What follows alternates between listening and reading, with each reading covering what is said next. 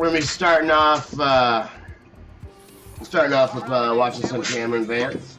Oh, sorry about that. I got myself. Oh, not a problem. Hey, buddy. Oh. We got a problem, little homie?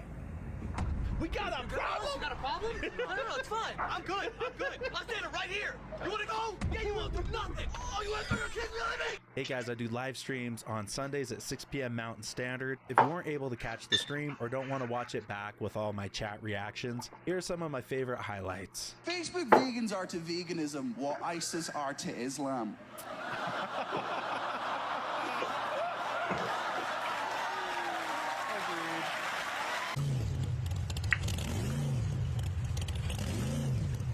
One, two, three superchargers on that. Split window Corvette with 5 blowers.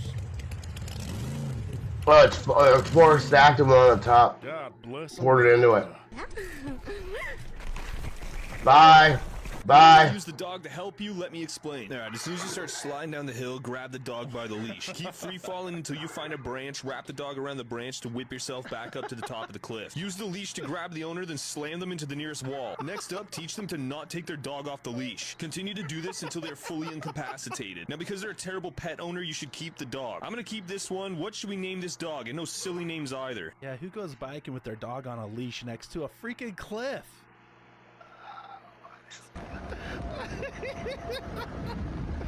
Oh, Americans. Imagine you're driving behind that and you look up, you're thinking you're going to get in a head-on collision. What's that lady? What is going on? Oh, K9?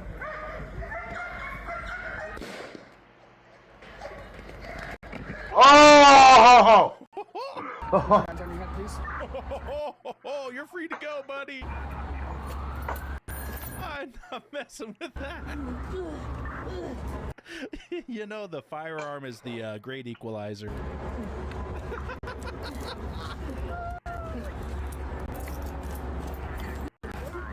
Did he just put the handcuffs on himself? Ramby. I'm holding you, asshole. His belt fell off. Hey,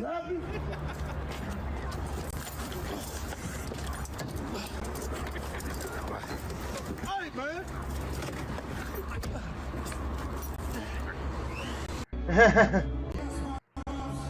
Oh, ha, ha, ha. There's an MGK fucking.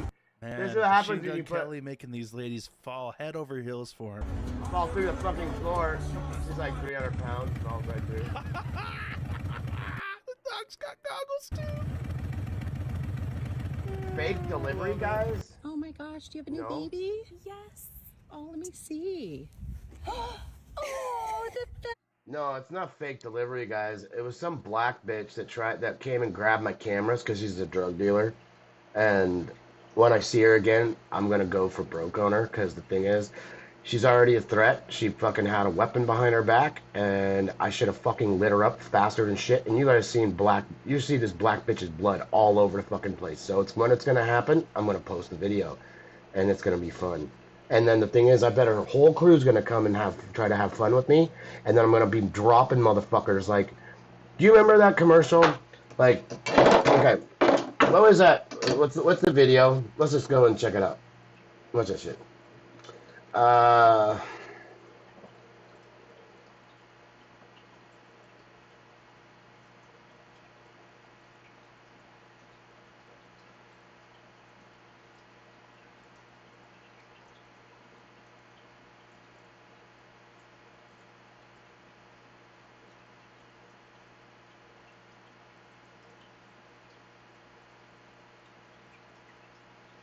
This, the slap.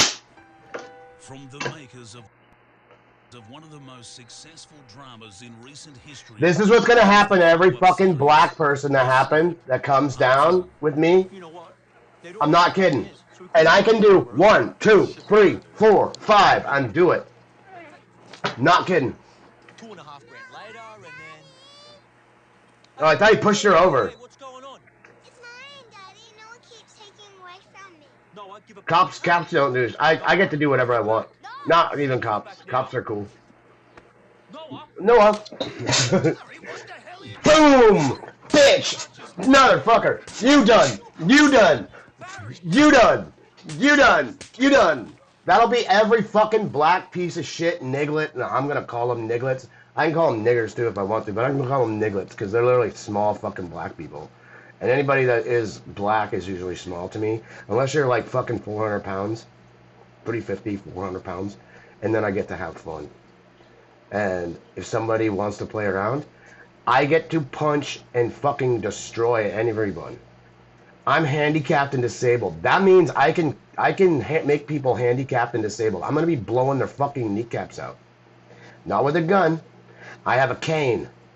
I have a shillelagh. That literally, I get somebody on the ground, I'm gonna fucking golf your fucking temple. And literally, people want to play fuck around games with me. I already told the fucking cunt that I'm oil field and not fuck around. She fucked around. She's about to find the fuck out. So that's what happened. That's what fucking happened. So bitch walked. I did a walk around at like 1:30, and then I come inside and I change out and I'm about to go and jump into bed and I'm literally in my underwear and my fucking this device goes off. My notification on my camera, and I saw she just walked up, tried to rip out my cords, and fucking tore my fucking the housing all fucked up, and said, "Oh, mind your own business, bitch. You just became my fucking business." So the thing is, I've beaten up 5 different women that want to like step to men. It's pretty fun. I've knocked out bitches so fast, it wasn't even funny. Like, they didn't even know what the fuck. This one bitch wanted to call me a faggot and all this other shit. And I was like, you probably got a bigger dick than I do, bitch. I was like, you know, they're not gonna, yeah, it's probably like a release in September or October for the new Spider-Man. I really hope they don't go fucking gay and faggoty and all this other fucking faggot shit and all this stuff, because literally Marvel is now owned by Paramount Studios. They had a buyout for like, I forgot, it was like $15 billion for the whole franchise. So Paramount bought them. Avengers Doomsday is not coming out. It's on the back burner and it's not done. They didn't do it. Just because they had all the fucking costumes, all that shit all ready to go, they didn't even do it. Because all of Iron, like the fucking gay-ass Iron shit, Ironheart, the fucking dumb black bitch from the ghetto that thinks she's a fucking genius, she's not. There was no anything. That whole thing ruined the whole Marvel fucking everything. That fucking Ironheart cunt shouldn't even exist. And I'm so glad that it's gone. Because I'm sick and tired of seeing fucking black people playing fucking white people's roles, which literally is Iron Man. And you can't replace Tony Stark. You can't. There's nothing. Unless it's his daughter. If it's Tony Stark's daughter, then, and only then, will there ever be a good fucking Iron Man. Because the thing is, they will come back to Robert Downey Jr. and they'll have him, what up, and they'll have it. I can see your name, dude. So thanks for joining on Twitch. I was watching Addams Family. I literally just was like, fucking, I need to watch this again, and I went back through. I can't believe they actually have that fucking movie. That I watched this when I was a little kid. It's gnarly, but yeah, the good Addams Family. Addams Family Values and Addams Family, the first one from the 1991. So, anyways, but yeah, no, they've ruined, Marvel ruined everything. Everything got ruined when Stan Lee died. They fucked everything up. They made a bunch of gay shit that they shouldn't even have made. Like, dude, the fucking women, like, Captain Marvel is fine. All the other shit, all the other fucking retard shit, the America Chavez shit, like, I mean, it's just stupid. That was not even fucking in Marvel. Like,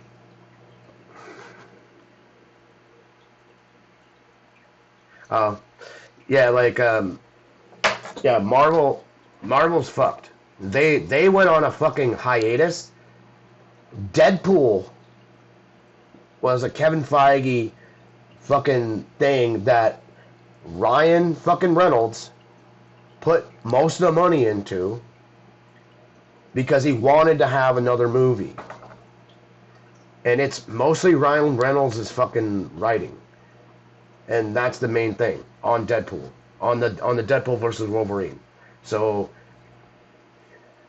it's kind of nuts, but like they really don't overlap much. Like, I mean, Deadpool and Wolverine, like they're part of the whole X-Men shit, and he's part of that shit. So he's not even part of Thor or any of those other guys. So literally, Deadpool with Wolverine, yeah, he was already hanging out. Wade Wilson was already with Wolverine in Origins, and literally, Wade Wilson wouldn't shut the fuck up. And he ended up become like his mouth stitched up and everything. That is actually in the fucking comic, and they took him and because he was such a fucking asshole. Yeah, I guess I haven't even played today yet. So, but anyways, yeah. So I know tons of shit. I literally have owned the Wolverine 1, 2, 3, 4, 5, 6, 7. I had 1 through 7, and then I didn't have number 8, and then I had 9, 10, 11, 12. I had 15, 16, 17, 18, and then I had like the rest. I had like a big chunk. I had a couple that were not there, and I was collecting all these comics when I was little. What? Your game deleted all the progress? How is that possible? Your game doesn't delete the progress unless you're doing duping and shit and you got fucking reported. If you seriously are having that type of issue, I had to grab my queso dip. If you're having that type of issue, then the main thing is either if you were duping and your account's gone now, I'm gonna jump back on. Your phone got reset. If your phone got reset, then you need to go, okay, I'll show you the button. Alright? Let's get off here.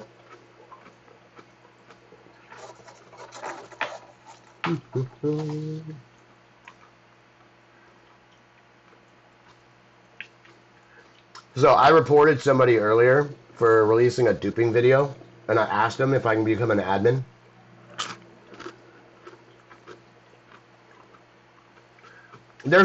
You can't, listen, that's not how it works. That's not how no, it doesn't matter. It doesn't matter about your phone being reset. If your phone's reset, then it just wiped out all the files, all the garbage files that you never needed. And literally, you should reset your phone after a certain amount. Your contacts are saved, your messages are saved, and what do you call it? All your photos are backed up, so you don't have to fucking worry about shit.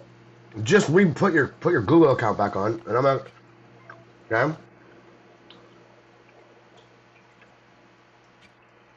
This is the last day of season bonus. So, yeah.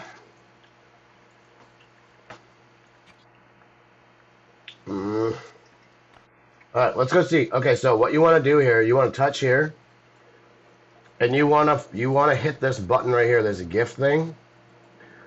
So you can, this thing right here, this is unbinding your progress. And the thing is, if you're not, that you have to touch this, because when you go and download everything, it don't matter that just as soon as you can get out of the screen of your redoing, because literally once you re-download the game and you don't have an account on it, it'll make you go through the first part, and then when you go and you touch this button right here, and it is to link your Google account in. Got it? Do not. If it says disconnect, don't do that. So your Google account, so it's going to take a minute. So your Google account will come back. It'll take a while. Sometimes it takes 24 hours. Don't fucking worry about it, okay? It's literally something you don't need to worry about.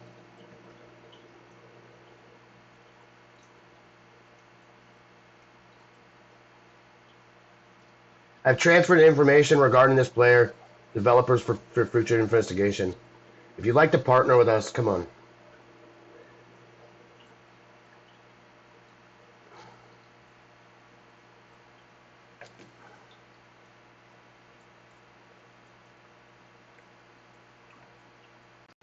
No, fuck that is. So they still got me fucking clipped on there. They still won't. I'm still banned.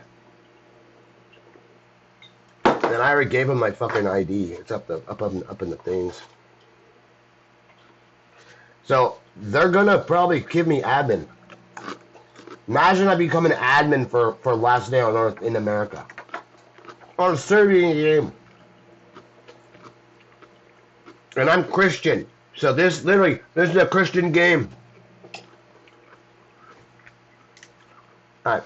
So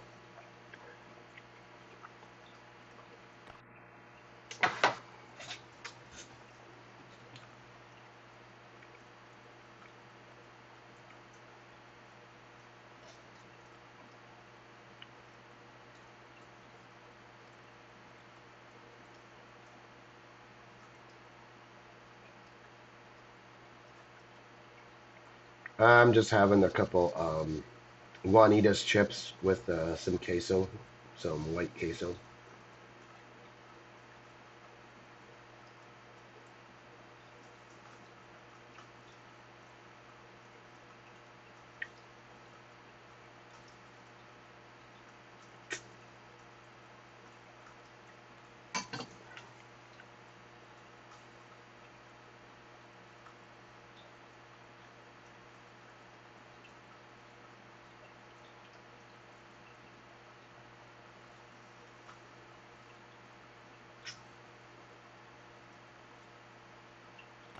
Alright, we gotta check our bank account real quick. He's right there. So, 1 second. I just gotta pop this on a screensaver. Yeah, sometimes the game's funky, dude. It's a bitch sometimes.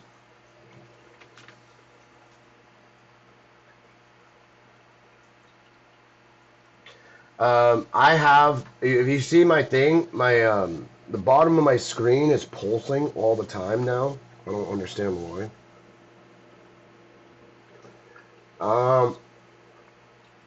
What day is it? The 18th.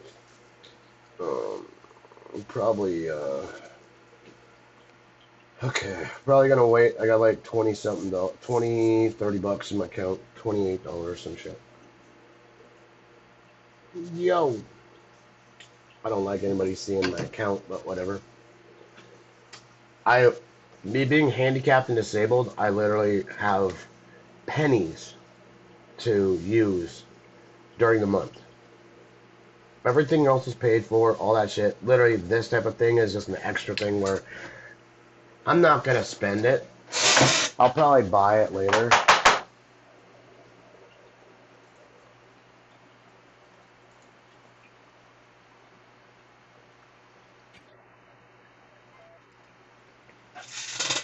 What we got here? Hey, we got a junkyard. Okay, so let's go grab some gear. Go to the junkyard. Yeah, I just got a couple Juanita's chips, and I have some watermelon right here. I mean, a couple chips. There's only like maybe like fucking 6 or 7 in there. I literally don't eat much, and it's the thing that we're all supposed to do. We're supposed to conserve our bodies with shit. So it's one of them things to where most people don't understand it. So I don't eat much, and I don't really eat. So it is what it is. So what I did yesterday, before we logged out, I went up and I got, what do you call it? Let's grab a grenade launcher. We'll be out of here. Hey! Let's take one to break one.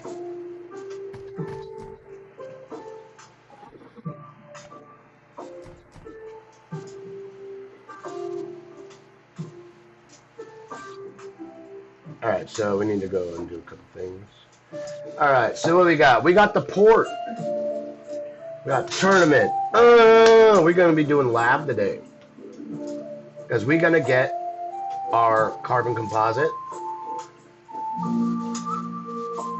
So Leprechaun Luck still running. We got 3 days and we're going to get that done. But we need to get the fuck out of here and go up to do that thingy right now.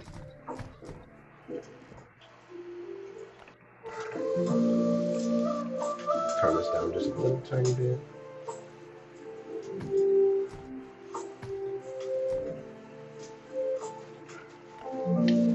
So I'm just gonna grow some dogs and let them sit in there until I need them. And let's go to this guy real quick.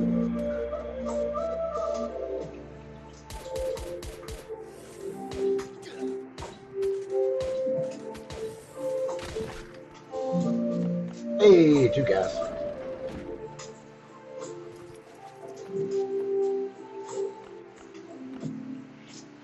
Alright, let's get up there.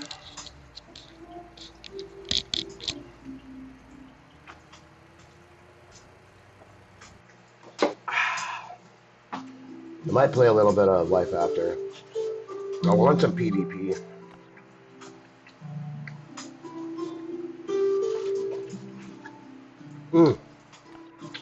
I think I cleared that. I don't know. I already did a hard mode here.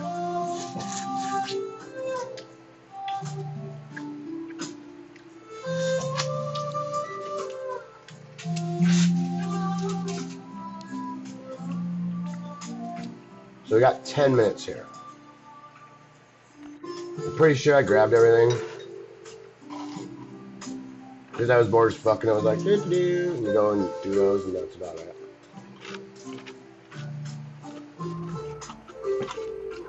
Is it raiders or zombies? Oh, this is motherfucker.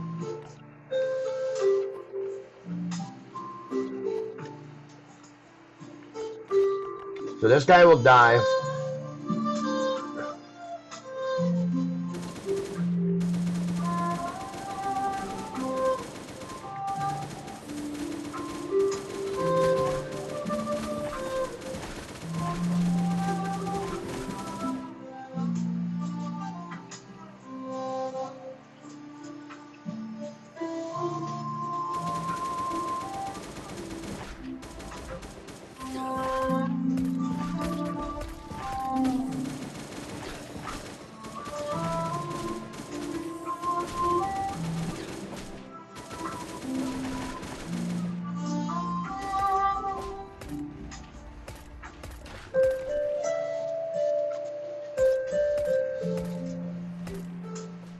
Shit.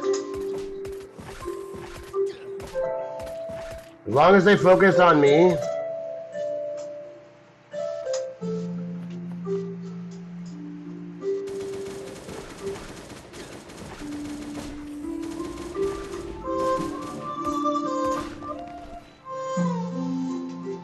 Got it.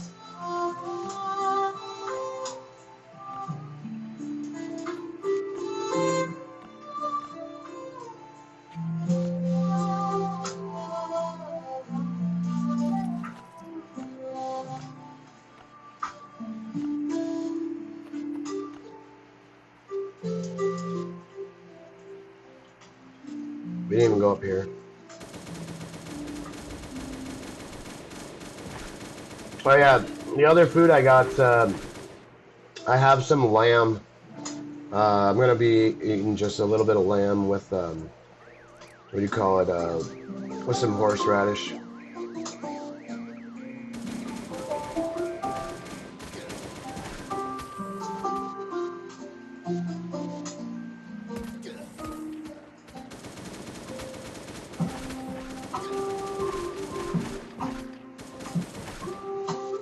Yeah, where's their asshole big guys at, man?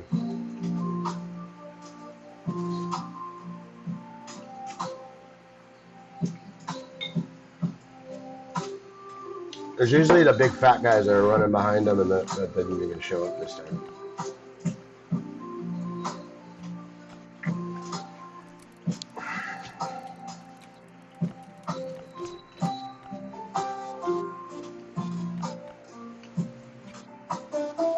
Yeah, it's pretty good. I made lamb shanks and the other day, and so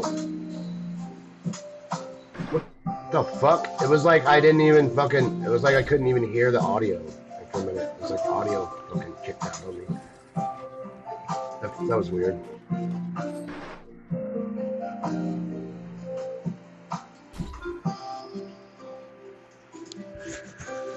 Oh yeah, we're gonna check this.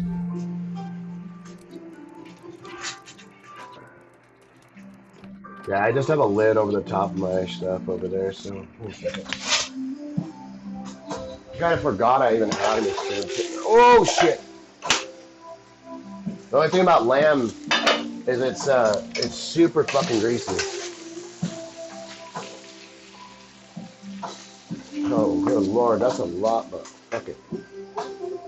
I deserve to eat! Just dump it all in this plate.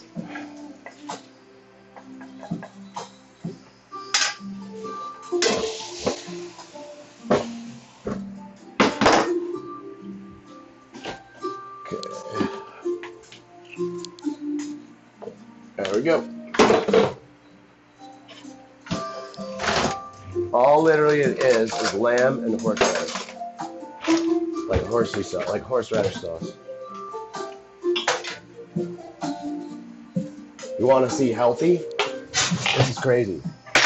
This is just lamb and sauce. Like, it's fucking bomb too. I'm glad I got a little table on the side over here. Let that kick it for a minute. Okay. Now let's see if any of these fucking things come at me and go, mine, mine, mine, mine. Which I think that only happens when you have to go put this on the pallet. So.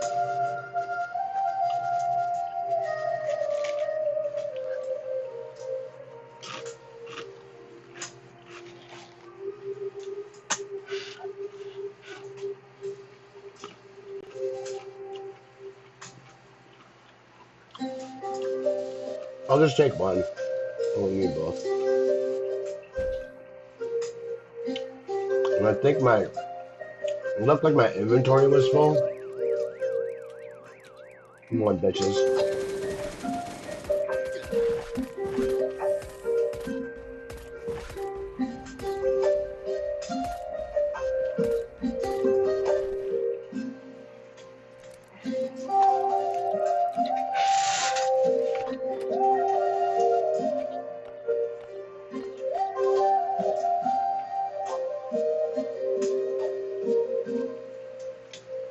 Sticks around. I don't eat ham. Ham is okay. Reason why I don't eat pigs. Pigs are human souls.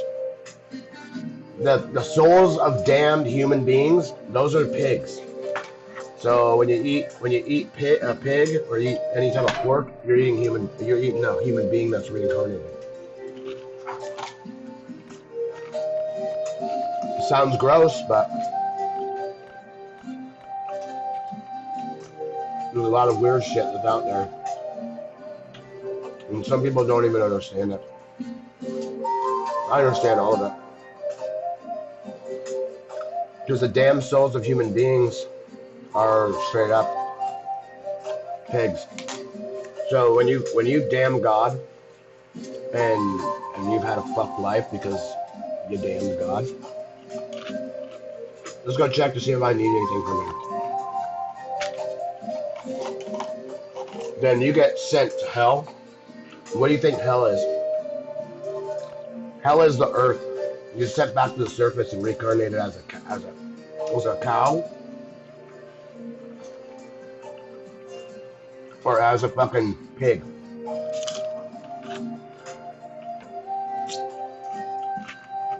Cows barely can look in the sky. Can look upon heaven. And that's the main thing. When something can't look upon heaven, yeah, we're out. We're good on this one. I got everything from here before. As long as I see one of those boxes sent fully, because I'll grab all the shit that's valuable.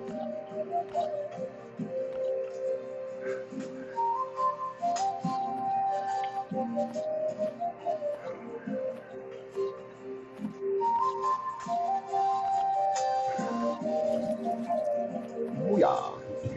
Didn't need any fucking gas, obviously.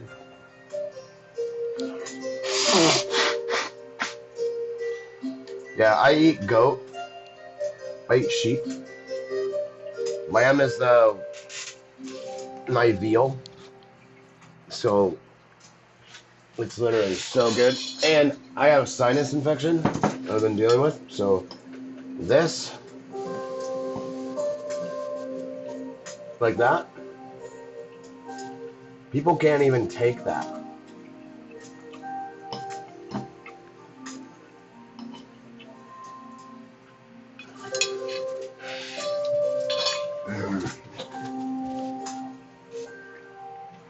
So good. Num num num.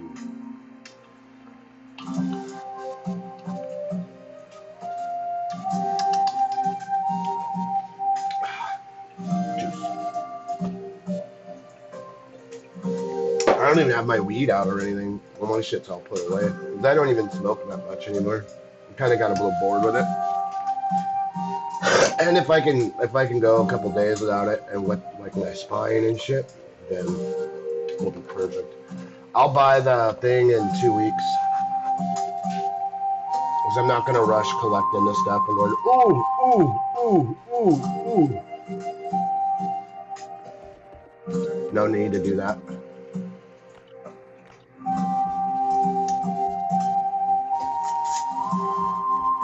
Could take this one out of here.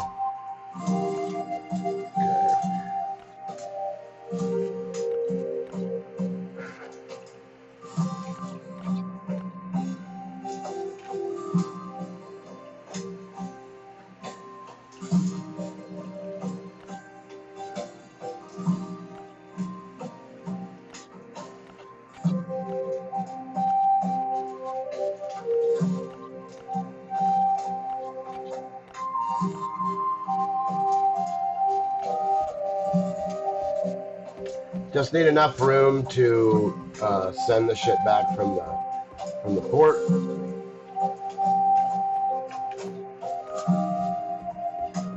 Let's get 1,200. Let's get 1,200. Let's go. Let's get 1,200. 1,200. Gimme. I'll take an extra caps. Ow. Oh.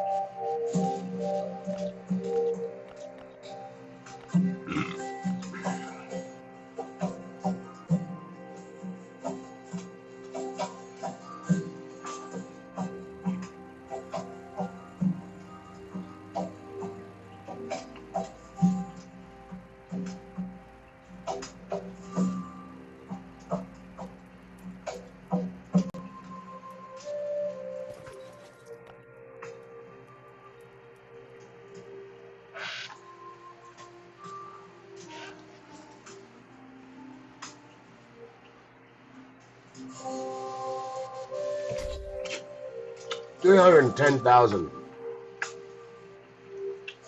That's crazy.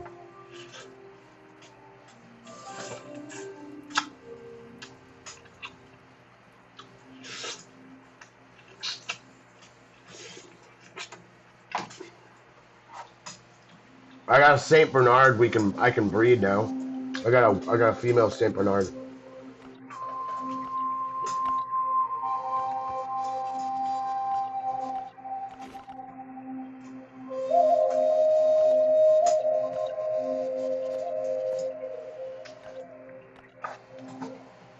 So now we can make a level 4 St. Bernard, which I'm super stoked on.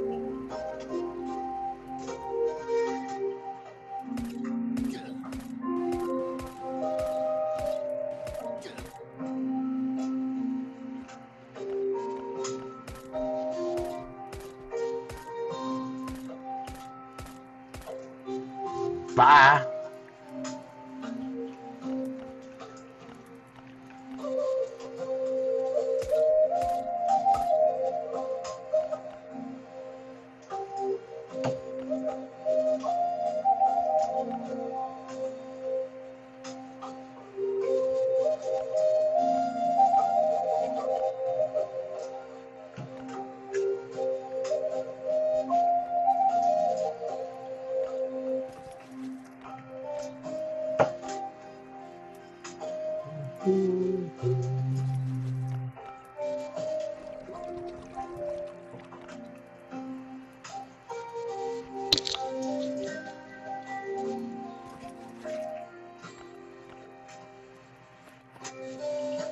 What?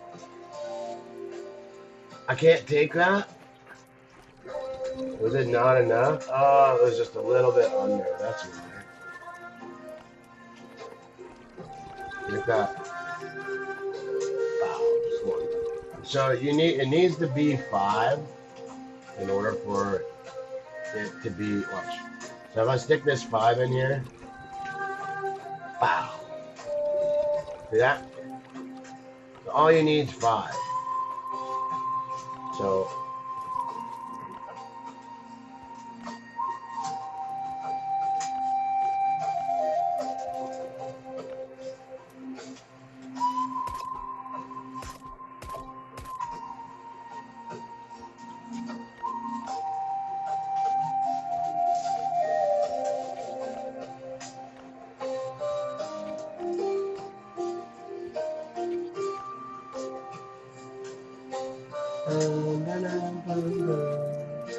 I already know why you asked me what I was eating, because you already know that I eat really good food. So you're like, hey, what do you got going on?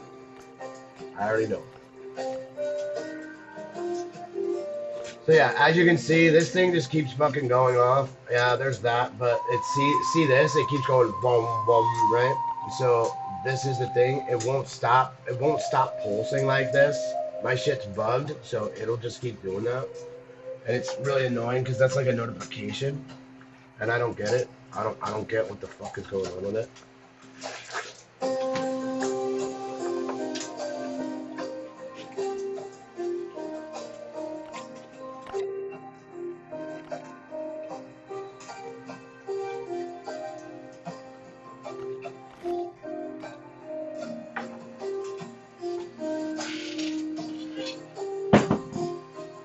Yeah, watermelon and lamb.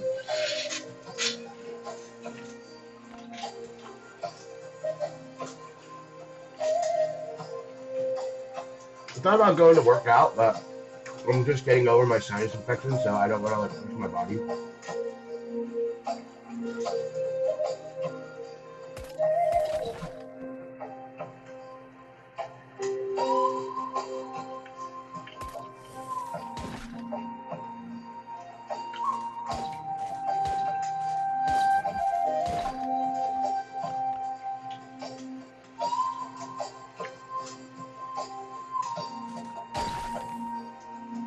Didn't mean to hit that button. I meant to hit like the hand.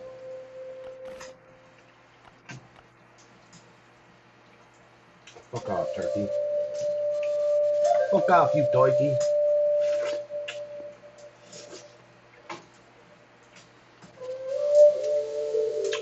I know it's good. Good. Good.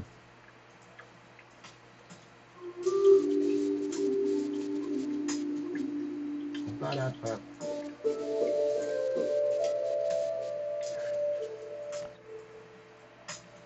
Search machines. Greenlight.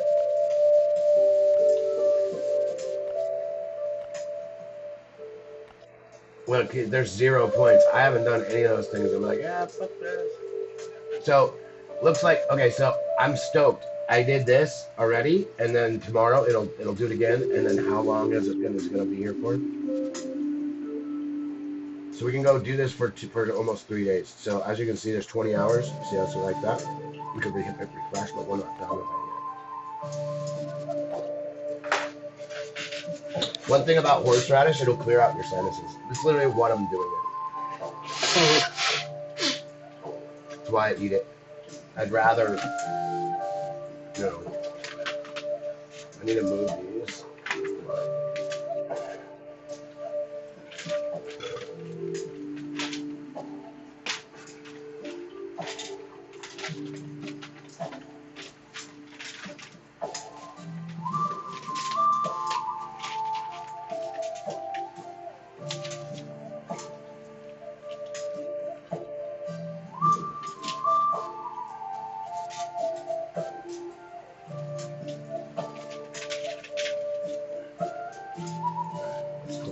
So we got how many of these now?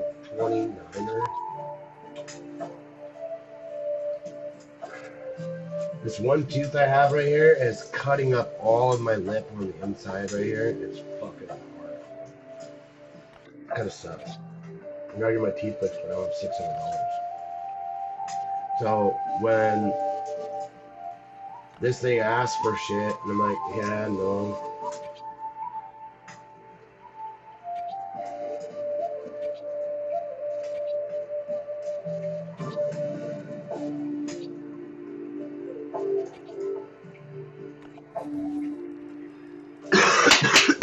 Yeah! We got this guy. Fuck yes. And he gets his rank increase. Yeah, dude, look at 4,000. That's crazy. Look at how many are there.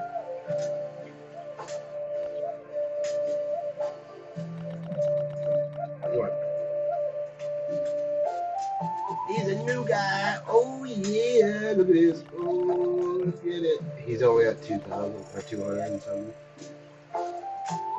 Dodge.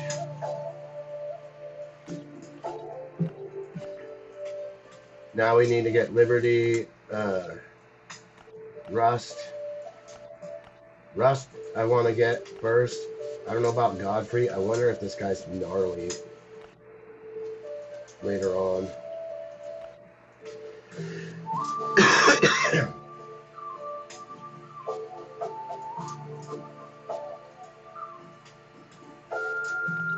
I don't understand what the fucking frenzy pool is, but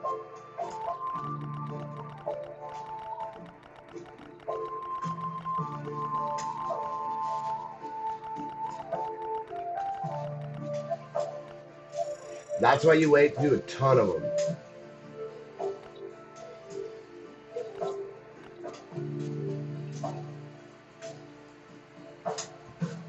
I need, oh, we got 3 of this guy. 3, look at these. We have 3 of those.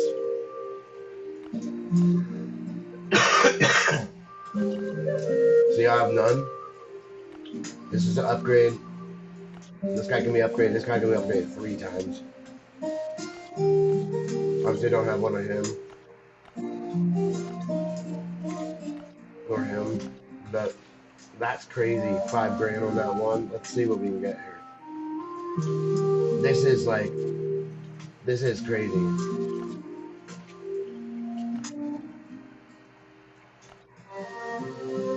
No, bitch. Let's use him there. I'm gonna use him there. Actually, you know what? I'm gonna use this guy here. I'm gonna put him there. Let's see what we got here.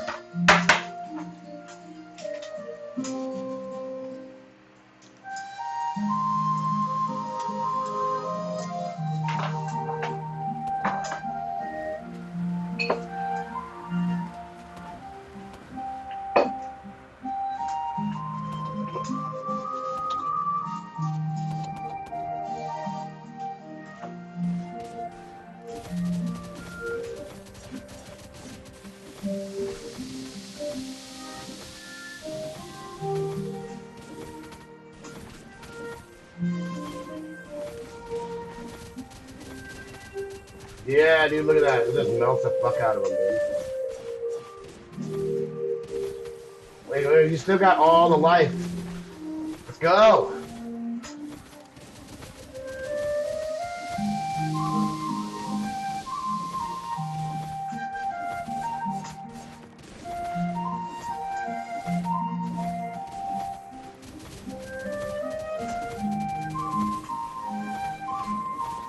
All because of that fucking upgrade. There's a third wave of those. Come on. Yeah, I got that spitter out of the way. Ah, yeah, baby. Yeah, baby. Yeah, let's go, let's go, let's go, let's go. He's getting half-life now. As long as they don't touch my black dude, I'm good. Look at this, they're done. Yeah! Fuck yes! Whoa! Put it bow, bitch! Urgh. Look at my muscle. Look at my muscle. Let's do another. That's what I needed. I needed those upgrade cards for homie. That's it. For him down there. This white guy. Now I don't even know what this is. Oh, it's just a spore bullshit. He's got to stand in that? How gay. Look, he's already losing life. Look at this slasher going.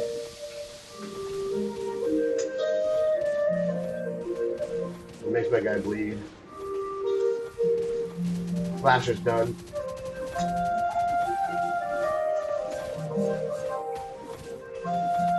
Let's go, guys.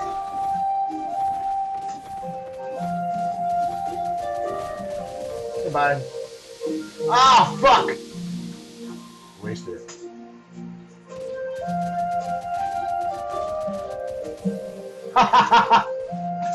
What? What, motherfucker? Get some, bitch.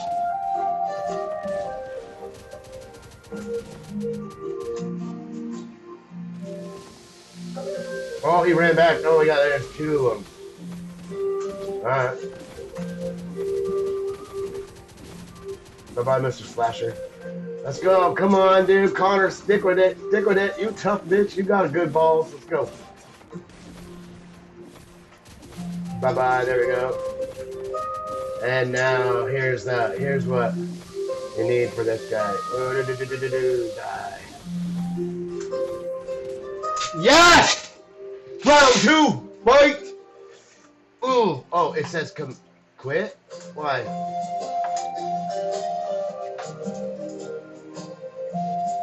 Why'd I have to stop? That's victory bites for this motherfucker right here. Ooh. Well, where's a good victory bite? Oh, right here. Oh, yeah. Little slump of chump of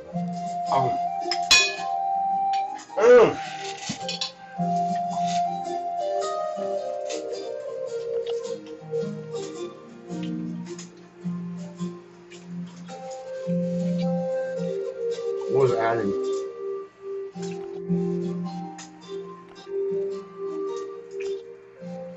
Fuck that bitch.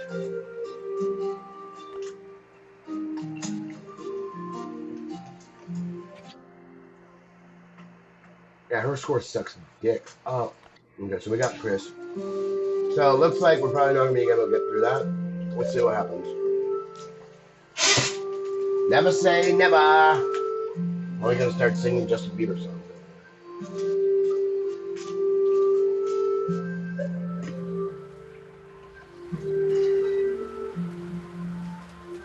Oh, fuck this. Look at this.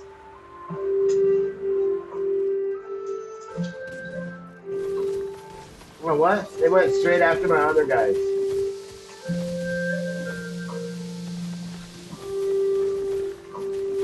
Yeah, that looks like...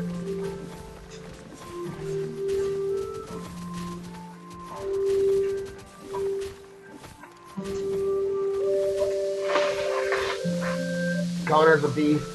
No matter, we got this. Possibly. Yep. Unless there's a giant guy that comes in and starts wiping his ass on everybody. So, well, kind of looks like we got two of them.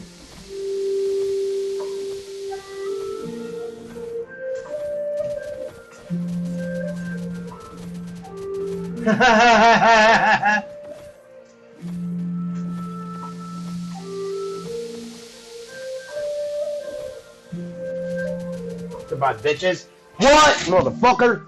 Ah! Daddy got this. Ha ha! Ha! 3 in a row. So that's what it takes. It takes a while to get through all those, and then yeah. Oh no, he's gonna get exploded. No, we'll see what happens.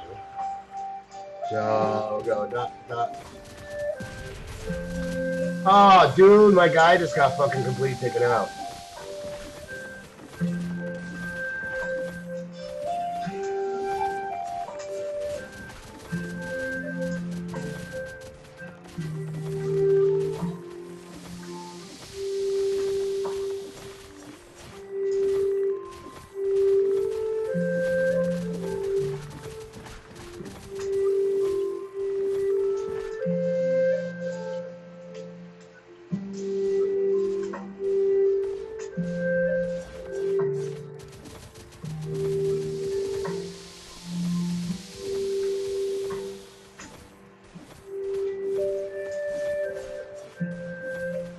Come on. Oh no, the spitter.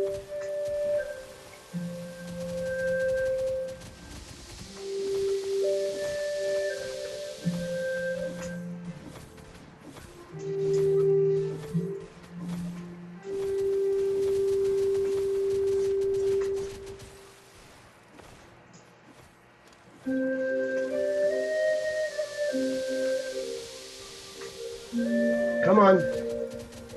Yes! Booyah, baby!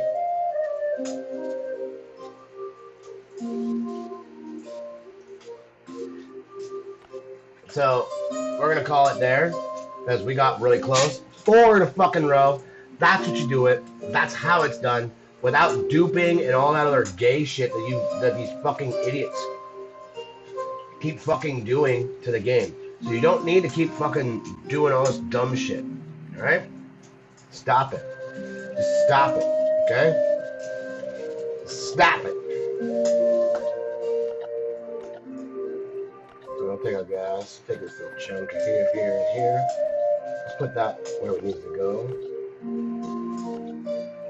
Yeah, baby. Yeah, boy. So, and now it looks like we can get something, right? Oh, we got 3 more. See if we get an upgrade. Nope. I think those are for, yeah, for my homie here. And there's a level up.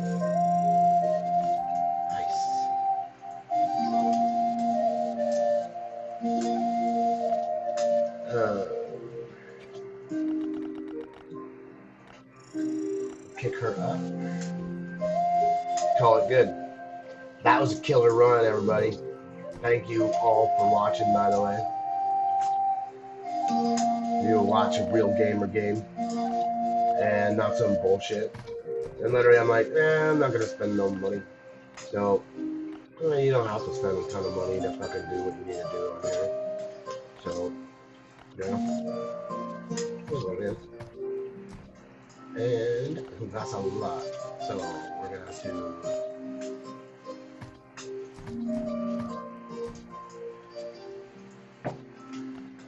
put that over there. Hi, they. Damn. I got 113 now. We'll set that stuff in there. And we good. Alright. That was fucking killer, everybody. That was epic.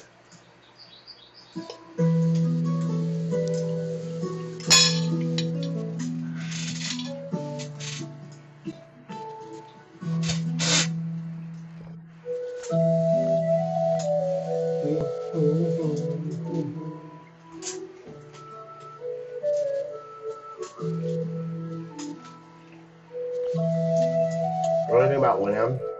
It sticks to my teeth. I got a broken tooth on the top. That it gets into it. Sucks. Sucks sometimes.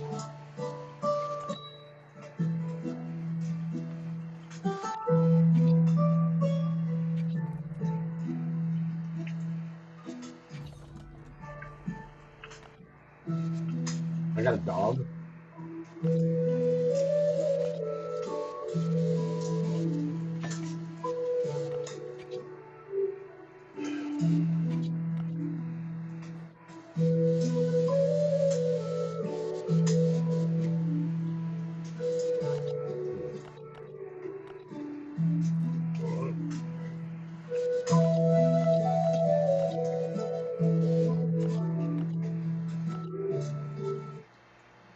Yo, motherfucker.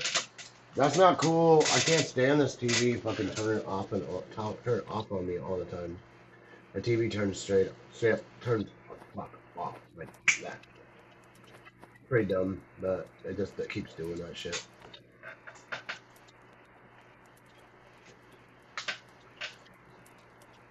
Dude, you're a bitch.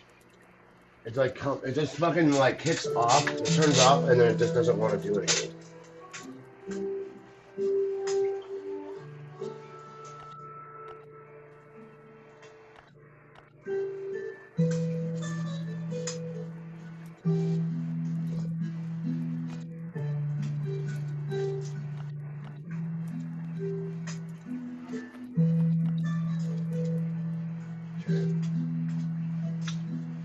So,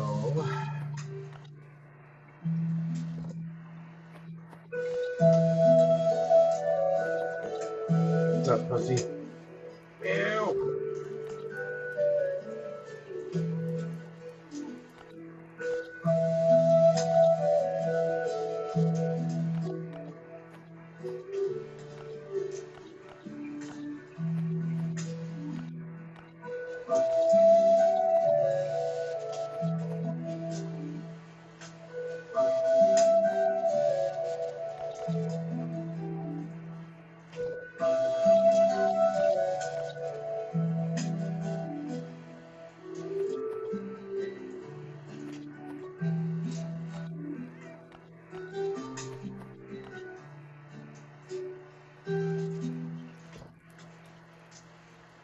What, in your room?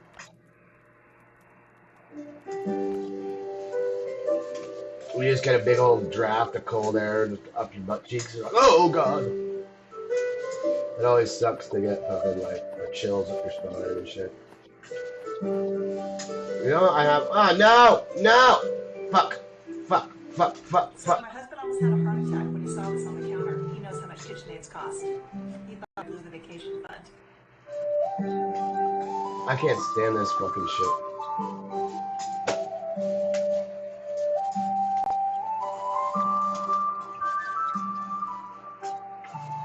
They're not 600. All this shit is all fucking fake. Bullshit.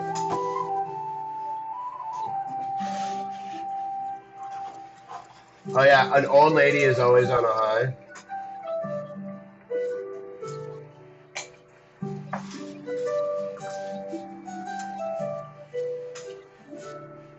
Oh, she refreshed her whole wardrobe by getting a fucking pair of boots and a shitty fucking watch that don't work. Suck a cock. I got 6 seconds left.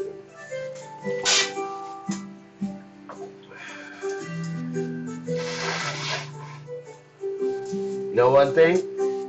I wish fucking if I said, oh, I wish the inventor of what do you call it? Advertising would fucking like croak. The fucker's already dead and he's gone. But he's Edward Bernays' fucking greatest. Edward Bernays is who it was. So Bernays is who started all of that shit. The advertise to show people your product. But literally, it's so bad that it's fucking terrible.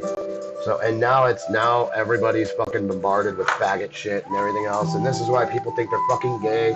And oh, androgynous is the way to go. Shut up. No man is supposed to look like a fucking woman, and no woman's supposed to look like a fucking man, unless they're a transvestite, but that's all it is.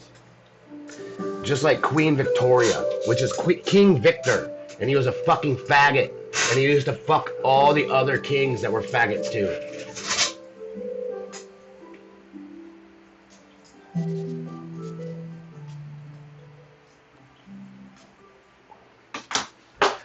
Oh, man. Dude, that was such a killer fucking run we had on that. I literally am so happy. You guys don't even understand how fucking happy I am about that. Like, no joke. So it looks like we got ourselves quite a few scars to roll, and we're going to be doing the port here in a minute.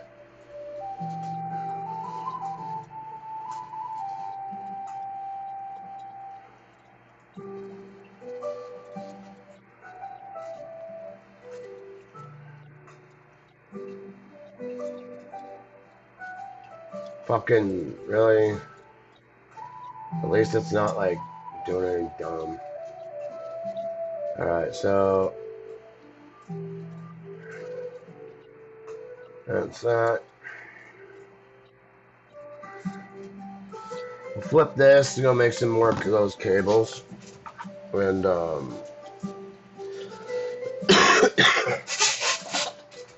actually, you know what we're going to be doing? So we're going to go down.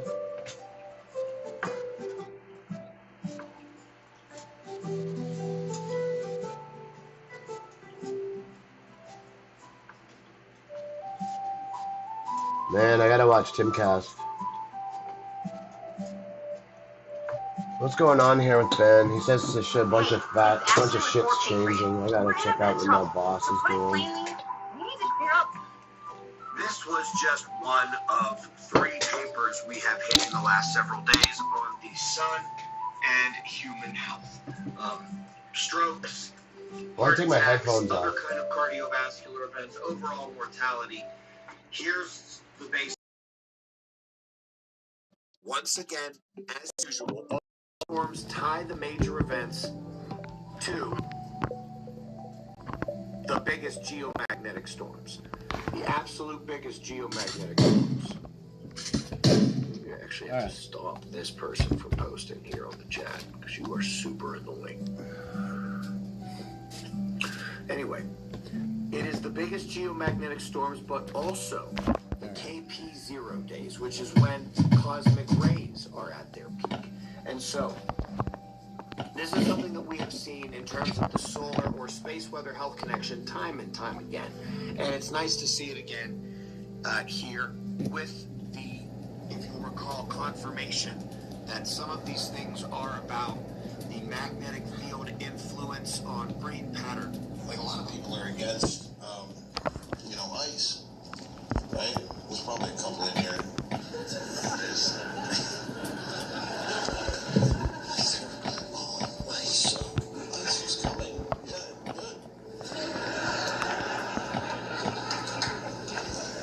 What do you want your tax money to go to? You want it to go to fucking feeding these people and housing them, or kicking them the fuck out of the country? What do you want? And it's fucked up because I'm an immigrant. Like, I'm Canadian, but like I'm an American. I'm an immigrant, but I'm walking around like, you gotta get rid of these people, guys.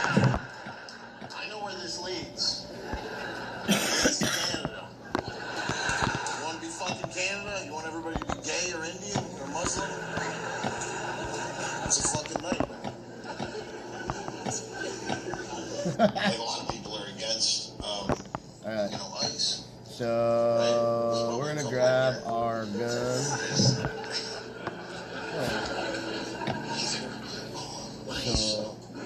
So I'm gonna go up and grab our gun.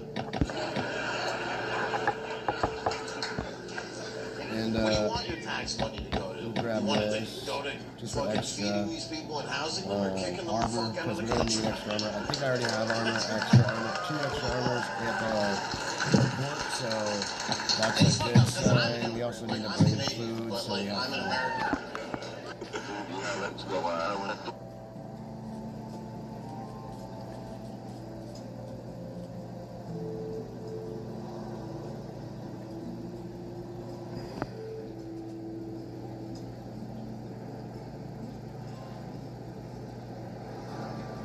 Hey, should we watch Roast Battle, that guys?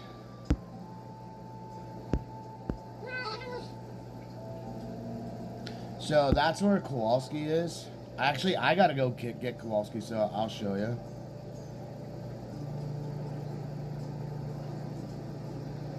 Okay, so there's no fucking battles.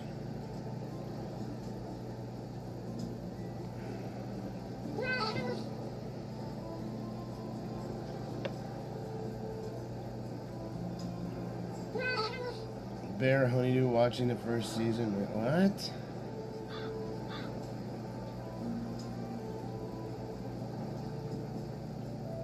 All right. Battle on. Happened 2 hours ago. You have enough stressors in your life, so ein Kaiserpermanent.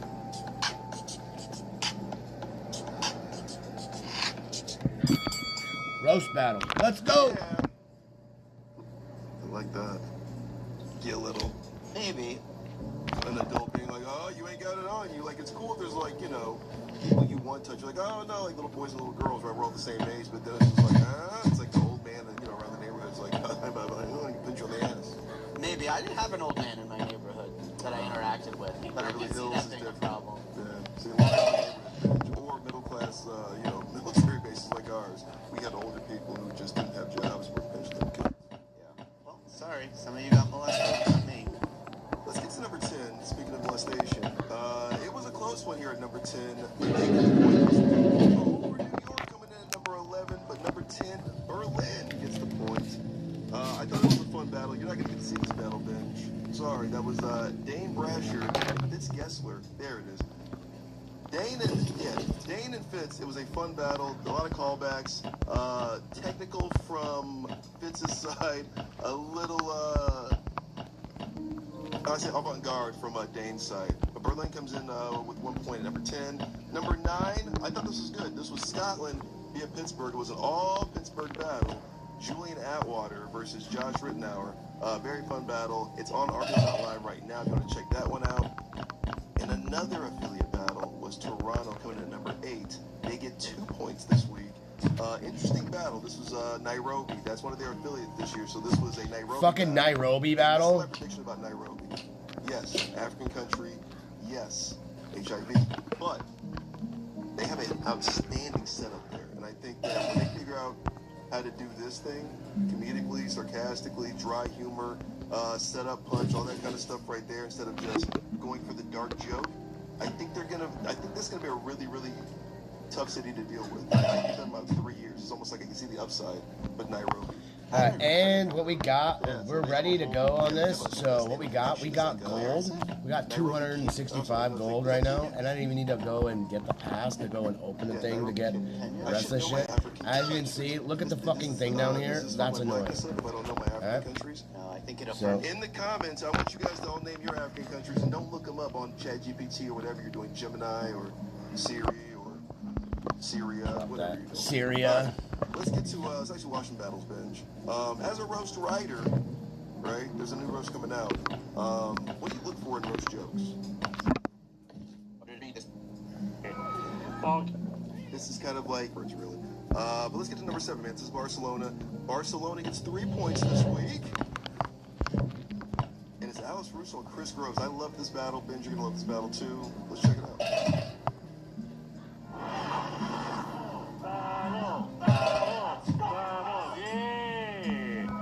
Okay, Alice is from Australia, famous for being very, very strict about what they're allowed to enter the country. Apparently very relaxed about what they allow out.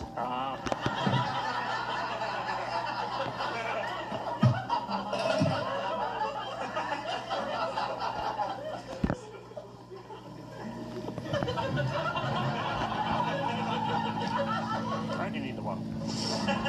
Thank you, Blandolf.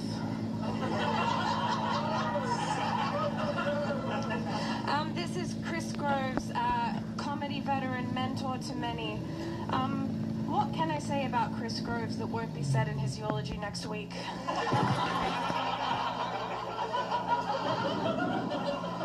Chris looks like he drinks tea every morning out of a mug that has never been washed.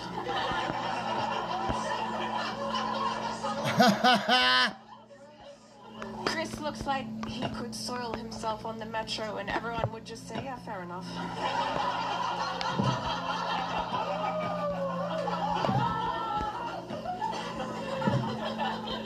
Sorry, I drifted off.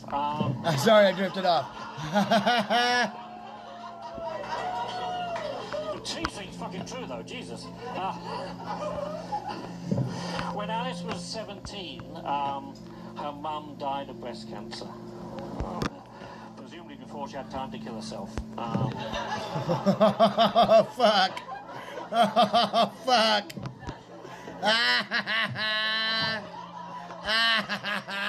I can't remember more than that. Fuck off.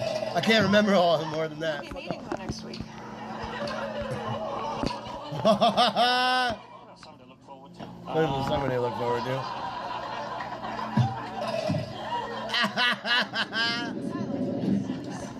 Silence, please.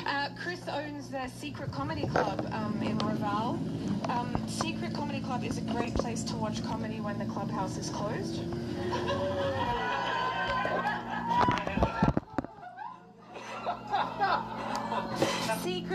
Secret is actually in a damp basement, and it smells a bit weird. Not because of the damp, but because there's an old fart hanging around. Oh no. I gotta grab tickets. I got like, watch how many tickets I got right now. I have them in my thing in here. I literally was like, should I grab them? I was like, we're gonna go over there and grab my other precision weapons. Alice studied microbiology, so of course she went on to become an online sex worker. Tickets. I was like, what? My brain fart? She couldn't see, and So yeah, we got 200 here, we got 300 here. Let's bring that with us. Also, these need to come with. Off-cam girl. So.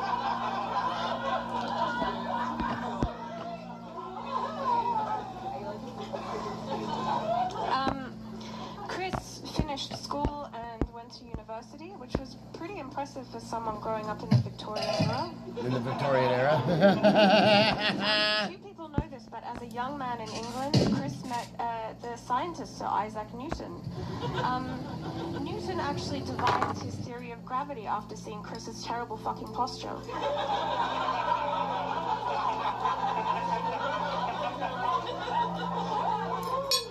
Should have seen my testicles.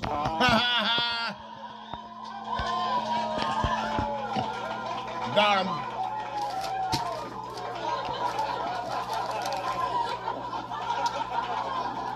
Down on his ankle. Oh, hey.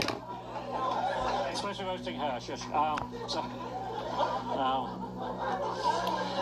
Alice told me she had body dysmorphia. You don't. You just look like that. That is so gnarly. You just look like that. Don't worry about it. Look, we got a dead body. It's not believe me if you don't vomit afterwards. Just greedy. Put that there.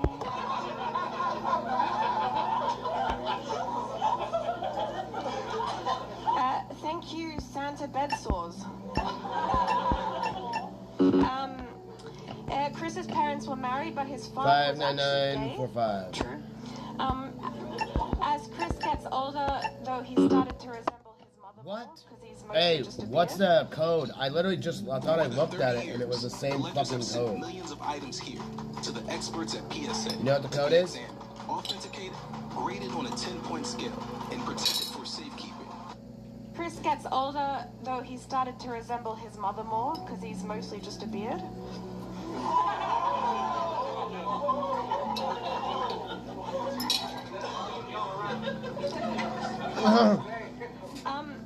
Chris looks like he's allowed to grope all the women at the family reunion because I just bit the fucking shit out of my lip. bad that the Alzheimer's is progressing.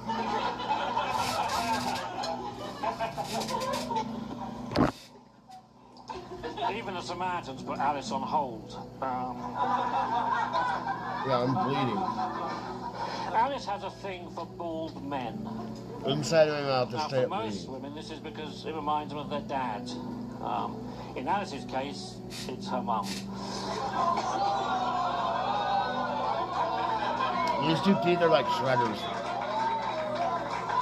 This and this one? After the chemo, yes. And before the death, between those. Fuck, you need something to drink. She grew it back when she died, man. Showing a secret. Chris has been married for 30 years. His wife is not interested in comedy, which is why they've had such a successful marriage.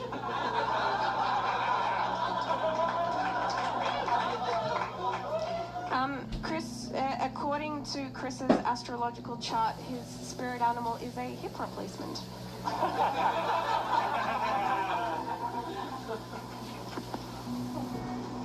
That's it? That's it for Barcelona.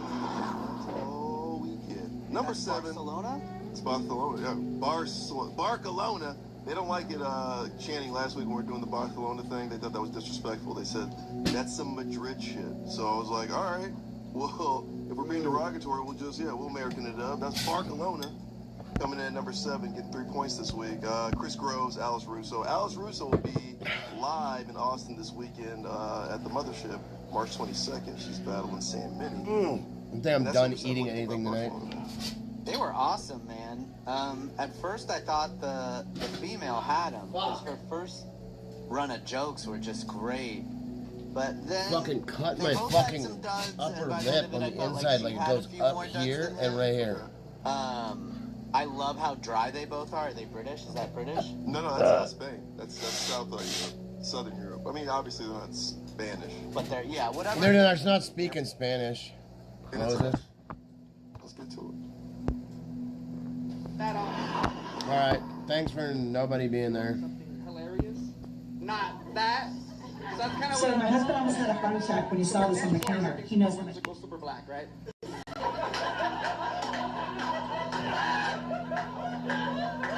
I just assumed. I didn't know.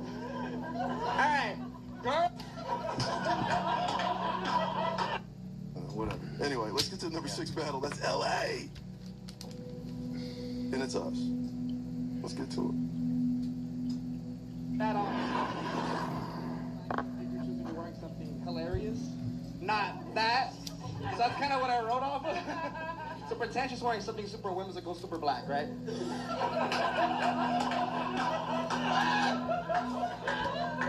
I just assumed. I didn't know. All right. Girl, I can't believe you're wearing that shit right now.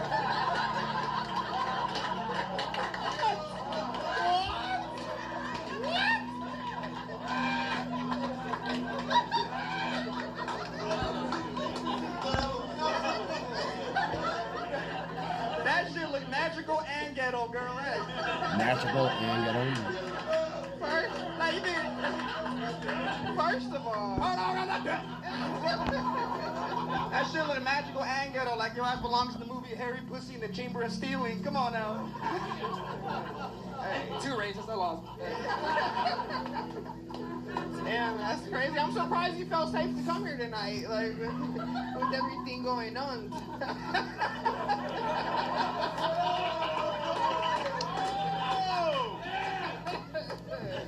It's okay, like, but I saw your mom yesterday. Yeah, she was like out early in the morning, and she was just screaming so loud. Tamales, champurrado, and I love her. And I think I'm gonna work with her soon. So. I swear to God, my mom does that shit. I'm not even joking. Did you say ice? Swear to God? Snapping.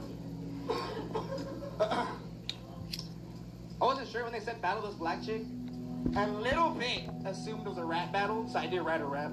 Uh-oh. I want you to be prepared. It's not good. It's a rap battle? It's not good. It's not good. How do you do get it in a something? Super Mario accent? You do it in a Super Mario accent?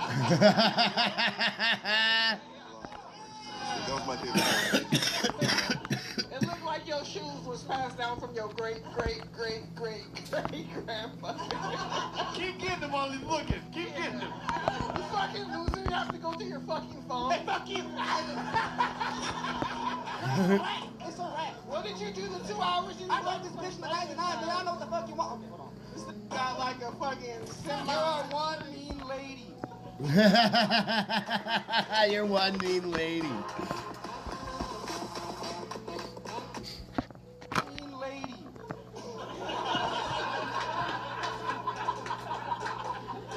You are one mean, not so mean.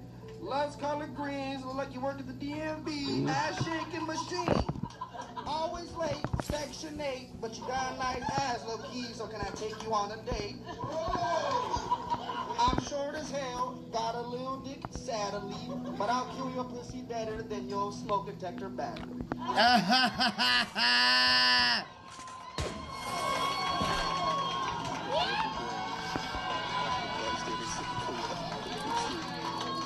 And that's how you get stabbed in the comedy store, baby. Hell yeah. Now I feel like I gotta rap. Oh, now I feel like I have to rap. Shut up, bitch! I'll put you on the leash. All you do is buy shit for me. Where's my tacos? Jeez. I want extra lemon. What? It was today, fuck. So. In case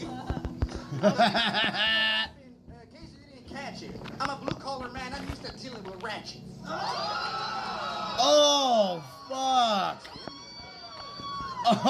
Oh, shit. So use that ratchet and cut my grass, you fucking immigrant ass. Your immigrant ass.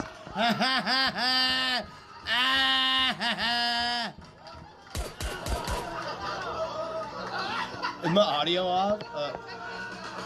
No. I turned it all the way down. How is that better than what we just saw? It That's wasn't, so much man. worse. It wasn't, but this is the pointing system. Was creative, but surprising. You know, Alex, about what the other one? this is what people say Los Angeles. Yeah, number 5. Bill Will. Got 95, number 5. No, I think you're doing exactly what you're supposed to be doing, which is analyzing these battles that we rank. Like that was like like an interesting black chick in like a cute sweater with torn up feet, and then yeah, it was. Yeah, which is weird because she checked me about that. She was like, I was like, it's not Amaricia, it's Amaricia or Amaricia. I mean, it was crazy because I was like, it's still like, what are you? I don't know. I asked, but she didn't tell us. Yeah. Channing's being doing brown face right now. All right. Bill Will, Troy Lewis, Tokyo. Doing number brown 5. face right now. This is gonna be a classic. Let's watch it. Troy, it's Phil. Let's go!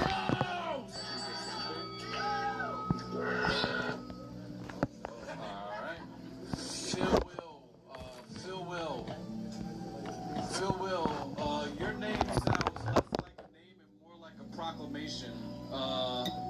Your name sounds like the answer to the question, who's gonna eat all this damn food? Phil Will.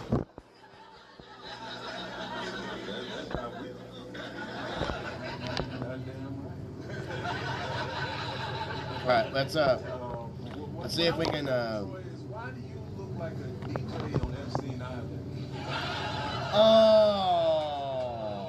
Oh, the DJ of Epstein's Island. Real loud to drown out all the screams.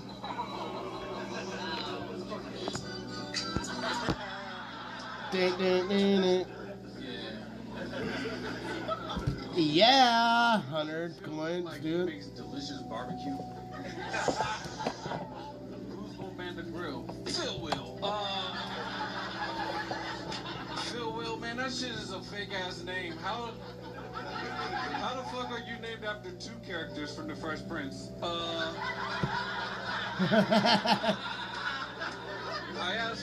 I asked Phil why he moved to LA. He said, I got one little fight. My mom got scared. Give it up for Punch the Monkey.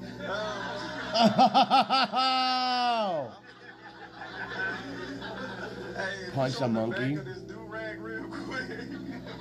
Why you look like a gay pirate? Go ahead and roll up on your boat like, arr. Where is your booty? Where is your booty? Where is that booty? Gotta get that booty, baby. Speaking of pirates, Phil married a white woman on a boat. Of all places, that was kind of weird. They had a Titanic-themed wedding, so she's less of a snow bunny and more of an iceberg. She wet than a motherfucker. White Phil. And cold. I know.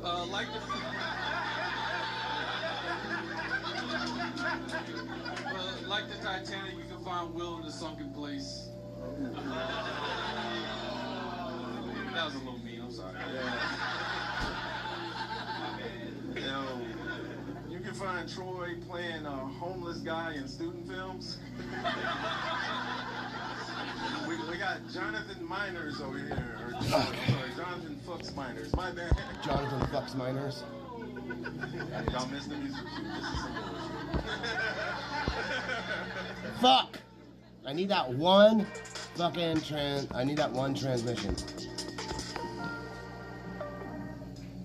What if AI Looks could like he handle your fucks most minors. repetitive That's pretty tasks? funny. With Google Workspace Studio, you can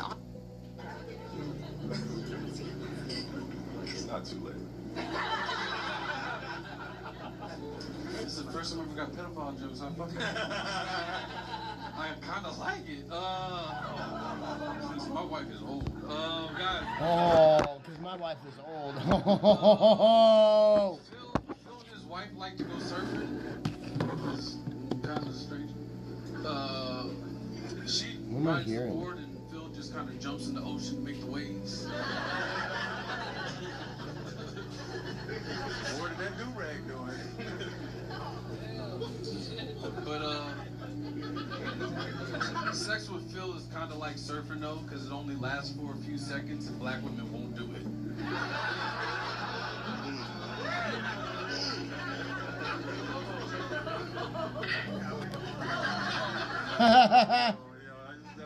That's cool coming from a black guy that moved to Japan. When Troy's not sneaking off to enjoy banana when no one's watching, he's spending time with his kids. This is an unemployed father of 3. Okay. The only thing that worked on this nigga is his dick. It sucks, I'm sorry. He's too lazy to get a blowjob. One thing when I lost my grandpa, the thing is, how old was his grandpa? Was he old? Or was he young? My grandpa died at 98. Again, now take that all day. Scar. If you want a kid, we got a nation to repopulate here. And to honor your grandfather, people need to never drink and take care of their health. Because that's literally what your grandpa wants. Oh, he was 72. My dad died when he was 54. When I was 22, it was fucked. So my dad had me when he was 33. My mom was 21. So to honor my dad and my grandpa, I'm gonna outlive them both. So that's what we do. And in order to do that, we need to focus on the things that we need to focus on. If we don't focus on the right things, then we're gonna keep making mistakes. And it's not bad that you make mistakes. You just know you'll figure out a way of doing something that you don't do. And you can't do it that way. So there's all these different things that literally will build you up, and either build you up or break you down. So most of the time we have to know what we lost to appreciate what we have. And the thing is, I already know what I've lost. I've lost everything in my life, and the people, the loved ones, my uncles and aunts, I literally don't even talk to them. And I talked to my Uncle Ed first. I've talked to my Uncle Ed. I haven't talked to my Uncle Hap. I don't even know if he's alive still or not, because how they are, the way that those people are. So literally, all you have to do is honor your grandfather.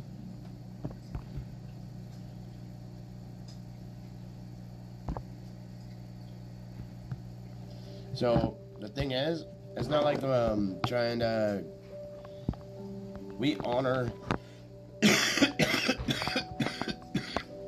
We should honor the things that are special to us, and if we don't, then our birth is a waste.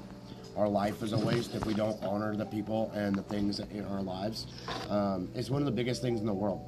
So that nobody really cares about, and this is one of the things that nobody tells their sons. So honor honor every single moment. We got that? We got that. So you want to honor every single moment that you can. Son of a...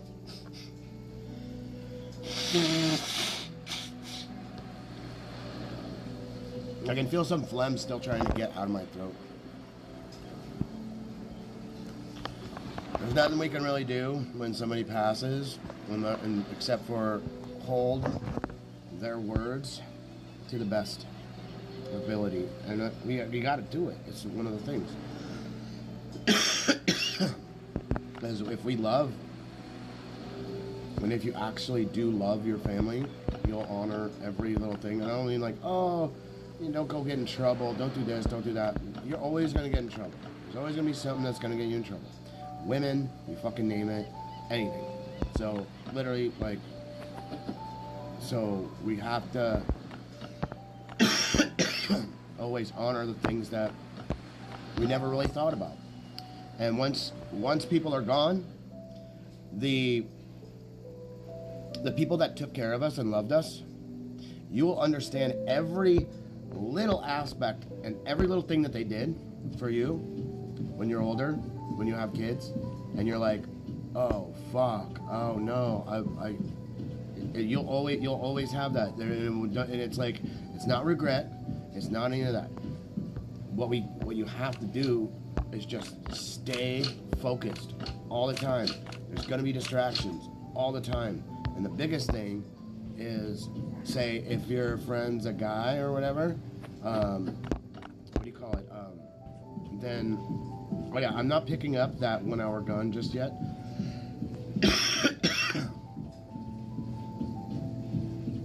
Let's see what we got in here, and we're gonna use this machine over here. Oh look, see, look, I already picked this stuff up. So now we're gonna reopen it. We're gonna open this guy. We're gonna put our food in there. We're gonna put some of our weapons in here, and then we're gonna go home, grab a couple more things, and we're gonna grab a ton of seaweed and a stick in here. We'll probably grab 40 seaweed, just cause. And then yeah, and we're gonna go right back up to the other spot. So I'll keep an. Alright, so I'm gonna keep a stack of these untouched. So we got armor in the car. And you always need to have an extra set of armor on you, because I already have, that one's broken. So we're gonna be burning out armor while we do this, so we can get all of our carbon composite we need to put into our ATV. Because that's what we're working on right now. Your body's probably gonna be fine. It's gonna be tough for a minute, but as long as they understand, if how old's your friend? He'll probably be out drunk or something. Most people drink usually when somebody dies. Like they get all fucking fucked up and they start drinking. And literally, it's not a bad thing to do that. I mean, to mourn and stuff. Mourn, get it out of your system. Most of the time, people can't mourn enough to get it all out of their system, because literally, it's kind of sad. But so okay, so being 21, my grandpa died when right after I got in 2011, and I wish I could have talked to him more and said things that he probably wanted me to learn from life lessons and stuff. So, where the fuck did I go? Oh, this is it. I gotta get 5 of these. No, dog. I'm just gonna open it. Probably won't take anything unless there's gas. Gas. Okay, so you just grab that and run out. So we gotta go home anyways and grab seaweed and yeah. And then that catalyst, I'm gonna put 20 catalyst in that thing, so we're gonna just kick out more seaweed up here for us in our seaweed farm. So, yeah. As you can see, that thing is lit up down there saying, touch me, touch me. There's nothing to collect. Unless it says a 1 or something. It hasn't stopped blinking like that for 2 weeks. So it's a little weird, but that's what it is. Okay, so this is where I need to be. Catalyst.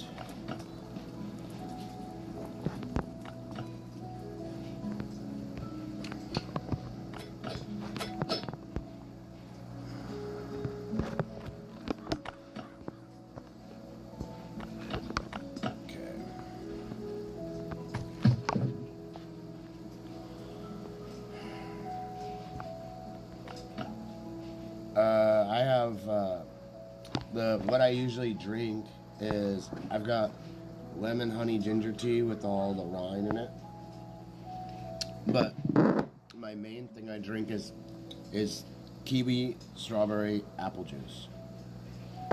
I've been drinking kiwi strawberry apple juice for years now, and it's the only thing I drink. It's from Old Orchard. If you can go find it, it has a cut key, or wait, sorry, it's kiwi strawberry apple juice. That's what it is. All right, I got catalyst, I got that. All right, now let's go grab our gun. We got an extra gun too. That one, scar that we picked up from the thing and a thing and a bang and a bang. And we got a couple guns from here, which we should have just grabbed some armor there, but we already had armor. So, we got some broken guns I got going on here, which is totally fine. Now we'll grab our gun.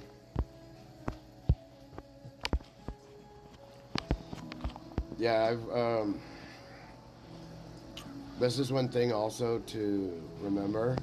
Everyone dies. Saddest thing in the whole world, everyone dies, and it's part of life, and when you're ready for it, you go.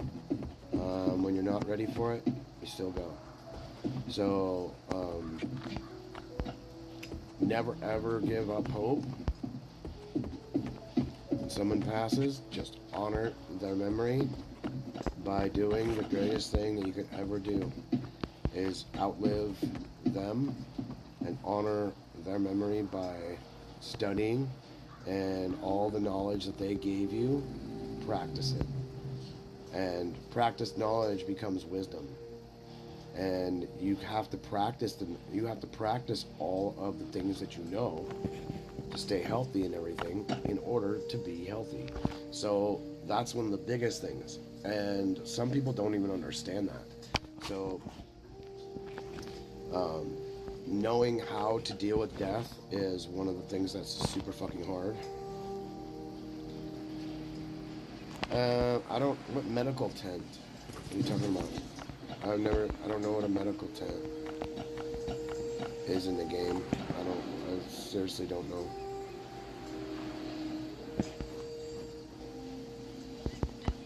I've never heard of a medical tent. At least the dog comes with me. So once you're comfortable with death, you'll never have to worry about anything else. Life happens, and there's not much we can actually do about it. You just gotta live with what happens. So that's one of the biggest things. So we gotta just stick with what's right and what we can do.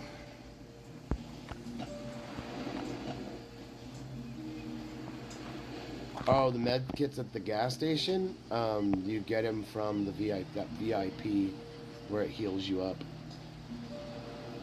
and that's where you get them.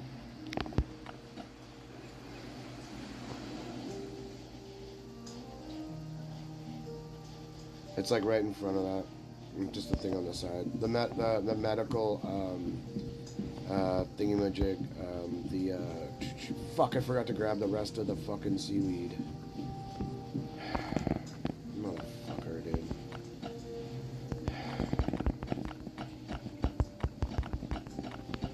Like I want to go kill myself right now and then fucking run back here.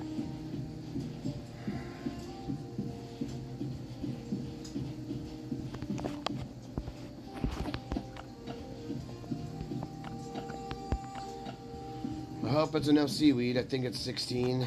I think 16 is what the fill is, and I believe we might be able to just call it with that.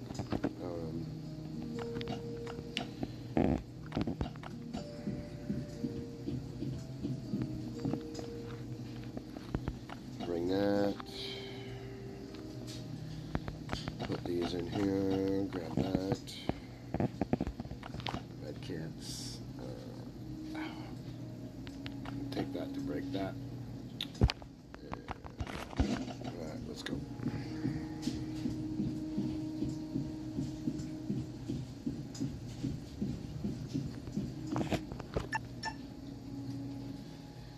And down below, all we need is like one piece of something, and then I don't know if it's. I forgot. Oh, we need to bring 80. This thing's already full. Come here, dog. So, there we go. Now we got 265 in gold. So now we can, let's see, plague, zombies, effectiveness half and half. Shuts down, influx of spores, well fed, no, refresh.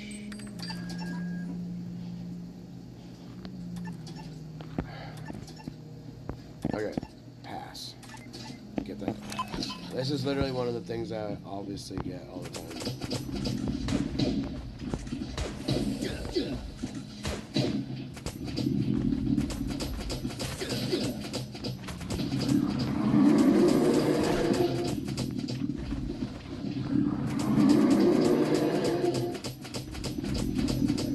That bitch. Yeah. Got 8 now.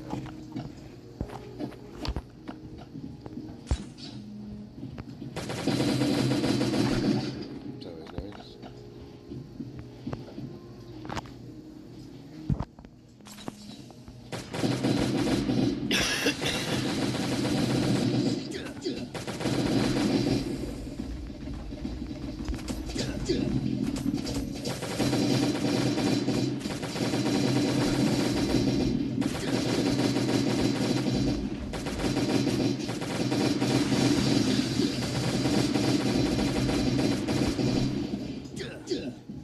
Fucking fart cloud, dude. The old shit cloud.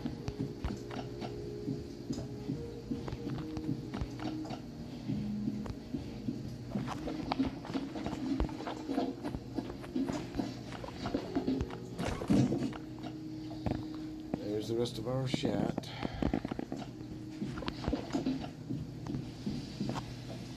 I usually turn off the traps.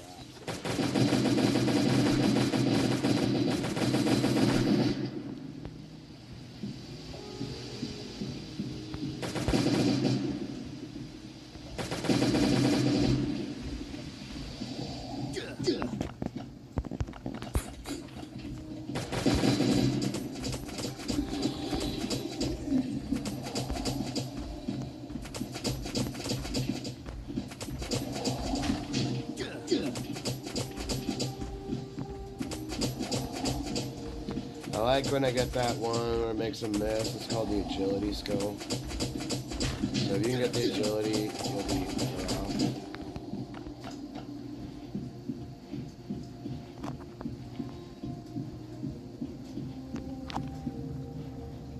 And dump these cards. And this gear that's in here, and grab this out of here just for shits and giggles. So we could be sending all that shit home.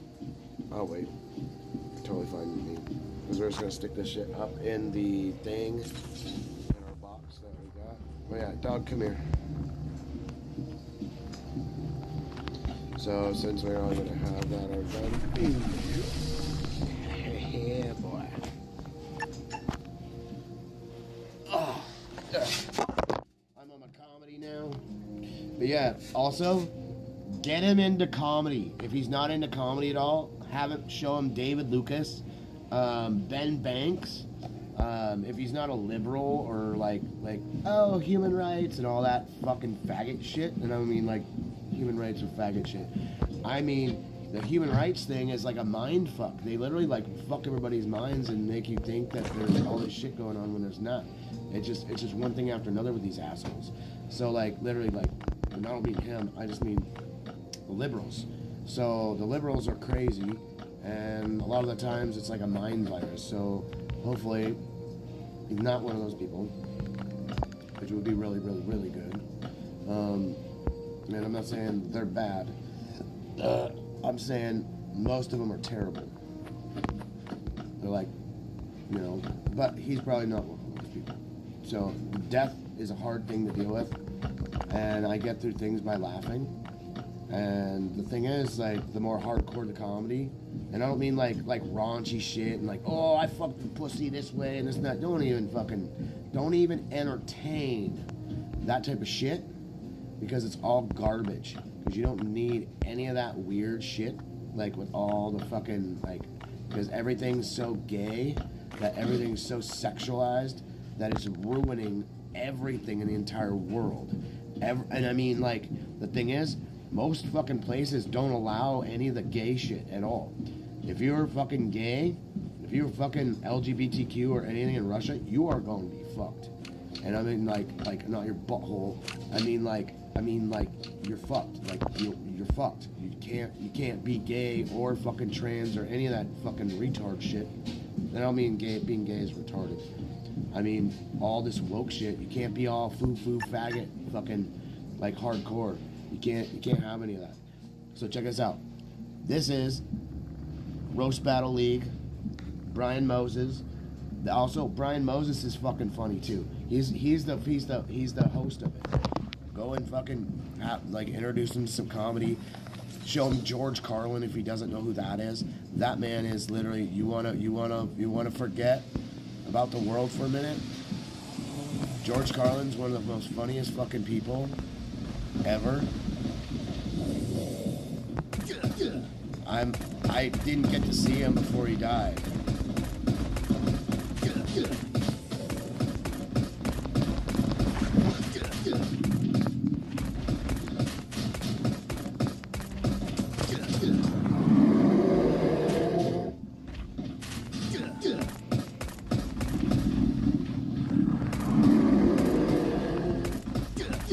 Fuck you!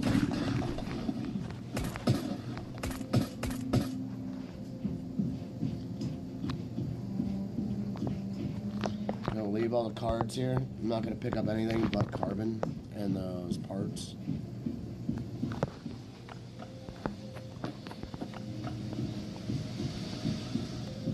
Stand at the top of here.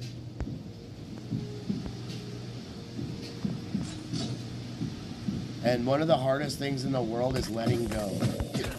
Letting go is the hardest thing in the entire world. No matter what. Letting go of anything. Letting go doesn't mean you don't care anymore. And remember that. Tell them that shit. Because the thing is, people do care.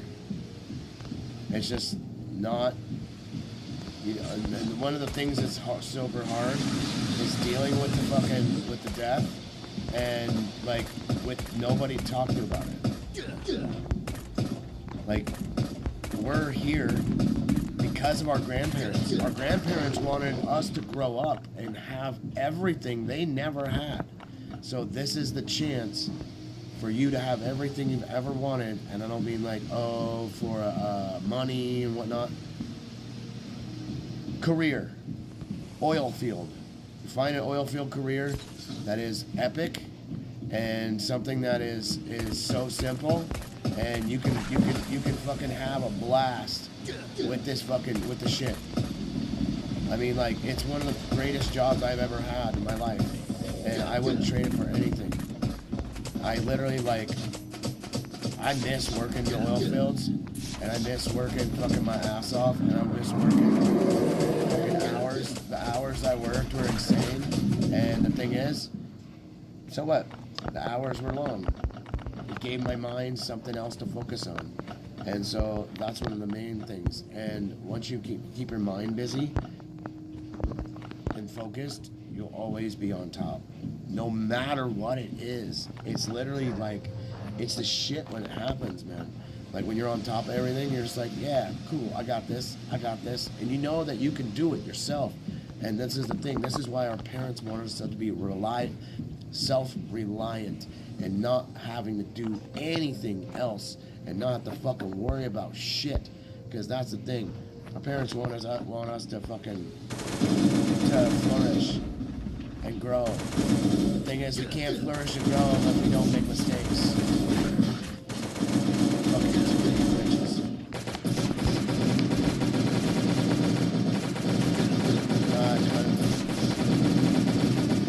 Finally. Dog, are you fucking tired now?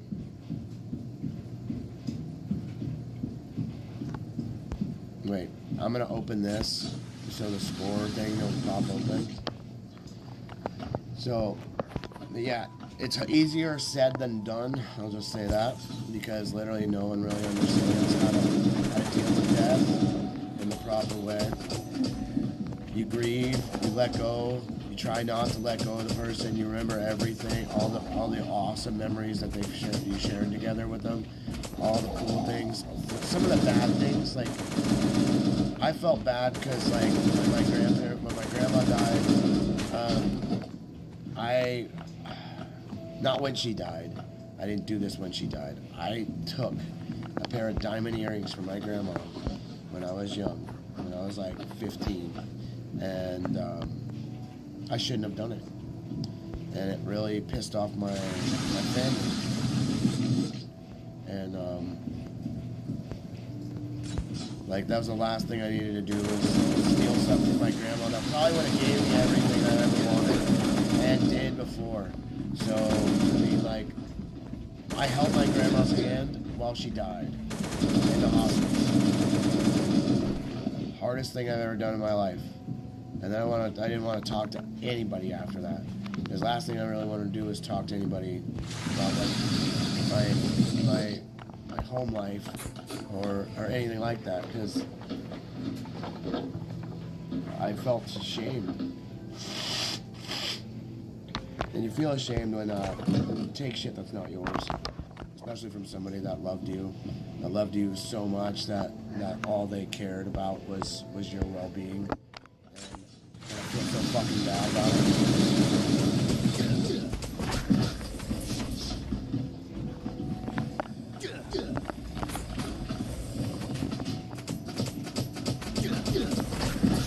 Like, I can't get back my grandma. She got killed by a late Continental smashing into my grandpa's Blazer at like 60 miles an hour. It ripped it apart like a fucking tin can. It was not good. And yeah, it's sad. Shit happens, and we either accept what happens or we just live in the past. And most people that live in the past are just worthless, kind of, because then they don't let go of anything. They're like not able to move on, or it's not move on. It's like, and that's the weird term for it. Because literally, like, you really want to take care of something, you want to be healthy, right? And you can't really be healthy if you don't know how to regulate your emotions and able to learn how to let go. It's literally, that's the hard. It'll be the, like, it's the saddest thing in the whole world. Like, I didn't let my dad go. I held on to him as much as I could. My dad was my best friend in the whole world. Now he's gone. He's been gone for like 20 fucking years. You can't ever, I don't ever get used to it. Like, not one bit. And it's just like life happens. And we can't all, yeah, you get the agility so you don't get hit.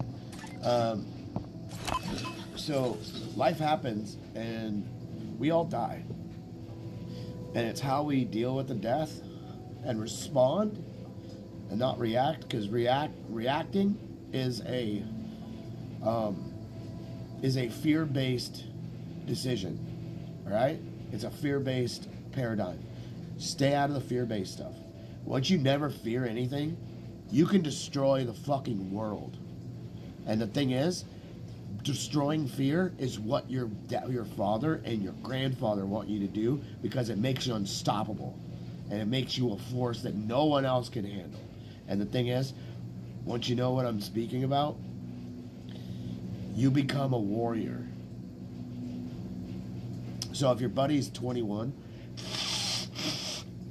go to the oil field. He can retire in fucking like 5 years, or get a 10 years job in there. You know, people go in the military for 10 years and they can't even retire because they're fucked.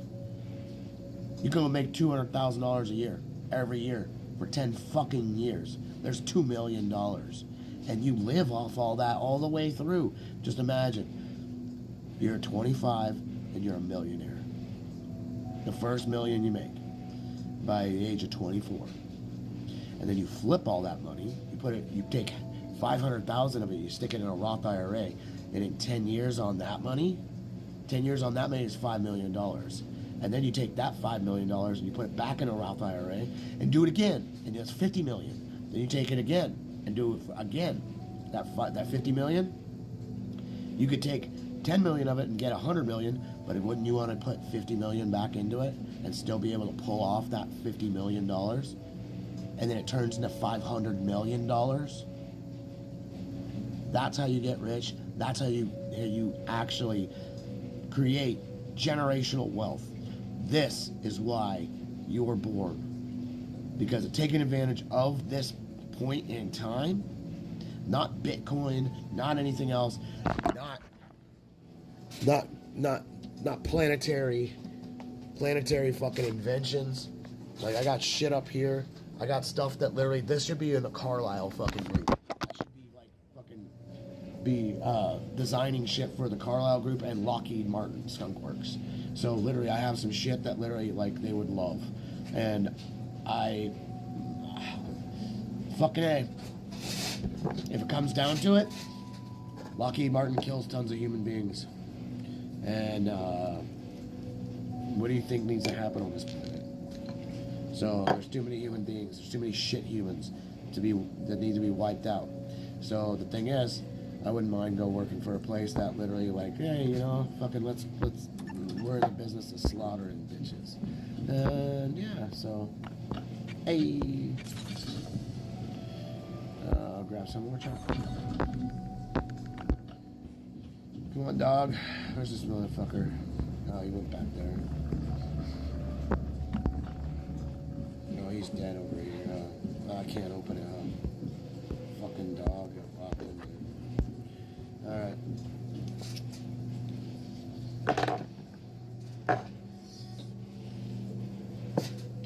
I'm not rich yet. I know how you can get rich and stay rich. So let's get back to the battle, baby. This is the Bay Area. Meeting us again, Channing. For the Bay Area.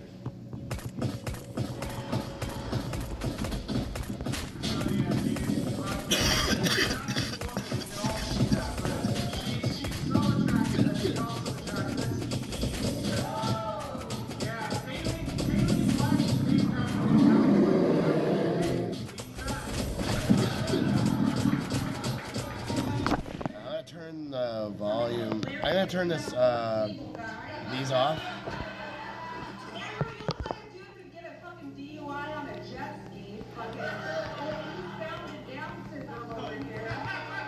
Eastbound and Down syndrome. That last joke must have been filler, just like your lips. Look at all that fucking Oh. Look at all that fucking Botox. Kayleen is a self-described milk, you know, mom into lip fillers. Mom into lip filler. Right? Yeah, Kayleen, your new face looks like tan leather pulled over the screen mask. Tan leather pulled over a screen mask. Oh Jesus. Talk about my fucking looks. This dude's TMI is higher than his IQ. Oh Jesus. Long flowing hair, big ass tits. Fucking parasite. You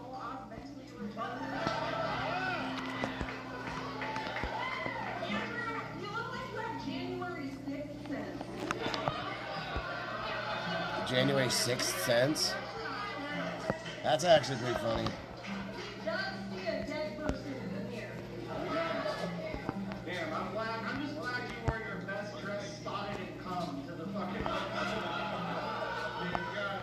Kayleen used to model, but then became a stay-at-home mom. Coincidentally enough, that's also what her kids kept saying to her. Stay at home, mom. I fucking cracked the window, they're fine. Andrew's actually bisexual and he was obsessed with owls as a kid. Which makes sense why he fucking loved getting his tootsie popped. Ivar used to be bisexual. Were you just like, Mr. Owl, how many dicks does it take to suck before you know you're a homo? How many dicks does it suck to take to get to the center of the Tootsie Pop? I'm just glad you found something to do with your time now that you got fired from the Department of Homeland Security. Ah, she looks like Christy Gnome. Oh fuck, this bitch looks like Christy Gnome. That's so funny. Kayleen said doing ketamine cured her depression, which I think is crazy considering she's got 2 cures for depression right on her chest. 2 cures for depression right on her chest. You look like you're fucking smuggling chinchillas, dude. Yeah, those are 2 tits I'd like to put my chin on. My chinchilla on. Fucking Billy Gay Cyrus. Billy Gay Cyrus. I am show is just a bunch of Hollywood bullshit, right? This is what a real gay hockey player looks like. Come from the Stanley Cup.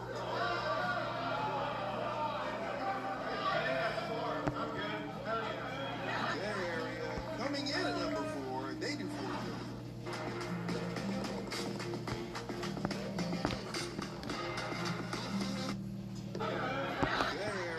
Coming in at number 4, they do 4 Right, we need 16. Is that Tyler Helford? Hold on, let me get this right here. Channing. Let's get this wrong. Dude, that guy's a gay guy in a hockey jersey. Andrew Helfrich, Kayleen Black, Bay Area, number 4. Fun stuff. Yeah. Is he gay? I don't think he's. Or he's bi. Yeah, he's bi. That's like a thing now. No, he's gay. If you're bi, you're gay. Right. For him, a penalty box is being inside a pussy. Yeah. That's how you roast. Kayleen Black, Andrew Helfrich. Yeah, that does look like 2 typical people who probably voted for the guy you voted for. Yeah. Oh, who'd I vote for? That's a good point. I don't know.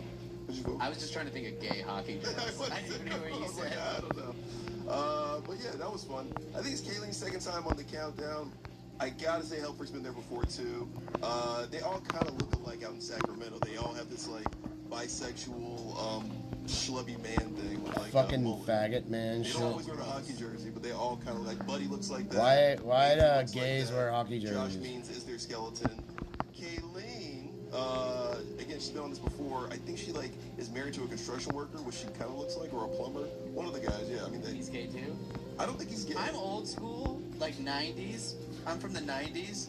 I really think we should just be championing, like, handsome gay men who, like, look good and dress well and, like, Sex in the City gays. Like classic gay. Like, that's objectively very gross. I mean, yeah, if you're that guy has gay sex and goes to hockey games and eats nachos and then there's gay sex. That's a lot. It's too much. Ultimately, I think it's, listen, I'll say this. Not to say that handsome gay sex isn't also have its rough edges. I just think it's cool. I just think I didn't know the demo for aesthetics in the gay community were that far and wide. And that's what I call Andrew, far and wide.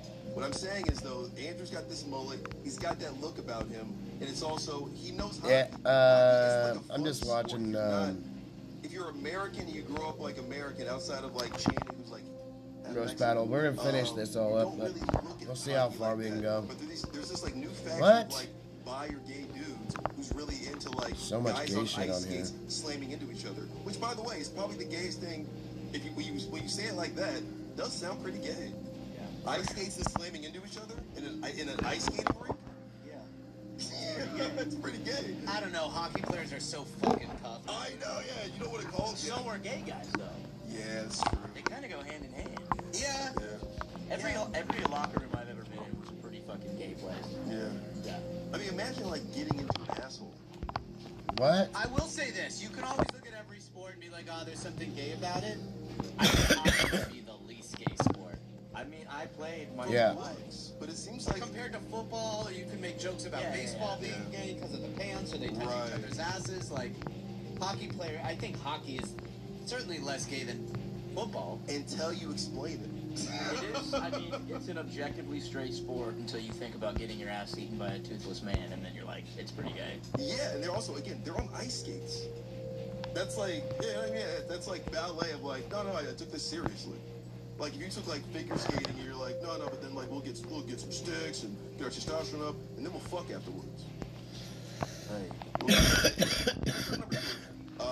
Then we'll fuck afterwards. Welcome to the countdown. I love this battle. It got a few first place votes this week. Think you're gonna like this one. These are my boys. This is Chris Scriva and Justin Palco. I thought they were both funny, though. I didn't mean to sound homophobic. Yeah, we actually did kind of go crazy homophobic on that one. Yeah, I think we kind of took a lot of the hacky gay jokes, and then we kind of just like went overboard and just really ruined that guy. I should have come prepared with like gay jokes about why he wouldn't fuck her. I don't know why you say come prepared, but Andrew, you're very funny. We were just kidding. Obviously, you're not funny, but you guys are very funny. Shout out the Bay Area. Number 4, Andrew Elfman and Kaylee Black. Number 3, Chris Scriva, Justin Palco.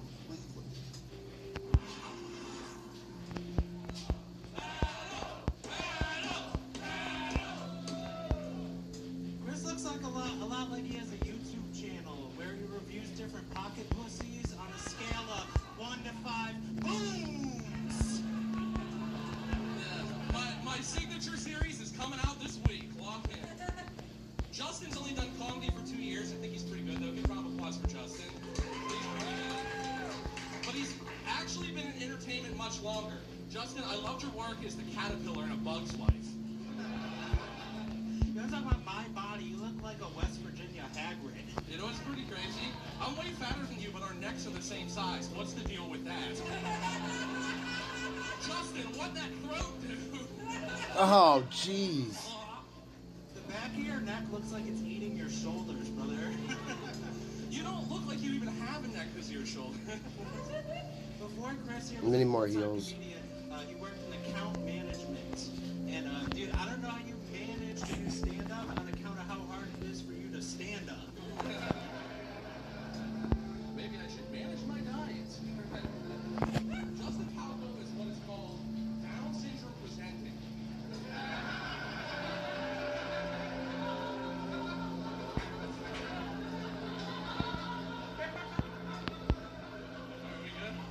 Down syndrome. And by that I mean presenting his bare ass when he stands in a urinal with his pants at his ankles. Oh. Chris here here describes himself as a non-conformist. Chris, dude, your body conforms to whatever container it's in. You look like a bathtub with a t-shirt on. I've heard of dad bods. He's got William Howard Taft bod. Justin actually got fired from UPS after a week of working there, which is crazy because he put handling other dudes' packages a whole bunch on his resume. The gay mailman.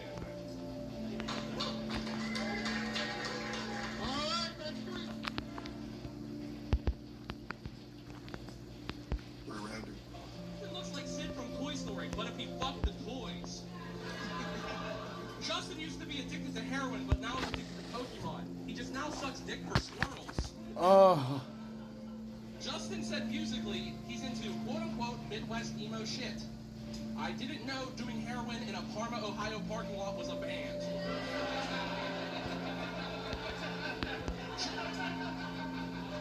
Justin looks like he should have a fucking speech impediment. Oh, fuck. Alright, last joke. This week, Justin Paco's mom admitted that she was drinking heavily with him while pregnant on her social media. In other news, the sky is blue, the grass is green, and Netanyahu is making our president bomb Iran.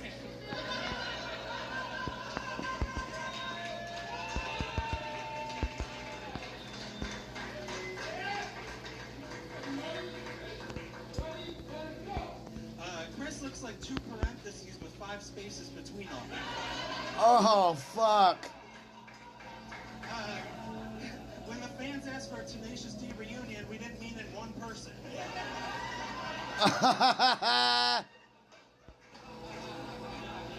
Chris Scribo looks like one half of the Blue Cheese Brothers. Chris, you're like a grocery store. You got bologna long legs and deli meat titties. Oh. I'm so grateful the cigarette stunted my growth.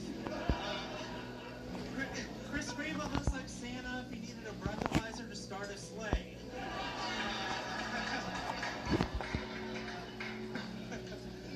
You get in my belly, ass bitch. You get in my belly, ass bitch. Chris looks like the dad from Young Sheldon if he ate Young Sheldon. Sheldon, if you're in there, yell bazinga.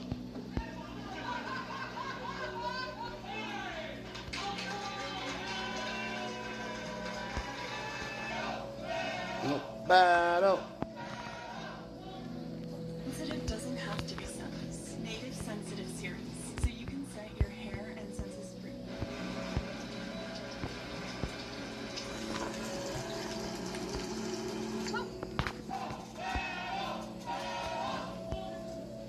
Despite his degree in mechanical engineering, not even Chris can figure out how his legs hold his ass up.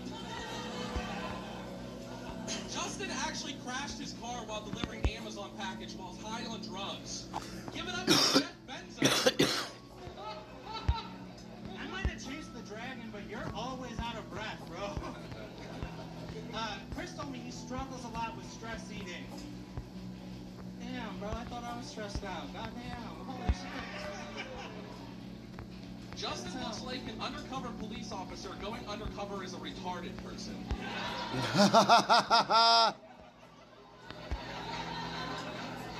What's that?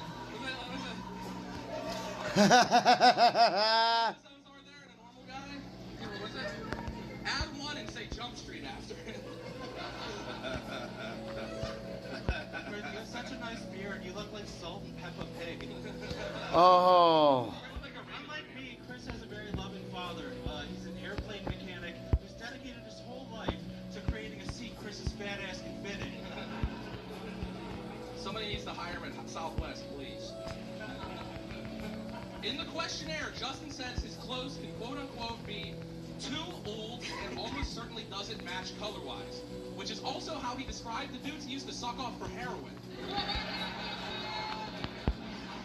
Oh, fuck. Down this week, Chris Scriba, just about go Cleveland, and my special guest number 2, Greg Smith. What up, man? God, what's up, man? Yeah. What's up, beautiful guy? This is not the other, no. From the side, they kind of like. I know. Most white people look alike. like most Eastern Europeans, but he's Moroccan, so he's from he's from North Africa, not East Europe. Okay, that's dope, man. Not Arab. North Africans aren't Arab, right?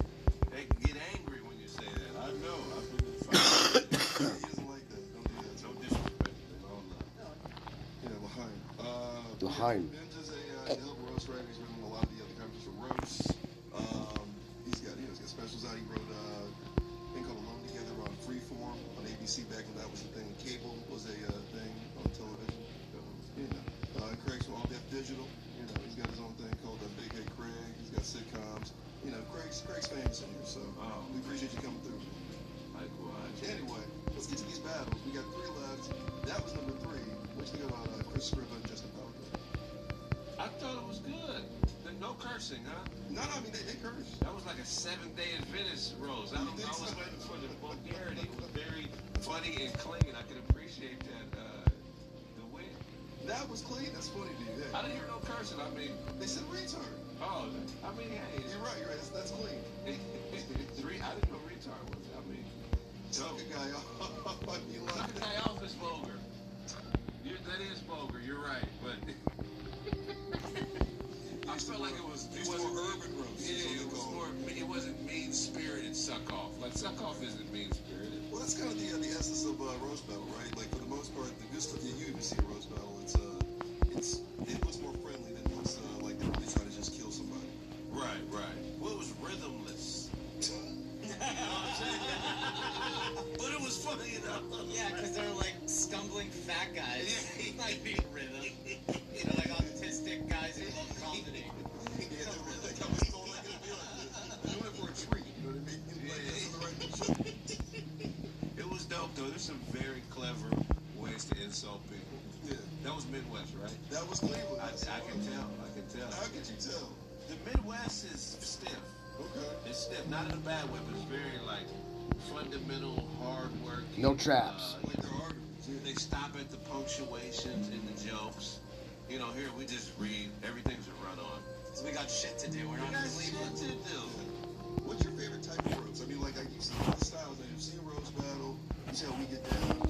Obviously there's roast me. Yeah. There's your mama. There's all kinds of ways to roast somebody. Snapping on somebody, John on somebody. The dozens, obviously. I know your style, but I'm saying like you think this is an art. Like what is your favorite style of roasting? My favorite style is long form. You know what I mean? When I say long form, like all the styles are great, and some people can do certain styles and can't do others, but they're vicious. You know what I mean? It's the build up roast where it's an hour. Okay. We're standing in front of the Improv. We're in the back room with a comedy store. We're in a place like this, and it's 3 o'clock when we start, and then fucking it's 5:30 when we finish. I need It's not really necessary bioorganics. So we gotta go get ingredients. You can't even put cooked ingredients in there. You gotta put like meat, other shit. But the only thing you need is seaweed. For the next 45 minutes, no matter what I say, I'm getting murdered. The creativity in those types of long roasts are great. You know what I mean? So I love those. It's hard to really capture that. You know what I mean? But that's what roast me was originally. And then they would cut it down. We did it for like 3-4 hours, and then they cut it down like 30 minutes. But I like that style. Yeah, what about you? I think that's a really great answer. I appreciate that too. I think especially when you're going at it for an hour on the same person and you only have, I always talk about vulnerability in comedy, and what's beautiful about a roast is you're attacking someone else's vulnerabilities. But if you're trying to make fun of someone for 20 minutes straight, you're gonna start looking pretty fucking vulnerable too. Right? It's not easy. And so now you have this equal playing field of vulnerability, and it's the best, because if you've just been bombing for 10 minutes and you're just starting to turn it around, and you're making fun of this person because their mom died or something awful, like, we're all vulnerable here, and there's no way it can be this mean thing, or you went too far, when I've been making an ass of myself for the last 20 minutes, and now I'm getting rhythm, and now it's all equal. So I think that's a great answer. But I think it's creative too. An hour in, you're saying shit that like, how the fuck did I think of that? Like, I don't know where you you're like in the zone at that point. Yeah, you should stop laughing. I think that's a great answer. But also, like I said earlier, I like the celebrating people. I like the friendship. I like the complimenting and then reversing it. So I really like the true roast where it's positive in a way and it comes from the heart, but you're still being brutal. Yeah, I love it. It's all kind of the same thing. Let's go to number 2, though. These are not the same people. Don't look at the same people. This is Hartford, Connecticut. Connor O'Brien and Paulina Breeze from New York. So New York is 4.5 points for this battle. Let's go to More number 2. sloppy whites. More sloppy whites. So he just said. You have enough stressors in your life. Shut up, cunt. Happy to be up here with my twin brother tonight. Let's go. You know, it's March, so the headliners had to be the 2 leprechauns of the comedy scene. Except if you told Connor there was a pot of gold at the end of a rainbow, he'd be like, you had me at pot.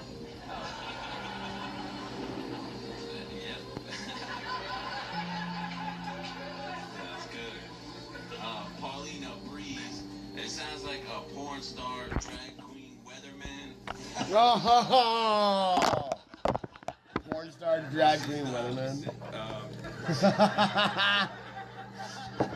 She's a virgin, transphobic leprechaun. Hey, if you're in the chat and you're lingering and stuff, hit the like button, hit subscribe. I have a donation thing on my YouTube, so if you want to send me some money, hey, if somebody wants to send me like 20 bucks, send me 25 bucks on Venmo or whatever the fuck it is. I think it's Venmo. And I'll be able to go and buy that because me sending it to my bank from the thing. And literally, it would be nice to get donations, and I can send it to my bank account, and so I can do stuff with you guys and show you guys more shit. So, because it'll be till the 1st of next month. Part of a couple of D&D campaigns. I thought that meant Dunkin' Donuts. But it's not. It's actually Dungeons and Dragons. I thought she was in like a commercial with Ben Affleck or something. Turns out she's just a loser.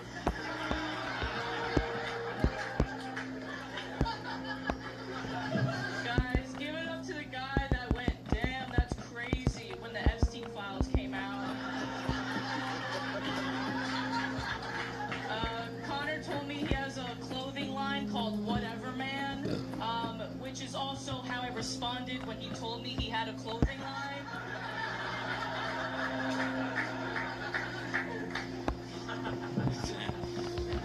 That's crazy.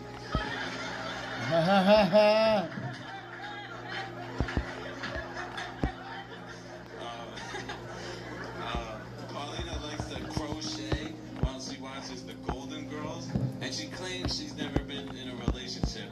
But I think it's time to get her back to the nursing home. Your husband died in the war. It's been like 60 years, yeah. Thank you. Connor is what would happen if you gave the cowardly lion a weed gummy. That's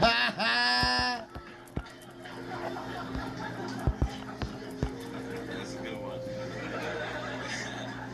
Paulina is bipolar. That means she could be on the North Pole and the South Pole at the same time. Just kidding. The Earth is flat. That's not possible. Just kidding, the Earth's flat. Especially the parts she steps on.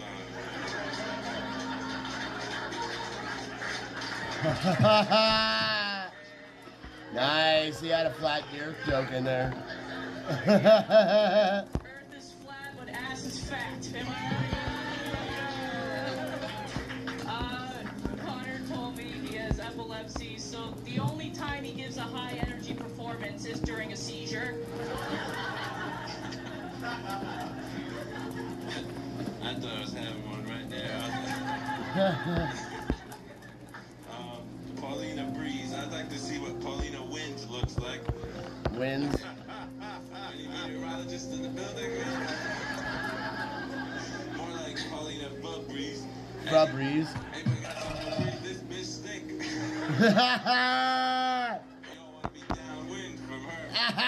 You'll be downwind from her.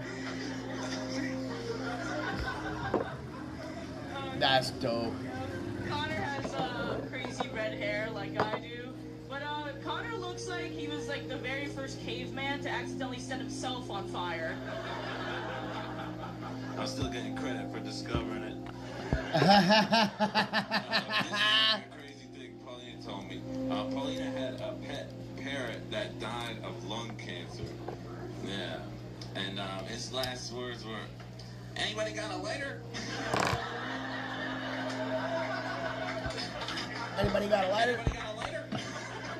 He said it twice, but at least he went out doing what he loved, you know? This is true. You know, it's interesting. People think Connor's last name is O'Brien, but it's just Brian. It's just whenever he introduces himself, he goes, "Sup, I'm Connor." Oh, Brian.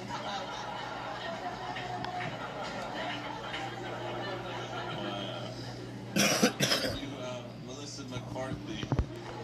Farty.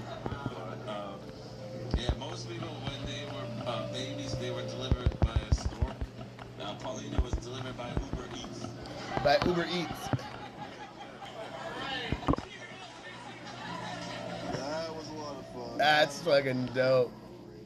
Both had funny. That's fucking epic, dude. I love that battle. That battle is so funny. You can't really get him because if anything, he's gonna try to tag the joke with you. Right. It's like No hard mode. Like in that thing, I said he sounds like him at all, but it's a very dope delivery where it makes you listen. So he had the advantage, in my opinion, as far as stylistically. But as you listen to her more, her wordplay, she was really dope.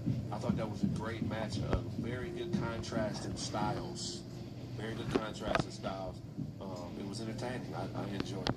Yeah, it's always fun to get jokes you can get. Our old commissioner used to have this saying like the essence out of somebody within a roast joke, you know. And I felt like their essence was kind of coming off. It was exuding out of them anyway, right. So it was easy for them to just kind of like just play off of whatever they were saying for the most part, right? Because he was just kind of being, beatnik from the 40s or 20s or a stoner wigger, and then she was just. Where's my blue Irish cards? girl was probably, being in contact with. I have my blue cards. He added another layer. Actually, let's just fucking just roll this. Fuck the blue cards for now. We're on a timer, right? First, it was kind of like one-liner type of thing. Oh. You know what I mean? It got pretty dope. He would sneak some in, she'd get some overhands, and just like, yeah. And she got it down to like towards the end, she kind of really got to her rhythm of like, the Connor O'Brien joke. She had a couple other ones too that were just like, yeah, she knocked him out like towards the end. You talked about her ass. Yeah. See, here's the thing. You gotta be fair, ladies. If you talk about a body part, if you talk about it, I didn't get the joke. That's the early battle. It's too black in Tokyo. They were talking about one of the other ones turned around. So it's like,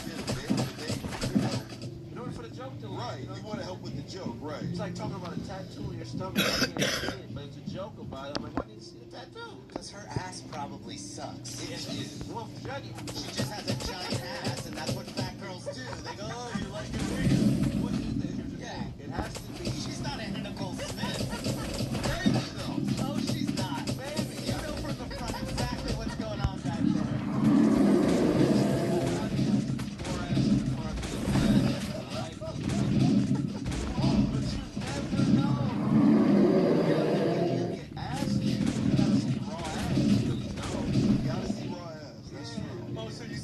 down the street, you're turning around. She might have a clapper. She might have a clapper. She's got a flapper. O'Brien, Paulina Breeze.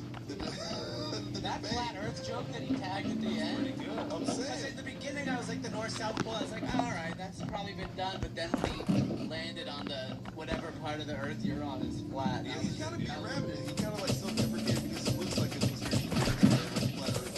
Like he nailed that by saying whatever.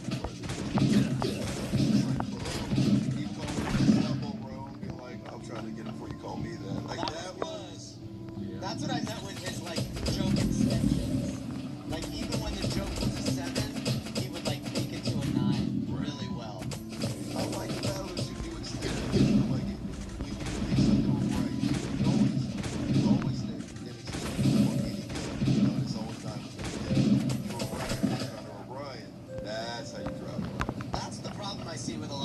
battlers is they get to that point where it's like, that's a great premise, or like, that premise has a cute joke in it, but now really make that Fresh Prince of Bel-Air joke. Like, don't just, like, take it to that next thing. You're right there. If you just sit, if you're honest with yourself with your 7 out of 10 jokes, and give yourself some how can I make that better? I think a lot of them just cut and run when they feel like, This is a little question. It's almost like, because obviously the premise is the macro, right? The micro is going to be that punchline. Right. So what is bigger, right? Because obviously a great premise, a great macro to get to that point. So it seems like a lot of the younger battlers or newer skilled writing kind of get into the macro.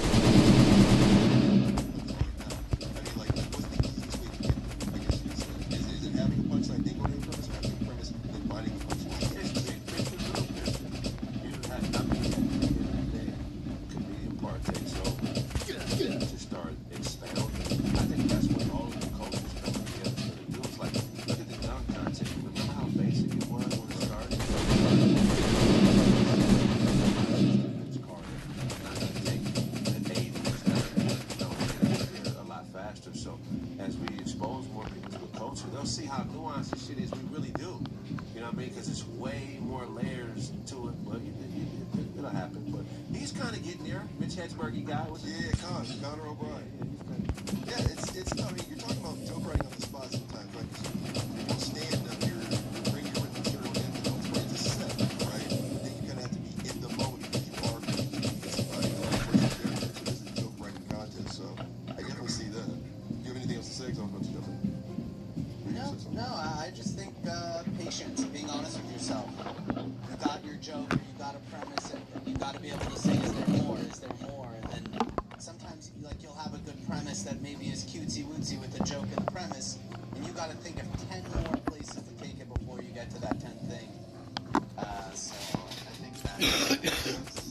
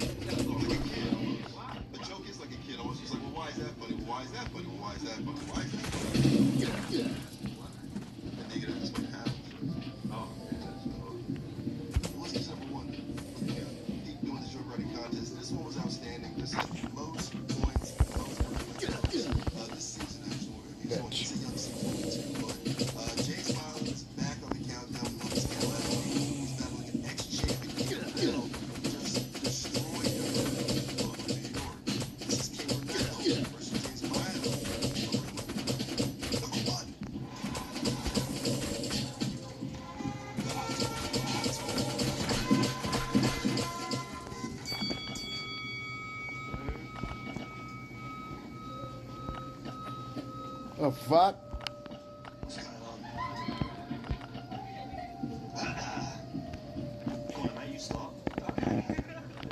This is Ken. Ken is very good at roast battles. Some say that he has tunnel vision, but that's because his eyes are too close together.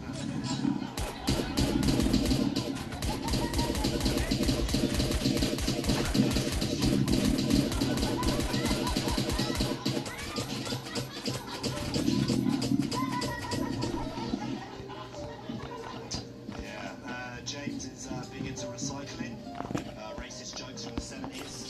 Recycling, biggest racist joke from the 70s.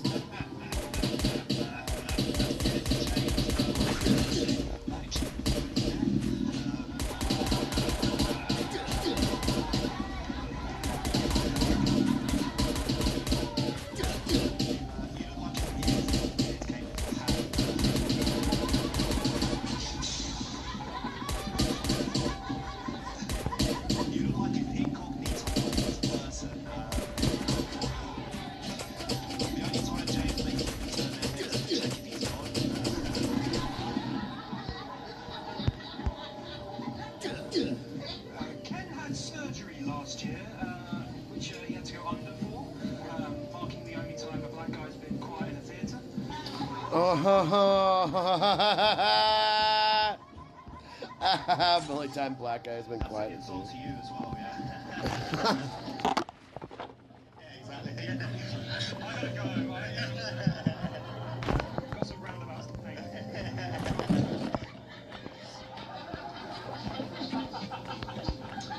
Yeah, it's true. James actually can't stay long. He needs to get back to DJing at Empty House.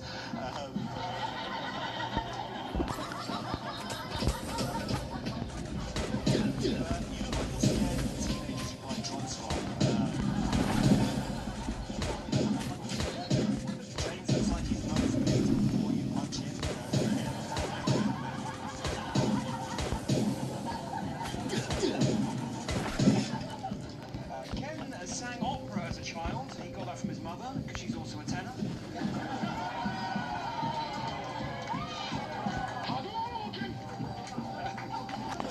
Ken has 15 half-brothers and sisters. 15 half-brothers and sisters. Imagine that. 15 siblings with no legs.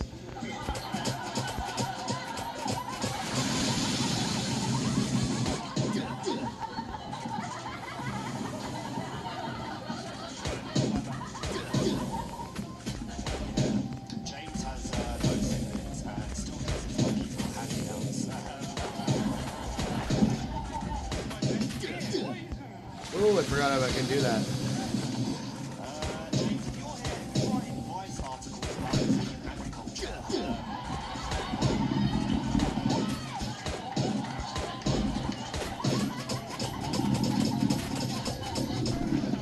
James is like ABBA at a house party. When he shows up, all the black people leave. You said that was a bad thing. You're saying that's a bad thing.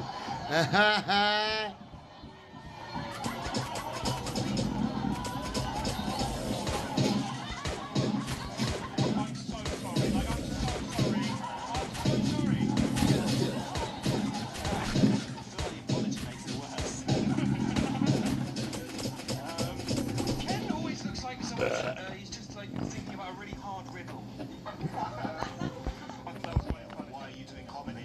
That's brutal.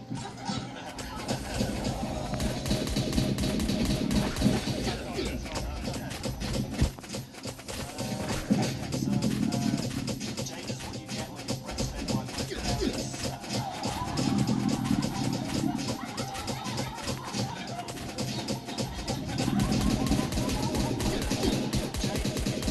Correctly named dinosaurs by their genitals.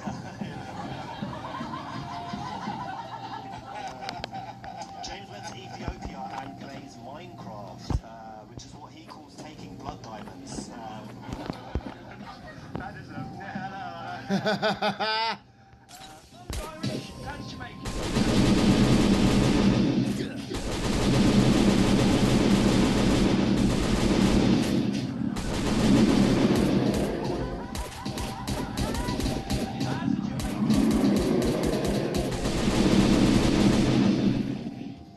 Sorry, prosecutor.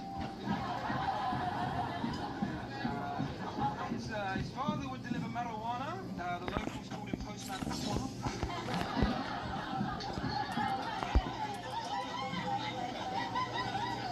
This must be my last gig. It's yeah. James That is drops. that prison. Yeah. James is allergic to horses, but sucks the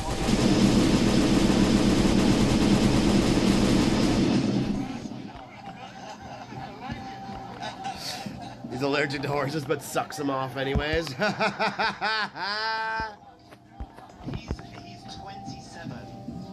Yeah. It looks like he's going through retirement and graduation at the same time. James has proved to the point. What? Retirement and graduation at the same time. James has proved that white privilege can run out. That's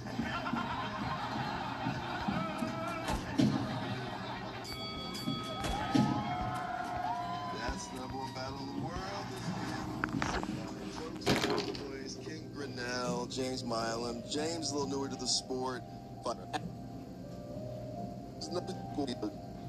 Hartford now #1. I don't think I've ever seen this in the East. I don't think I've ever seen New York behind anybody except Chicago, and Chicago was in the league. But now you've got Hartford. Now you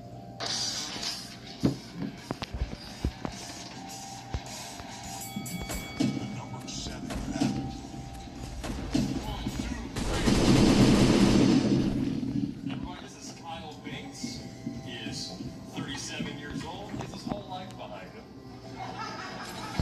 So explain to me why he looks like a child, a greasy pedophile, and a jaded detective all at once. Every time Kyle masturbates, he should write himself a ticket. Goddamn, dude.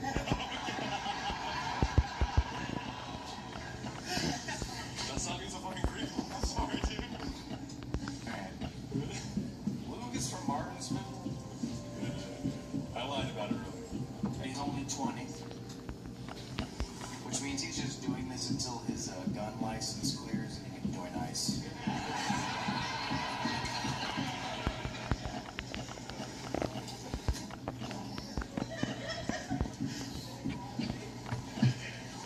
Youngest, Kyle's parents chose to spell his name K-I-L-E. Holy fucking shit, that's so goddamn stupid. They somehow made the name Kyle worse. Kyle with an I is what you name a miscarriage as a joke. Oh, oh my God. That's what they did. Jesus, man. These are rich. Luke is still a virgin because every time he goes to go down on a woman, his Adam's apple gets stuck in her pussy.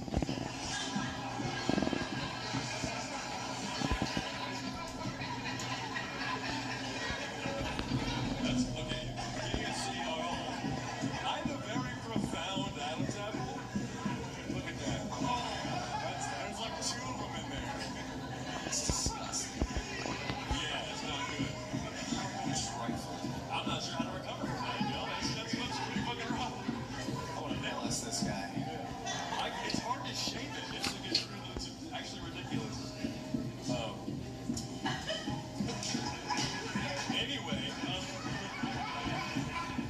local comedians pretty much agree that Kyle's one of Indy's best joke writers, right? But what they don't know is that he's actually even better at making every woman he meets profoundly uncomfortable. Crazy fuck. What? The first time Luke went to a white supremacist meeting. I think I got most of everything here. I do. I mean, we can make a file actor out of Fleet.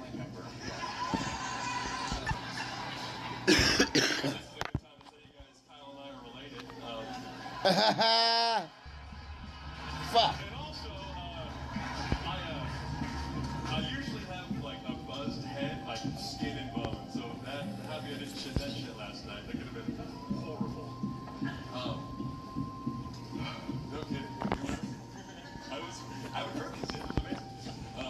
Kyle is truly one of my favorite people to watch do stand up because when he's on stage, I can finally relax knowing he's not molesting an entire elementary school.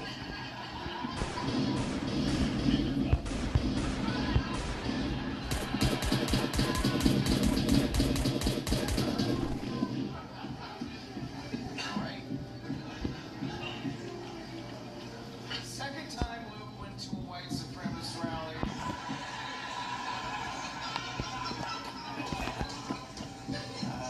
He learned how to make tiki torches from old mason jars.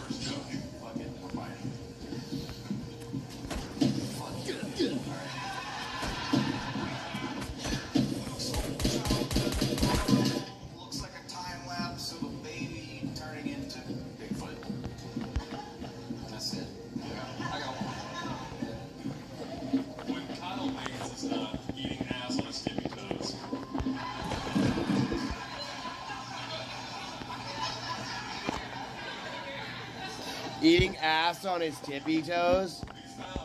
Oh my god. On the shoulders of another child trying to sneak into a rated R movie.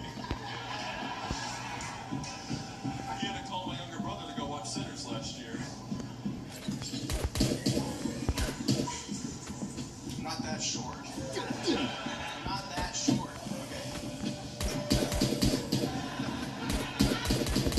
How tall are you? 6'2". Not 6'2". Mine's actually. Alright. Okay, I got one more. Ass hair is so thick that when he shits, it sounds like a dude running through some tall grass. That's my favorite. I don't know how he knew about that.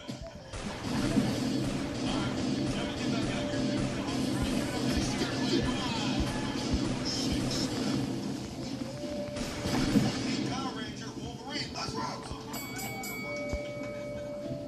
Reese prefers strong, independent woman because he's broken, he has no car.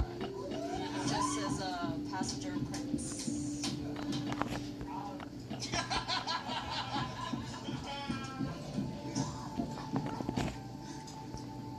So is it, we've discussed that Daft Una is Korean, and she recently bought a wiener dog. Shut it, easier to eat it with a bun. Oh shit. Speaking of dog, Reese is such an alcoholic, his liver is aging in dog years. Una and my liver have a lot in common. They're both full of bile, been abused, and are desperate to be black.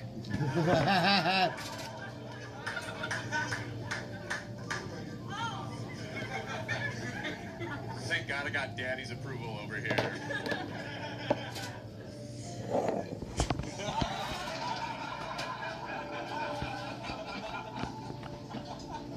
The only thing Reese and I have in common is the color.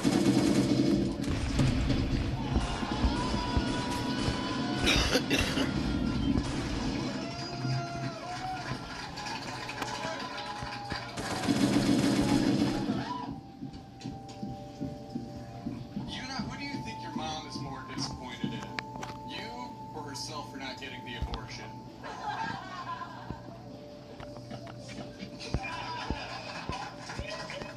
Take the next step in treating moderate to severe ulcerative colitis with Intibia. Dude, fuck off.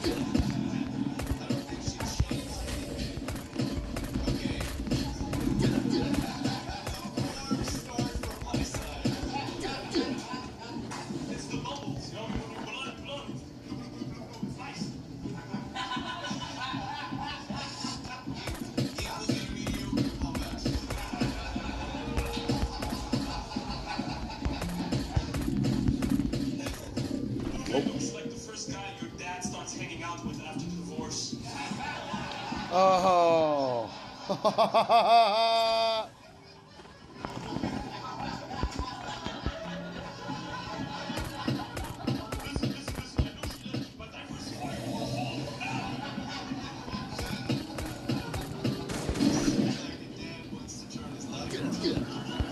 The fuck? There's nothing there to fucking get me. What the fuck? Okay, cool. The only thing he does for his faith is fast during Ramadan, which is a very fancy way of saying he's doing a diet.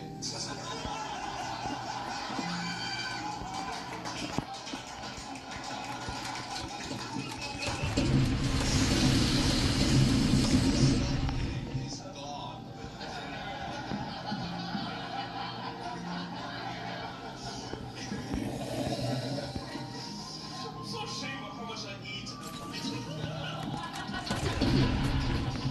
That's what you should eat.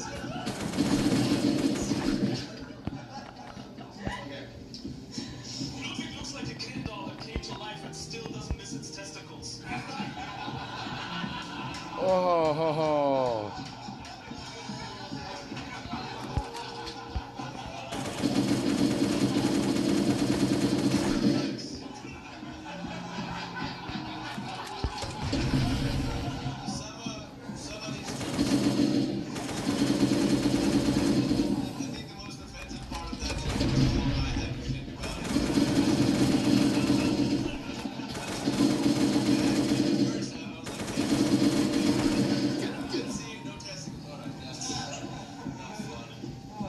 Okay. Eunice was featured in an article about third culture kids. Kids that are stuck between different cultures. The only thing Eunice gets stuck in is the tour. Because he's fat.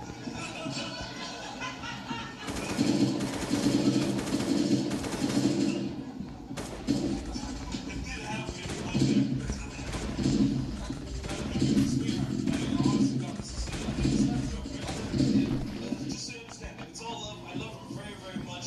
But he's also more a comedian than good person. Ludwig is the type of guy to go to a Palestine protest at noon and then at 8 perform stand-up comedy at an idea fundraiser. He's the type of guy to check the FC files just to see if he can connect with Jerry Seinfeld. Palestine protest for content. That shit gets clicks, guys.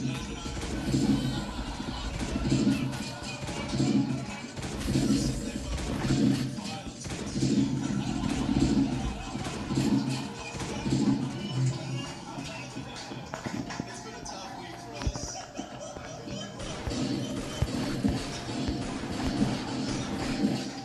Alright. So, Eunice just bought a cat.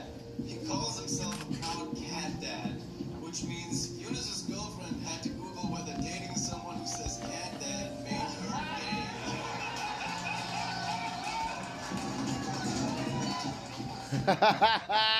Killed him. Makes me want to be Mario. He has concerts.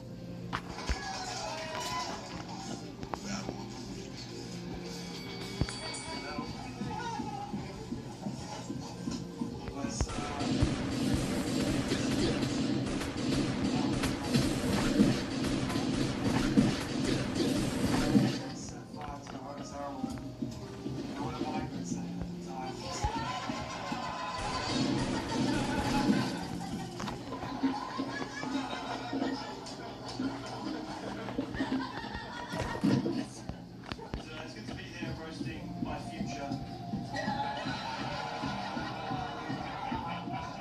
This is the lovely Adam Riley. Adam Riley answering the question, what if a grumpy owl was a paedophile?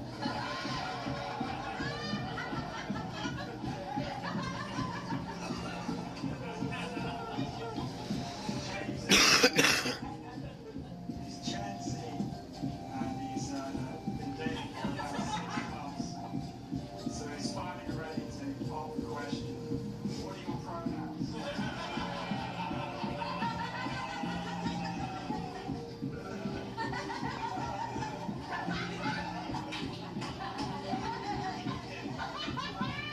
This guy is Adam.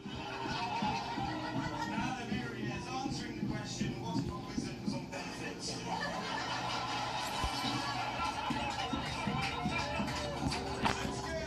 Adam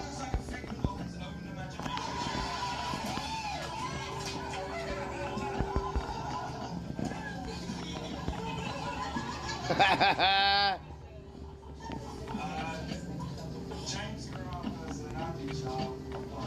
That's just like only fans with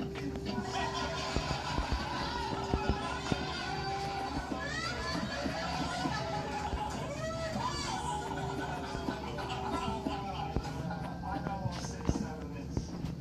It's around the age James lost his virginity.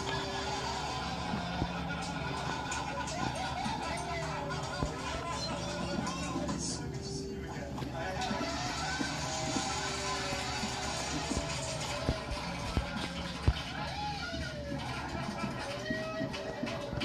Adam, let's be real. Adam looks like a reformed paedophile. I think he looks like a paedophile that also runs a Adam is big though. Adam's big online.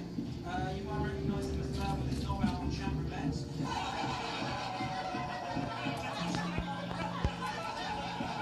Flashbacks, ladies, I see. Adam also has been hospital recently. He had a ping pong ball stuck in his arse. He had a ping pong ball stuck in his ass. Okay.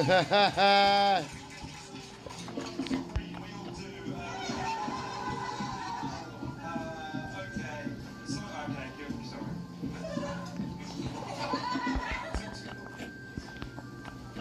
That's brilliant.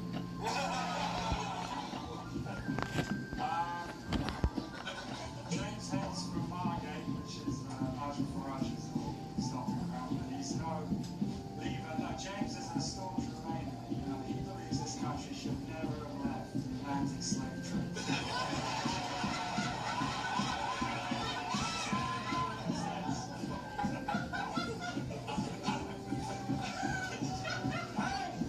If you're here, who's haunting a lighthouse? Who's haunting the lighthouse? This man, he's a star. He's been on television. He actually got kicked off a TV dating show for getting his penis out. In his defense, they did say, single man, be yourself. It's good. Adam looks like the world's wisest nonce. He looks like he's been shipwrecked on Epstein's Island. Oh. Alright, so we gotta stay up on the very top of here. And you gotta watch the laser come up. So that's why you put all those meds in your seatbelt.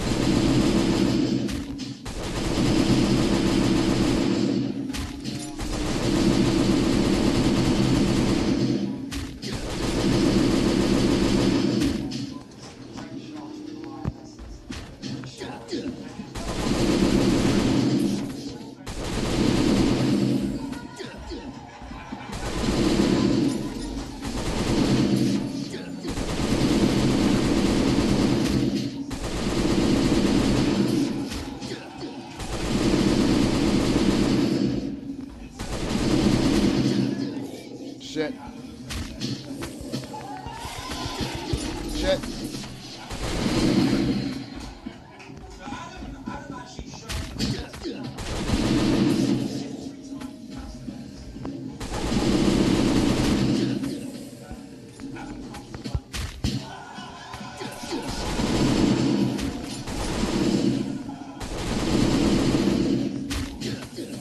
Shit, shit, shit, shit.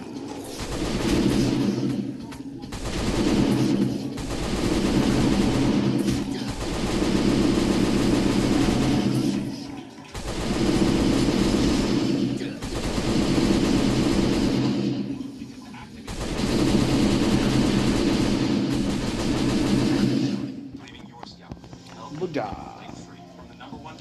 Got that. Hey everyone, you're having the biggest sale ever on our award-winning meat sticks. So today's really Shut up, you fucking whore. You don't need your meat sticks. You fucking shove your meat stick up your asshole.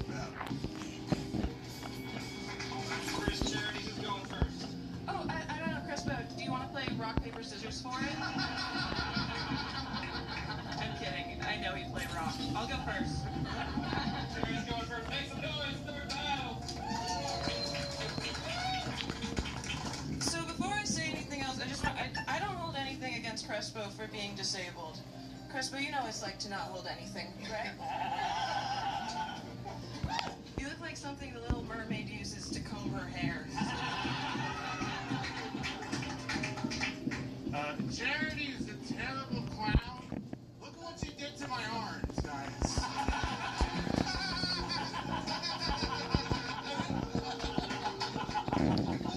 Fuck. I'm very afraid his penis also looks like that. The most disgusting part about Crespo not having hands is that he made someone else give him that goatee.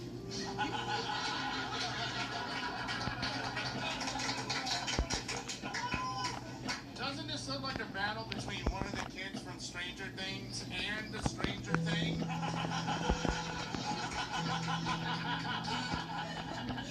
Okay, so got her. we're supposed to swap all these traumatic stories about our lives, and after he was typing for like 45 minutes, he finally texted back, "Hi."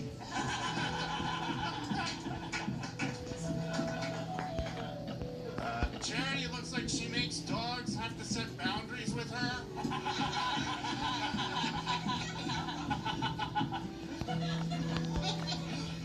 I don't know if I want to do this next one. I don't want to make Crespo mad and risk him headbutting me.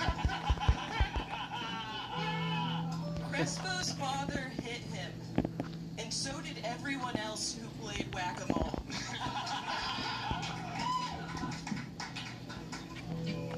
Doesn't Charity look like she just drowned her kids in oat milk?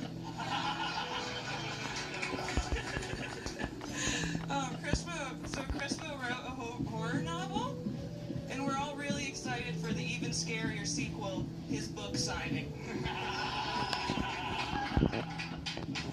Don't worry, this isn't the first time Charity's been nervous to ask a guy to hold her hand.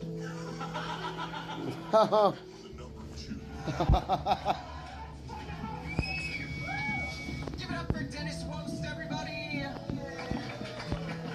No, really, give it up. He's unemployed and sleeping on a couch, so anything helps. He actually signed up for the roast because he thought it was a free hot meal.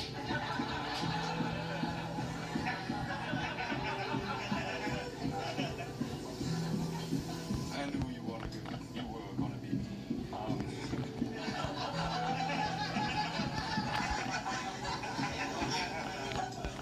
I think you look. This looks like the before picture in an ad for antidepressants.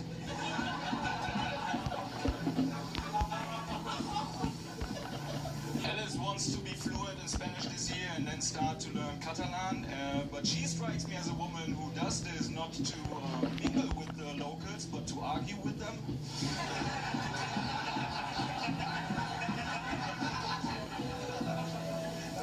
I don't know, I think she looks mean, man. I don't know, it's like every time I look at you, I get that eerie feeling that the milk in my fridge is gonna turn bad. I don't... Or you. I'm surprised you have anything in your fridge.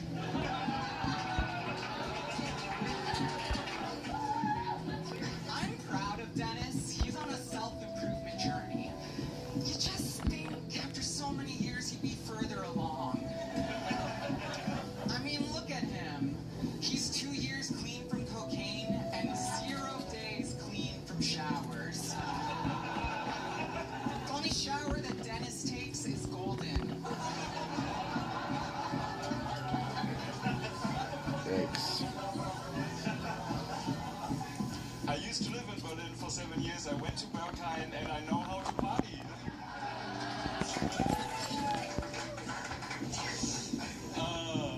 Alice is a trans woman, and that's factual. That's like not even the joke, guys. Come on, lock in. Like lock in. And I think her journey is very inspiring. I really do. It's just not relatable to me. You know, it's like she's had to endure 4 surgeries. Can you believe it? 4 surgeries just so she can earn 20% less money?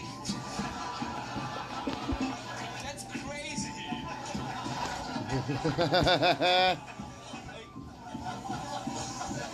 I called my boss a cunt once. You took a scenic route.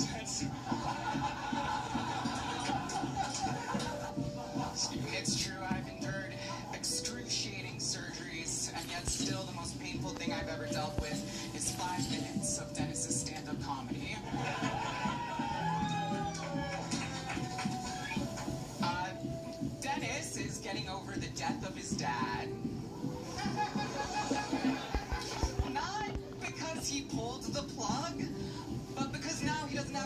steal pain medication from.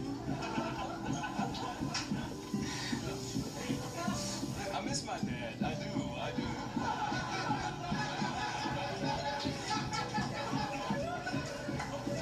I mean, wouldn't you? He took my virginity. Come on, guys. Special to me. You know? Special to me. I mentioned Alice has undergone various surgery. Like last year, she had bottom surgery in Thailand. So her pussy is made in Thailand, but her tits are made in heaven, guys. Her tits are made. Just look at those beautiful. Like, don't stare, but look at them. Very.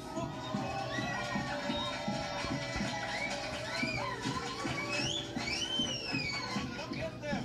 34F. I think that's a bold choice. I would say it's a choice for the boys, really.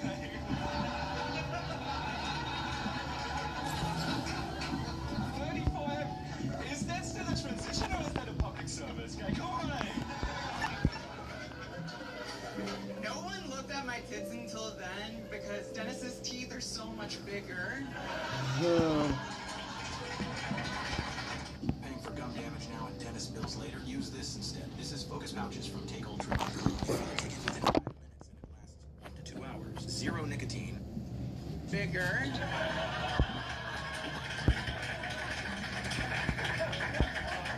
Let's level 3 this bitch, right? I don't need the acid, right? Doesn't watch porn. As an autistic German, he can get off just by seeing the racial categories separate from each other.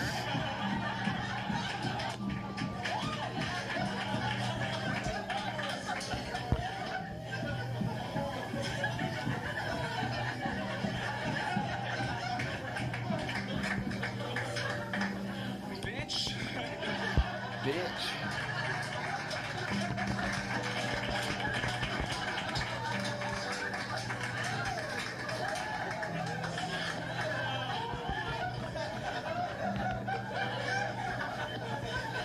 We'll put these outside. Alice is not only a comedian, she's also an actress, but we do have to take her word for it, because there isn't any evidence to support this claim. I checked everywhere online last week, I watched 18 movies, she wasn't in any of them.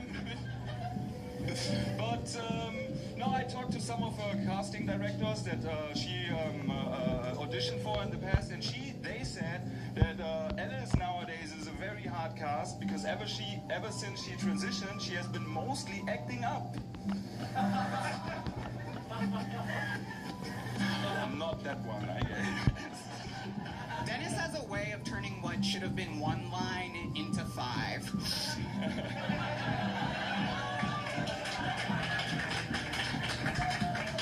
Is that a Coke Dennis joke? is great. He's a real ally to the transgender community. Between all the Coke missing in him and those doodles, he chooses to identify as a gender-neutral bathroom. And when you visit him, all you want to do is wash your hands and leave. But please leave the cocaine also. Last joke, no? Last joke. Alice, if you go to Alice's Instagram profile, you will find the real joke of her where she calls J.K. Rowling the worst billionaire. The worst billionaire, which I think is an odd choice in this tech competition in the Epstein files. You know, but it got me thinking, and I think I know the reason why. I hired a private investigator. That's not true. I stalked her myself for 6 days. And one night I was watching her in her own bedroom at night from a tree. From a tree. And I found out that when she masturbates, much like many of the worst billionaires in the Epstein files, she too gets quite the kick out of touching a vagina that hasn't been around for too long.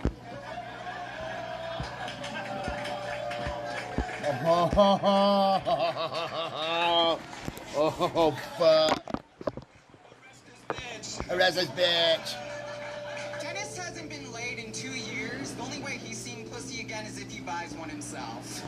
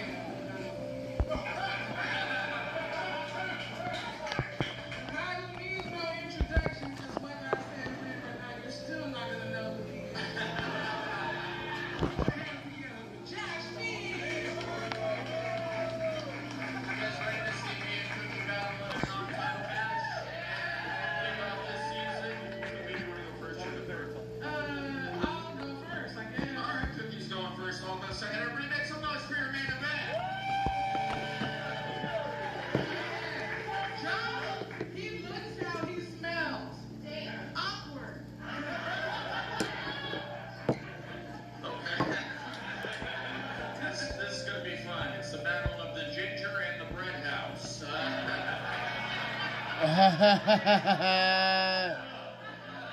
name is Cookie, and when she gets on top of her husband, his name is Crumble More. Williams.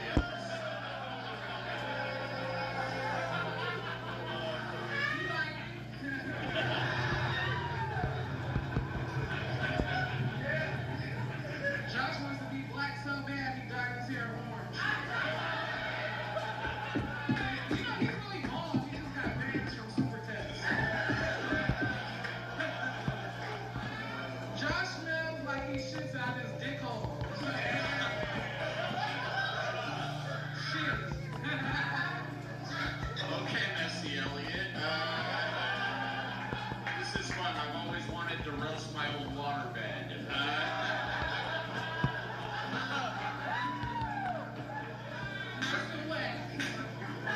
Her name is Cookie, and the serving size is 6 fifths. 6 fits.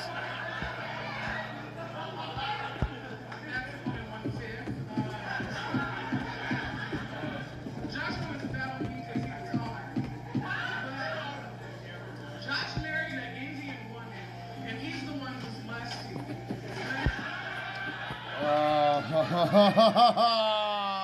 Oh, he's the one that's musty.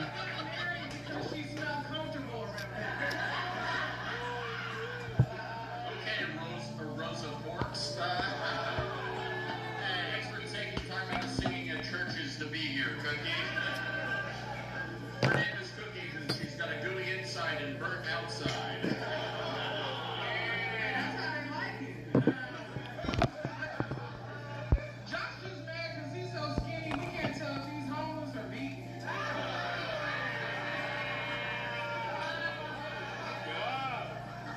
Alright, chill out, Nicki Minaj. Nicki Minaj. Her name is Cookie, and she belongs in the Mrs. Fields.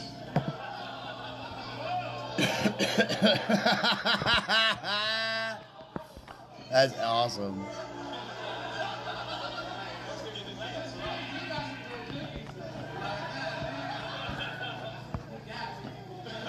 Oh, fuck. I do have one more Snack Panther. Snack Panther. I'll go first.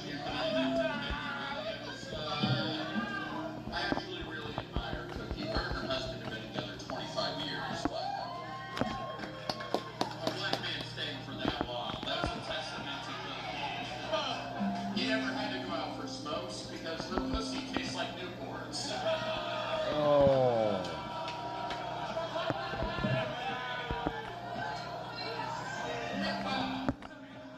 Menthol. I like Josh, you know, because he wants to call himself a comedian, but nobody books him, so that's why he throws this show. He can host.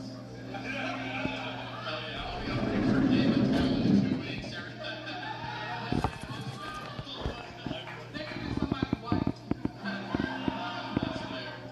It's not that funny. 5 more. It's 6 pieces of stuff. That's it. Getting on and getting turned on. Dude, fuck off. Blue Gold was created. Science.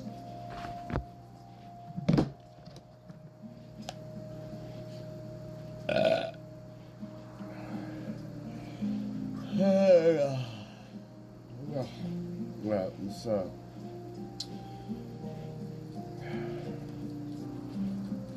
Get tired here.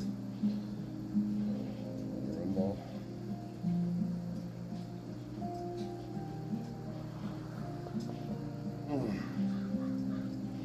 This weird Japanese trick shrinks your belly fast.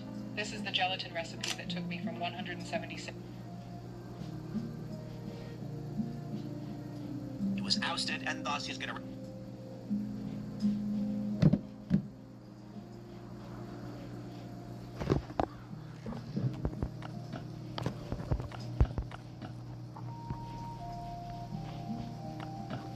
Joe Kent, the Trump official who resigned, it is now being revealed he has been under FBI investigation predating his resignation for leaking classified information. Of course, this is particularly interesting considering the narrative that we heard during just after his resignation was that he had been removed from intelligence briefings and was uninvolved in the goings-on with this war.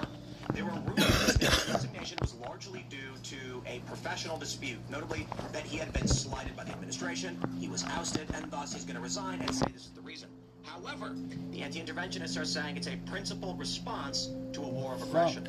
Well, based on this new information that he's been under investigation predating his resignation, assuming that's true, I think it says a lot more to what is currently going on. And there are questions about whether or not he was the one who was leaking these group texts. So we're going to have to get into all of this.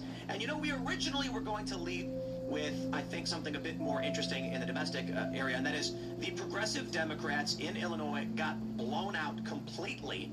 And the corporate press is celebrating, Washington Post saying that the people of Illinois are not prepared to walk off the cliff just yet. So it looks like perhaps woke is broke, or at least the online version of it. So we'll talk about that. Plus, there's a lot more information. We got a story about Afro Man that's apparently very, very funny. We'll get into all that. But before we do, my friends, we got a great sponsor. It is True Gold Republic. My friends, having sound money and financial independence is important. Hard assets are extremely important. That's why you should check out True Gold Republic. Look at the world right now. Active wars, NATO under pressure, the dollar being weaponized, $36 trillion in debt. We printed so much money since 2020, your savings are worth less every single year by design. Gold can't be printed, it can't be sanctioned, it can't be devalued by a press release. Central banks are buying it at record levels right now. The people who run the system are hoarding gold that they cannot print. That's us everything. Insert True Gold Republic. Real physical gold and silver, not paper, not ETFs, metal you can own. Check out their Independence Bundle, a physical gold starter kit, a one-on-one with experts, and a bonus precious metals on top. The chaos isn't coming, it is here. Go to True. It's here, but he doesn't need an introduction. Chaos is here. I liked how you said that in the ad read earlier. The chaos is here. Coming, it's here. I am the chaos.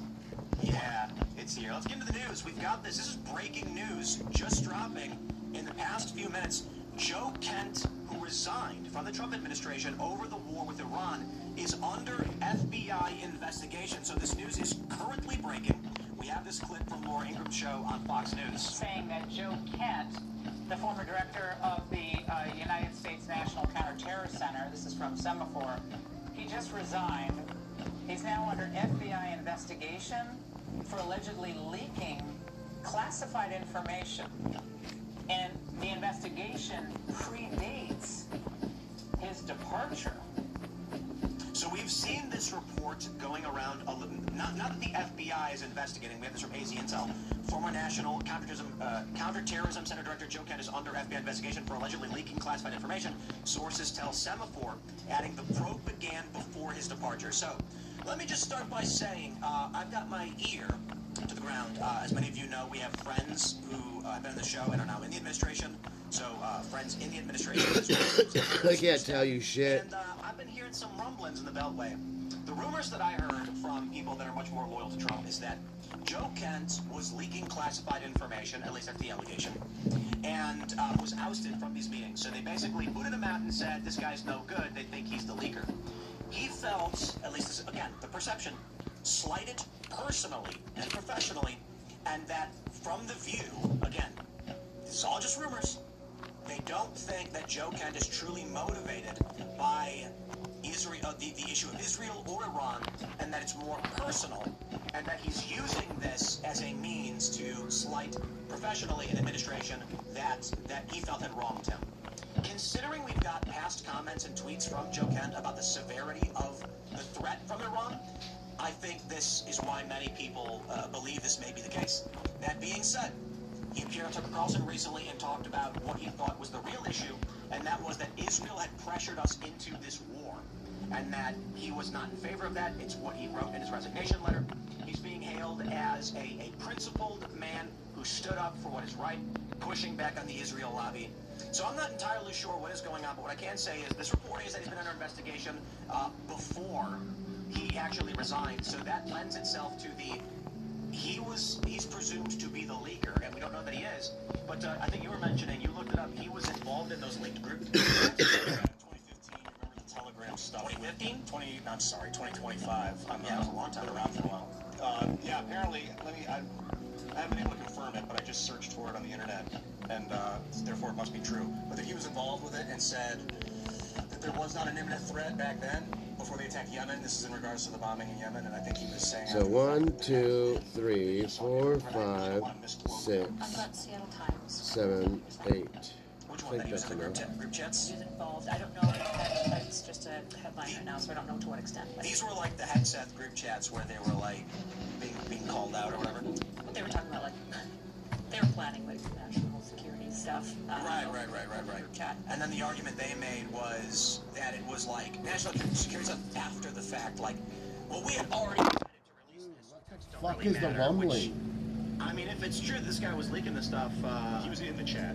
Right. So, I mean, the presumption would be that's what was getting leaked. I mean, what else got leaked that he would have been involved in? Well, it's just if he was involved in the leak before, why are you only investigating after he steps away? No, the investigation predates this. That's what they reported. They're reporting, but they're only publicizing this investigation now? I suppose if They can't there's an publicize FBI any you don't know investigations. they're doing it until they decide to make it public, and perhaps because he came out and resigned, they said, okay, Resigned, they then have to say it. publish it. I mean, if he was being investigated at the FBI, I doubt they're going to fabricate documents, with fake dates predating his resignation. Sure, but a lot of people are upset when these like signal leaks happen because of the incompetence of the group, right? If he was one of the principal actors involved, why not mention like, certain members are under investigation to see like how this... They'd have to fire him.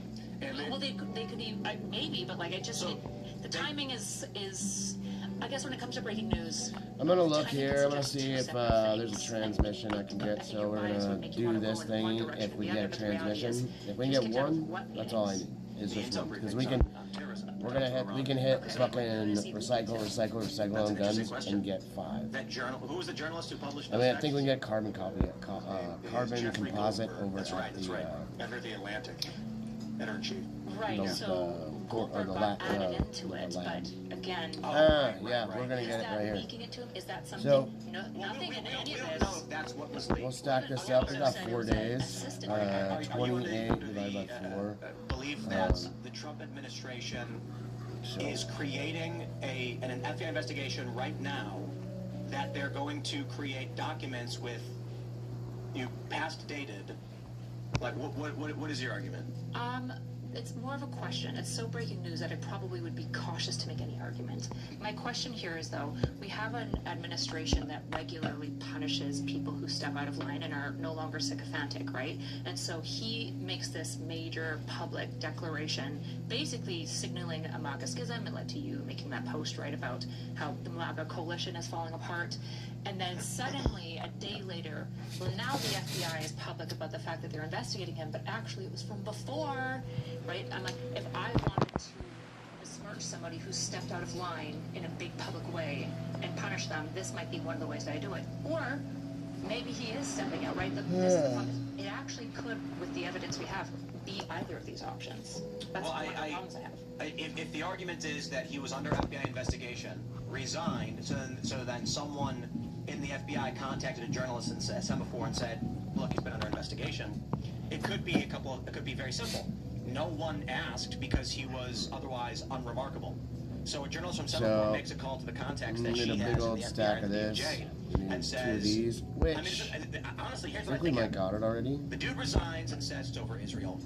Immediately we heard from the Trump administration, like Carolyn Levitt, people were putting out like, well, he was presumed to be a leaker anyway. He was being investigated.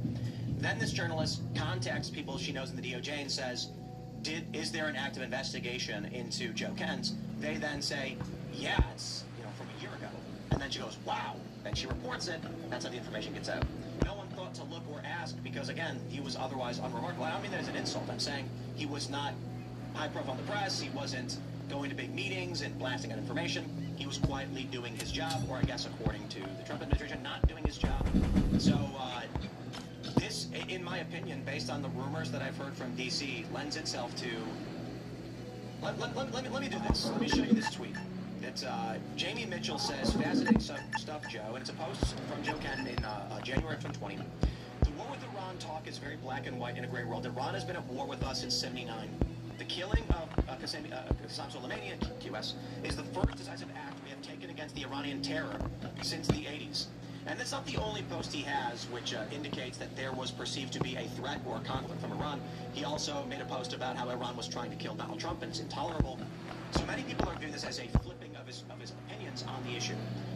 The first thing I'll say is perhaps. The next thing I'll say is, well, you know, people are allowed to change their opinions. But I'll say again, fat stack. considering there's an FBI investigation into him predating his resignation, and the rumors that I'm hearing from the Beltway is he was doing his job, he was excited to be a part of the administration. Let's go back and grab our... They started, like, basically he was not getting the X he wanted, so he felt personally slighted. Either whatever the issue is started leaking or something, got iced out from these meetings, and then decided to resign because he was basically in golden handcuffs. You know, I think a lot of people who have worked in offices, either in a managerial level or in a non-managerial level, have talked with somebody who is upset with their place of work and then wants to lash out, either justified or not. Again, I'm not saying it's true, because I don't know. I'm just saying what I hear from those that are loyal to Trump, and of course you can argue they're biased, is that this guy, for whatever reason, so they weren't including him. He got pissed off because he thought that he should be in these meetings, and so he was having a tantrum, and then resigned and said, yeah, well, you know, Israel made you do it, despite the fact he's been talking about Iran being in conflict with us for a long time. I suppose the other argument is he came to his senses, was granted access to information where he realized Iran is not a threat to the United States, that Israel is forcing our hand, and then in a truly dignified and righteous stance stood up and said, I will not be part of this administration. I'm just going to add the reason why I don't think that's likely is because they already booted him. So for him to be like, I'm resigning, it's like, yeah, they already kicked you out of the meetings. You're already done, motherfucker. According to your sources, right? Like, for example... No, like, well, according to the administration, now my sources were publicly stated, he was no longer involved in these meetings. And now we're learning that he was under FBI investigation the whole time.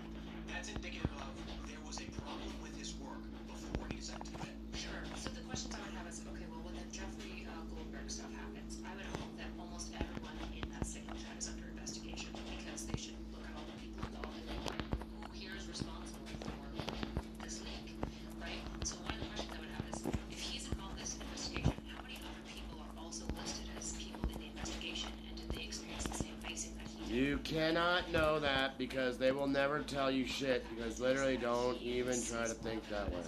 He wants to detach himself from it publicly and politically, and saw the Iran war, which is very unpopular, right, as an opportunity. And he understands that the terms are looking rough. He knows that his legacy is going to end eventually, and this was the easiest route out. And he took it, and then when the FBI saw that, they're now just dropping information that was purchased handwriting. This is what I'm saying. When it comes to breaking news, it could be both of these things. I would agree with you largely. I think that there is a sect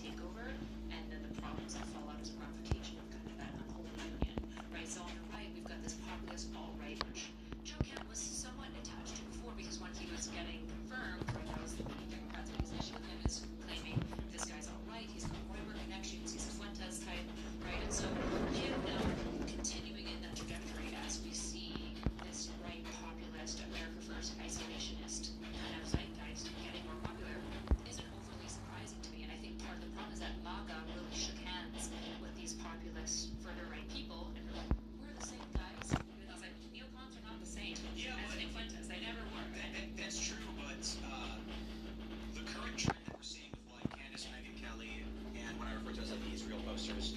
Like Jimmy Dore's a good example of this. He's not a nationalist, America First guy, but he's posting all over. There are many leftists who are on the same page. Annika Spiri of the Young Turks talks about how she watches Candace Owens and she loves her show. This is a progressive. It's like they've unified around the issue of Israel specifically. So, certainly the neocons, MAGA was very different 2 or 3 years ago. It was very different. And so there is a distinction between the America First and the anti-Israel America. There are people who I would argue as a predominantly respected liberal or libertarian that don't want to fund Israel, but Israel is the end for every single issue. And certainly more security and the economy and not spending money on Ukraine. People are just like, nothing matters but Israel. And we've had that issue. Like, you could ask them about, like, there is a raw bar that sells oysters, and then they'll immediately somehow turn it into Israel. Like, you're Mediterranean. Well, are you sure? Yes. And then they'll say, have you ever been to the Mediterranean? And I'm like, why did you bring this up? We were talking about oysters. I'm like, well, because that was Israel. And then you just flip the table over there. What does that have to do with anything? So, I love conspiracy theories, I suppose. What I would say is that it's potentially just an emergent phenomenon.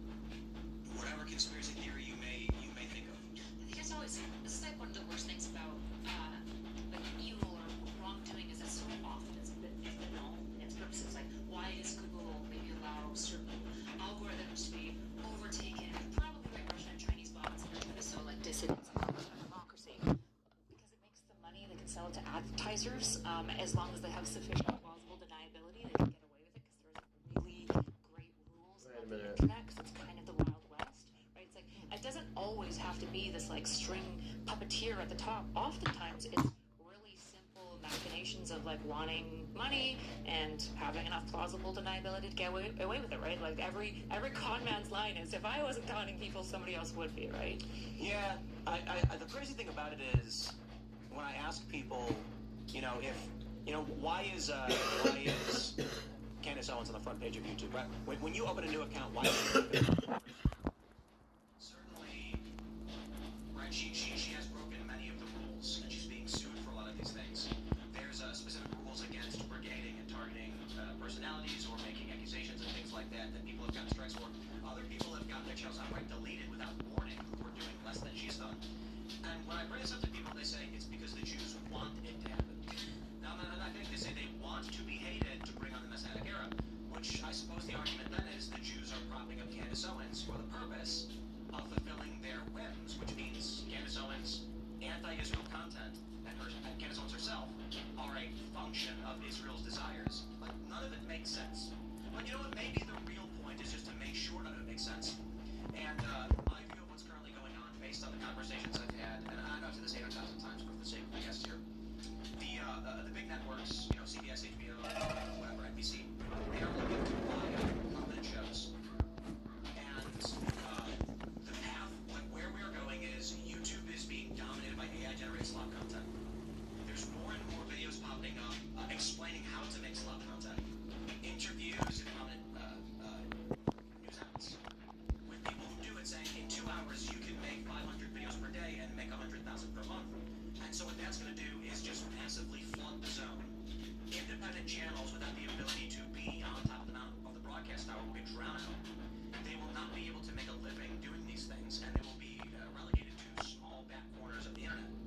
Then the networks are going to buy out the shows they view to be compelling, put them on their apps, and then you're going to have 10 big shows in politics. And it's going to go back to the way things used to be, where you had CNN with 10 million views per night, and no one watched anything but Anderson Cooper, or, you know, at the time you still had Hannity and Rachel Maddow, centralizing all views with a small handful of people, where they may disagree on certain issues, but they all agree on, you know, basically the most important things, which is largely. You think we'll go back? Like the genie's out of the bottle with the internet video. I mean, maybe humans could be lulled back to sleep, but I don't know. Maybe part of us, some of us will. There'll be a resistance that's free network. No, I think what we've seen with many of these YouTubers that are willing to talk about Candace Owens, I think they've proven it to anyone with eyes. These people never had a genuine opinion. They were just making videos about what they thought would make them money.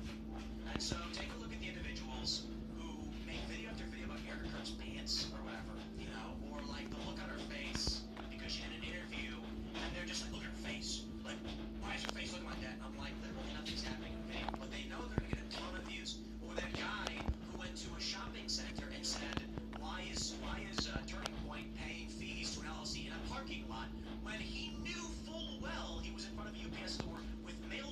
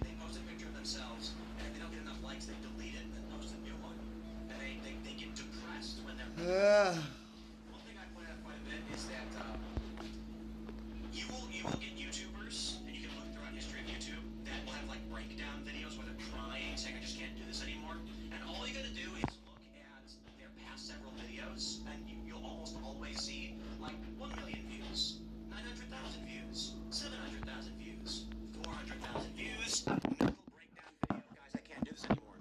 And it's because it's a normal human thing where they feel like I am fighting as hard as I can, but no matter what I do, I'm failing. Instead of just making videos because they have something to talk about and they want to talk about something, they're actually feeling more and more depressed because they're not getting views anymore. It's a sad cycle because the more miserable you get, the less interesting you are to watch. So the people that get sad about being sad, and then their views go down, and they're sad about that, which makes the views even worse. No, I think it's different from that. When they make the "I'm dying and I can't do this anymore" video, they get 10 million views, and then YouTube boosts them in the algorithm again. They make another video, and they're back to getting 1 million views, and they're like, you know what? I'm feeling good now. It's a psychotic machine. You're right about the relevancy obsession. Yeah, PewDiePie just put a video talking about algorithm brain and how everyone's being made to be retarded by these social media algorithms. And he actually made a few points. He said, get a separate device for browsing social media and don't make it. Just always use like a private browser or use a device not yours so that none of your apps, none of your emails, nothing is connected to it. Otherwise, they're going to start manipulating you to see things they want you to see, which is creepy, but that's the way it works. So stop chasing the algorithm, and that growth for the sake of growth is cancer, or can become cancerous. Corporations, the ethos of we must expand I think that's going to change too, because a corporation that just grows for the sake of growth ends up overtaking itself and strangling out its own system. Like, it becomes a machine. Yeah, sustainable corporations, man, their whole sole purpose is to sustain the environment. And if you can live like that as a creator too, it's not about. You mean like a generic environment, like just the system that they've built is to sustain itself? Yeah, to sustain the luxury and the beauty that's provided for you to create what you're, This is why nonprofits don't work, because the function of a nonprofit should be to put itself out of business. But you have a 20-year-old nonprofit with an executive director who signed on 3 years ago and makes $200,000 a year. He's going to be like, I don't want to lose my job. But let's jump to this story. We got more news. It's from Axios. The squad left suffers complete wipeout in Illinois. Heavens me, all the progressives got just wiped out. And here we go, ladies and gentlemen. I got a question for you guys. What do you think Axios focuses on in this article about the progressives losing in Illinois? What do you think is the true subject and focal point of this article? Gay. APAC. No. You are correct, because you probably read it, right? I've seen APAC posting all day. Like, it's Israel. Like running laps. So I pull up an article talking about progressives losing, and these are people who are protesting ICE operations at DHS. But again, welcome to the psychobabble reality, because the whole article is just about APAC. That's it. Now, to be fair, APAC did back a bunch of their opponents, but there's certainly a lot more to talk about than just APAC. If you want to talk about APAC, that's fine. But literally every point in this, like how many times let's just do this. 12 times in this article, look at this. It's so frustrating too, because I'm very critical of APAC, but I'm critical of APAC for the same reason I'm critical of almost every single super PAC. Liberal YouTubers, and it's just really, the brain power you want is not in a capsule or magic lamp. It's in your brain right now. Oh, David Pakman out here is a great example of this. So, several years ago, this was Trump's first term, I made a video for my 4 p.m. Segment saying Donald Trump sees record high approval rate. And David Pakman, on the same day, made a video saying Donald Trump sees record low approval rating, or record high disapproval. And I thought to myself, this is crazy. How could both of these videos, is it the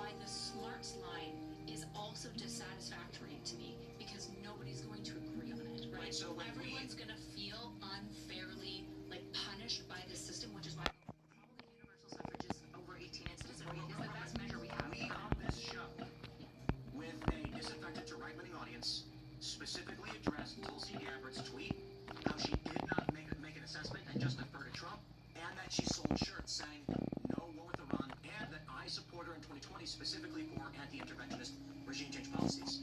Because the people on the right expect the context and the nuance, and it's very difficult to keep them in the same room together. When I pull up, the only person I ever give credit to on this, despite not really liking the guy, is Hassan Piker, that he actually discusses a variety of topics. And his thoughts and opinions on them, even when I think he's wrong or contradictory. And then I pull up the most prominent of liberal pundits, and I'm like, they just make fake videos. Like David Beckham made a video saying Donald Trump poops his pants, which is just like, yeah, that literally didn't happen. And like, if I could get away with that on the right, man, I'd be making 10 times as Your much guys' money. biggest content creator is Candace Owens. She is a liberal. She is on the right. There's no question. She is completely on the right. There isn't I don't know what to tell you. She's for traditional values. She wants conservative fiscal policy. She was pro-Trump, right? Like, she's on the right. She is on the right. She's not part of the left. And what do you have? We have one receipt where she strings together a whole narrative. You barely say she's neither. We couldn't say that. She's either right or far right. But So she's anti-Trump over Epstein. She's anti-Trump over the Iran war. Yep, she's jumped off the Trump ship now. A long time ago. Is Nick Fuentes left? 2 years ago. Nick Fuentes has been advocating for voting Democrat for like 4 years. No, actually, he advocated for voting for Trump, and only with the Iran stuff, he's swapped to Democrats. Would you actually try to say that Nick Fuentes is... Nick Fuentes said not to vote for Trump, and he also said don't vote for J.D. Vance, and now he's explicitly saying vote Democrat. Yeah, because he wants to be a Democrat or a liberal. Well, he's definitely on the right. He's far right, because he's a theocrat. Well, I will just... The first thing we should clarify is what does far right mean? So that we understand what we're saying. When I say far right, I basically mean they are probably going to share a lot of cultural values of a lot of conservatives. They're probably going to be pretty critical of trans stuff, might be critical of gay stuff, although obviously conservatives very want more gay stuff, right? So they're going to be right on this culture war stuff by and large, like more traditional values, right? Nuclear families, and then when you're getting to the far right, they're going to be accelerationist and usually like anti-democratic. Maybe you want to take away. So it's fair to say then, if that's your view of the right is completely fractured. Yeah, I think the right is And the left is largely not. The left is very fractured because we have communists. We have like the communist socialists that want to take away property rights. And there's this huge question of right now on the left of being like so among the like prominent left YouTubers, Twitch streamers or otherwise. So we know Nick Fuentes. He gets 50K concurrent viewers on his show. I'm talking about right wing. Yeah. Sorry. So Nick Fuentes, he's an element of the right as you described, and I'm not saying I disagree.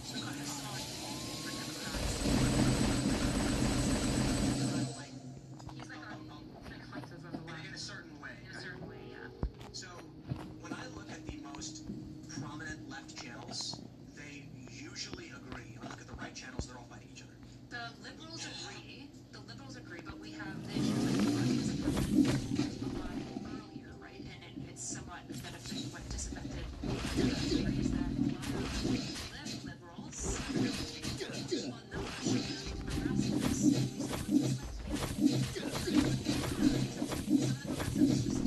It's an aesthetic, but a lot of them were communists who were like, yeah, we want to take away private property rights. And at some point the liberals go, hold on, we're actually not like you because that's a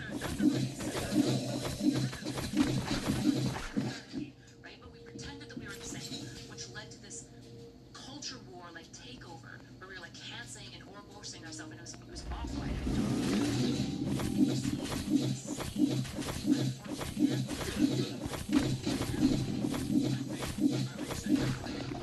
Shook hands with people who are for things that people don't agree with. Yeah, like theocrats. I mean, not good. Tucker Carlson claims criminal referral was denied it. Trump says Tucker's lost his way.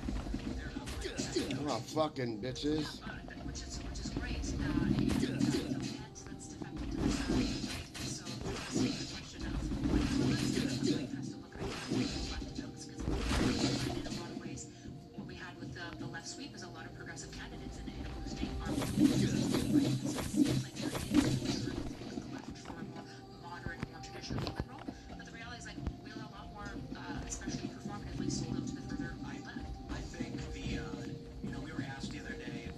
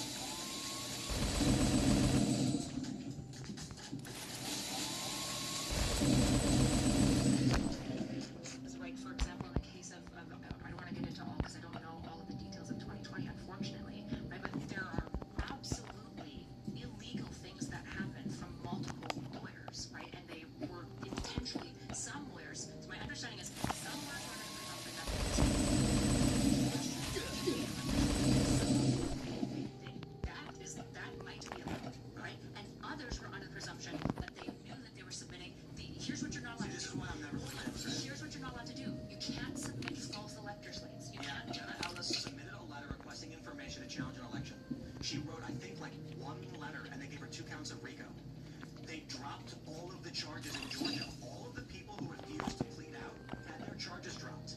This was insane. You take a look at the charges against Trump in New York over fraud. They said that he falsified the records to secure more beneficial terms from Deutsche Bank. What were the terms? Apparently, in one of the filings, they argued that Trump had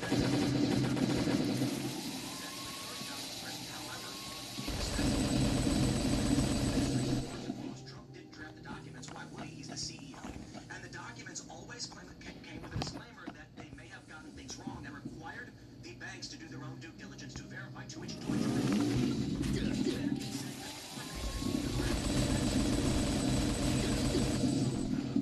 accepted. They called that fraud even when Deutsche Bank testified, we were not defrauded, we cleared we made money, and we would love to do business with Trump in the future. Yet you go to Democrats and they say Trump was convicted and found guilty of civil abuse, liable for civil fraud. And I'm sitting here being like, man, I followed that case. It's insane. You take a look at the falsification of business records, which for the first time in New York State history, there was a claim of falsification of business records without an underlying crime found unanimously by a jury. So Ellis drafted not just a memo, but a memo very explicitly and specifically outlining how she planned to overturn election results, right? Not just question the results, but to overturn them directly. Yes. With knowledge of falsified elections. No, that's an argument that was never proven in court, and the charges are all dropped for everyone else. Now, she pleaded guilty to that because she was terrified that the machine had come to put the boot on her neck. So tell me why the charges were dropped for everybody else. And I'm sure the Democrats will just say because Trump put pressure and won the election. What I'll say is this. Trump was accused of falsifying business records. He got, how many felonies? 34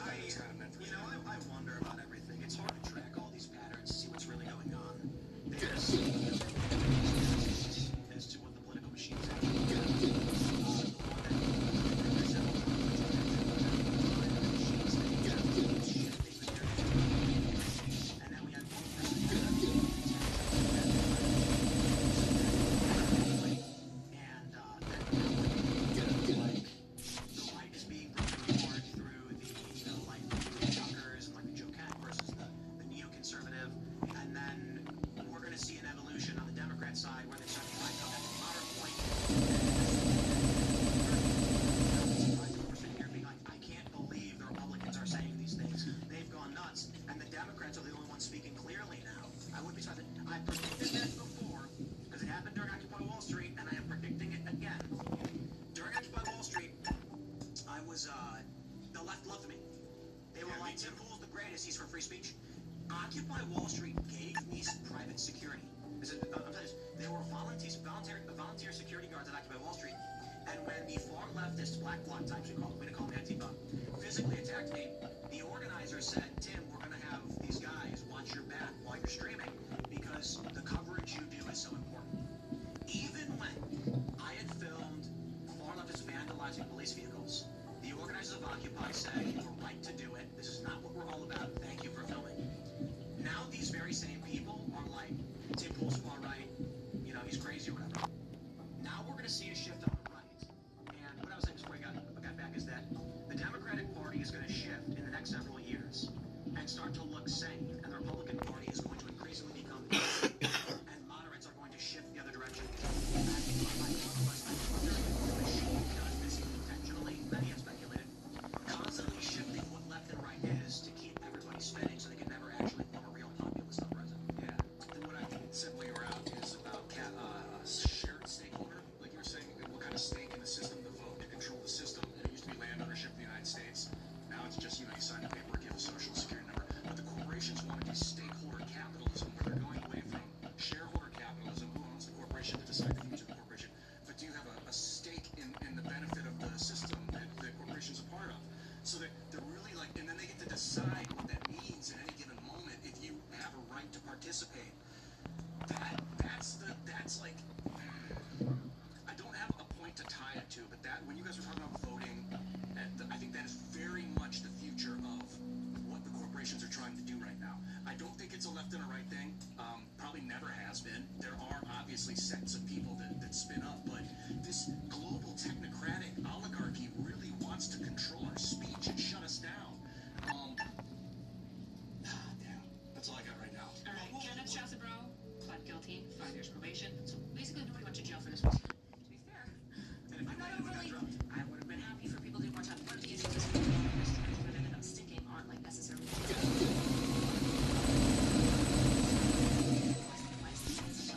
Fired, right? There was a lot of misdemeanors. There was also a lot of immunity deals that happened, right? Ellis entered in cooperation agreements and had all the charges dropped. Yep, but like entering into cooperation doesn't mean she didn't do anything wrong. So when people plead guilty, that proves they did something wrong. That's not what I'm saying. Have any of these cases been proven, or are they just plead outs?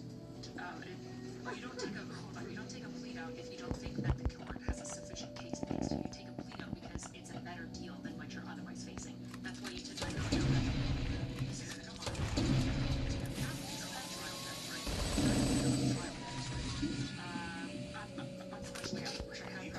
The majority of people plead guilty regardless of whether they're innocent or guilty because of what's called a trial tax. The trial tax. You're doing manifestation. I see so many Shut the people fuck up. They try and change their life. They try and manifest a Tax is a trial tax. Yes, it's a known facet in U.S. law that the judges will intentionally give you harsher penalties if you try and fight. So if they come to you and say you're getting 40 years,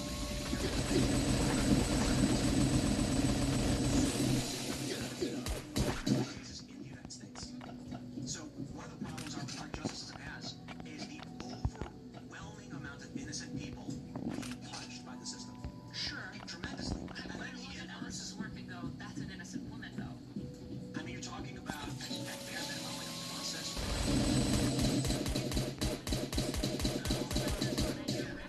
Not just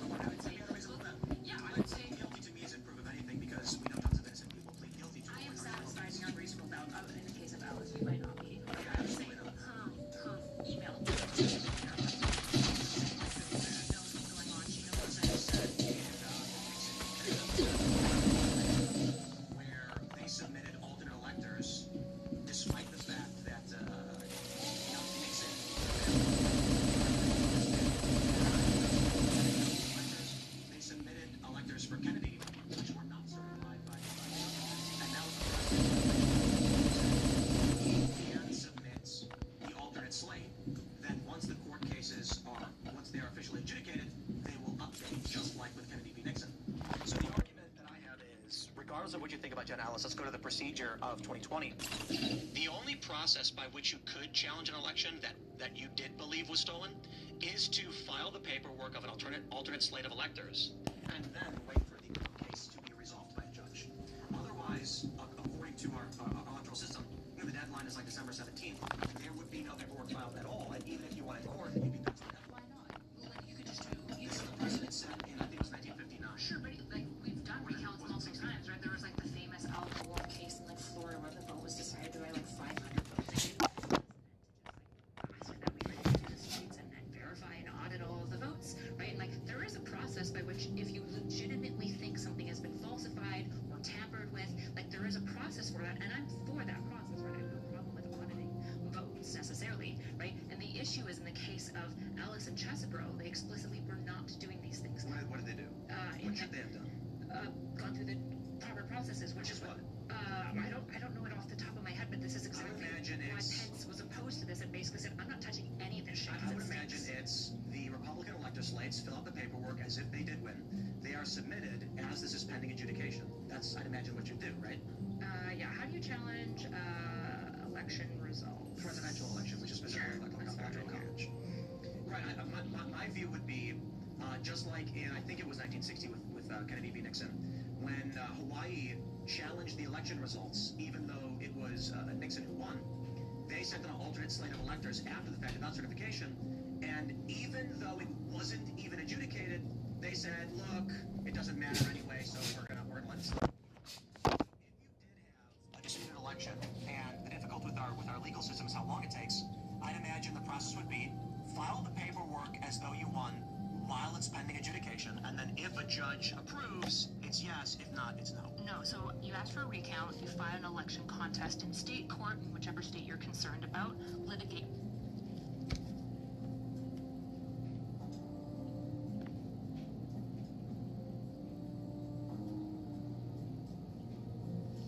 Delivery guy.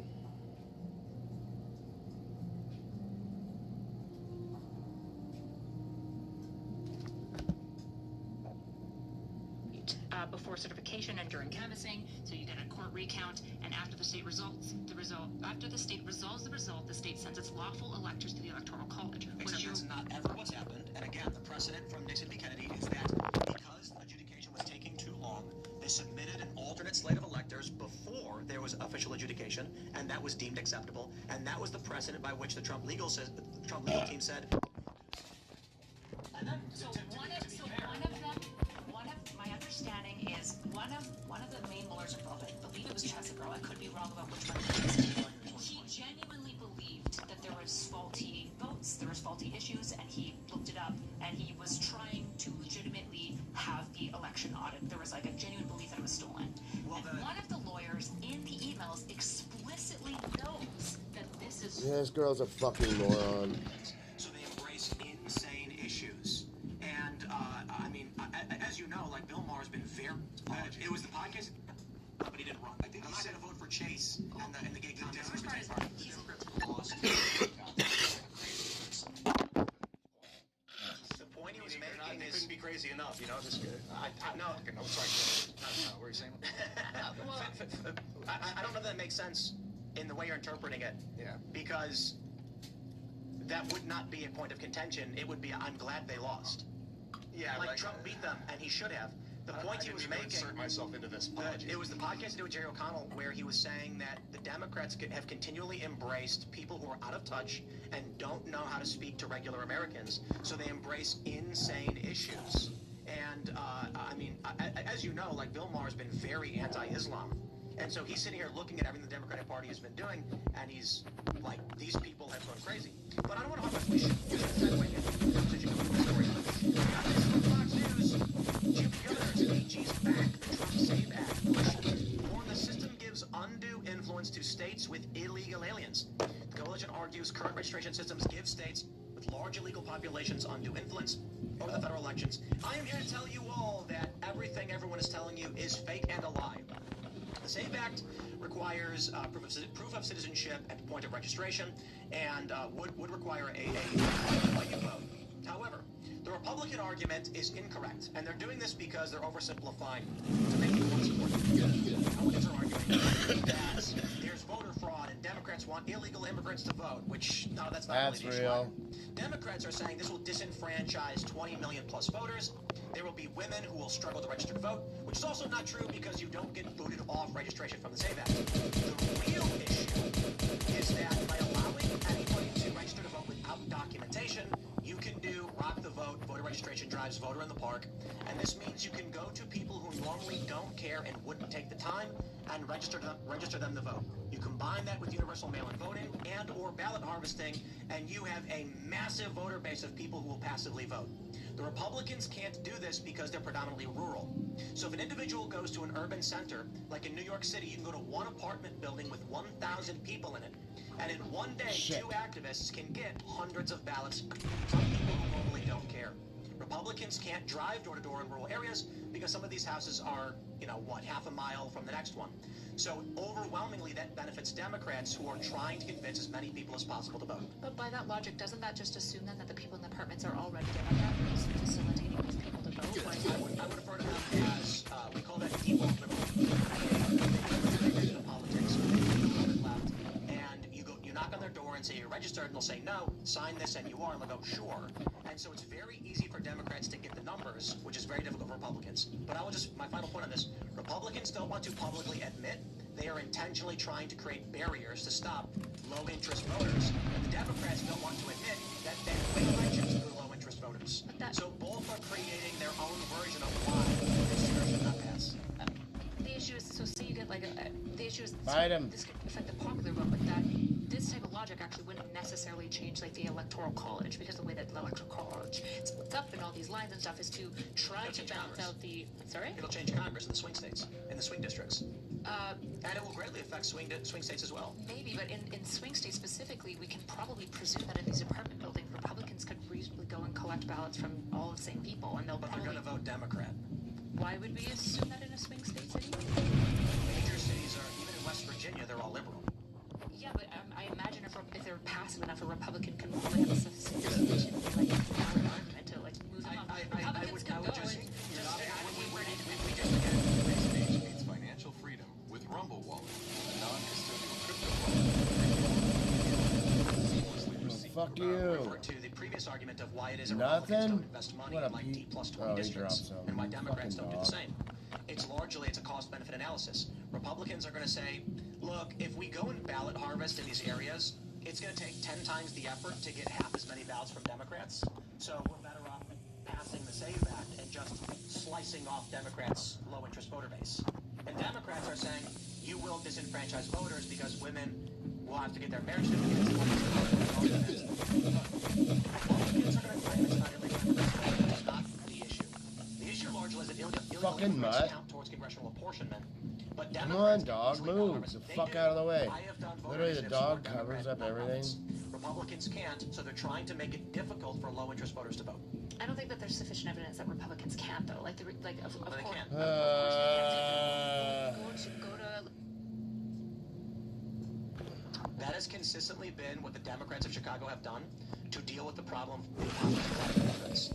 How about the policies of redlining and blockbusting in Chicago? Redlining literally comes from Chicago's redlining. The cultural practice at the time under the Democrats was to force black people to live in impoverished areas, and they would sell their property outside. The Democrats do not create policy that benefit these cities. In my experience, growing up in a city that was run by Democrats for 100 years, you couldn't do anything because the processes by which they collected the votes made it possible to actually change the system. Los Angeles is a great example as well, where they have the worst homeless problem in the developed world. Yet for the life of them, they just keep dumping money into the homeless industrial complex. A series of NGOs and government programs that dump money to corrupt individuals. What percentage of homeless people in California are even from California? Do you know? It is actually a minority. Homelessness in Los Angeles is that the weather is nice and it attracts homelessness. And they have, so it's not just that. I actually, from Edmonton, where I'm from, we have one of the largest homeless populations in Canada, despite it being one of the most northern major city in. Holy fuck. It's a red city. Oh, interesting. But we have huge, we just have an incredible nonprofit sector. It's actually where my husband and I met, is working for the same homeless shelter.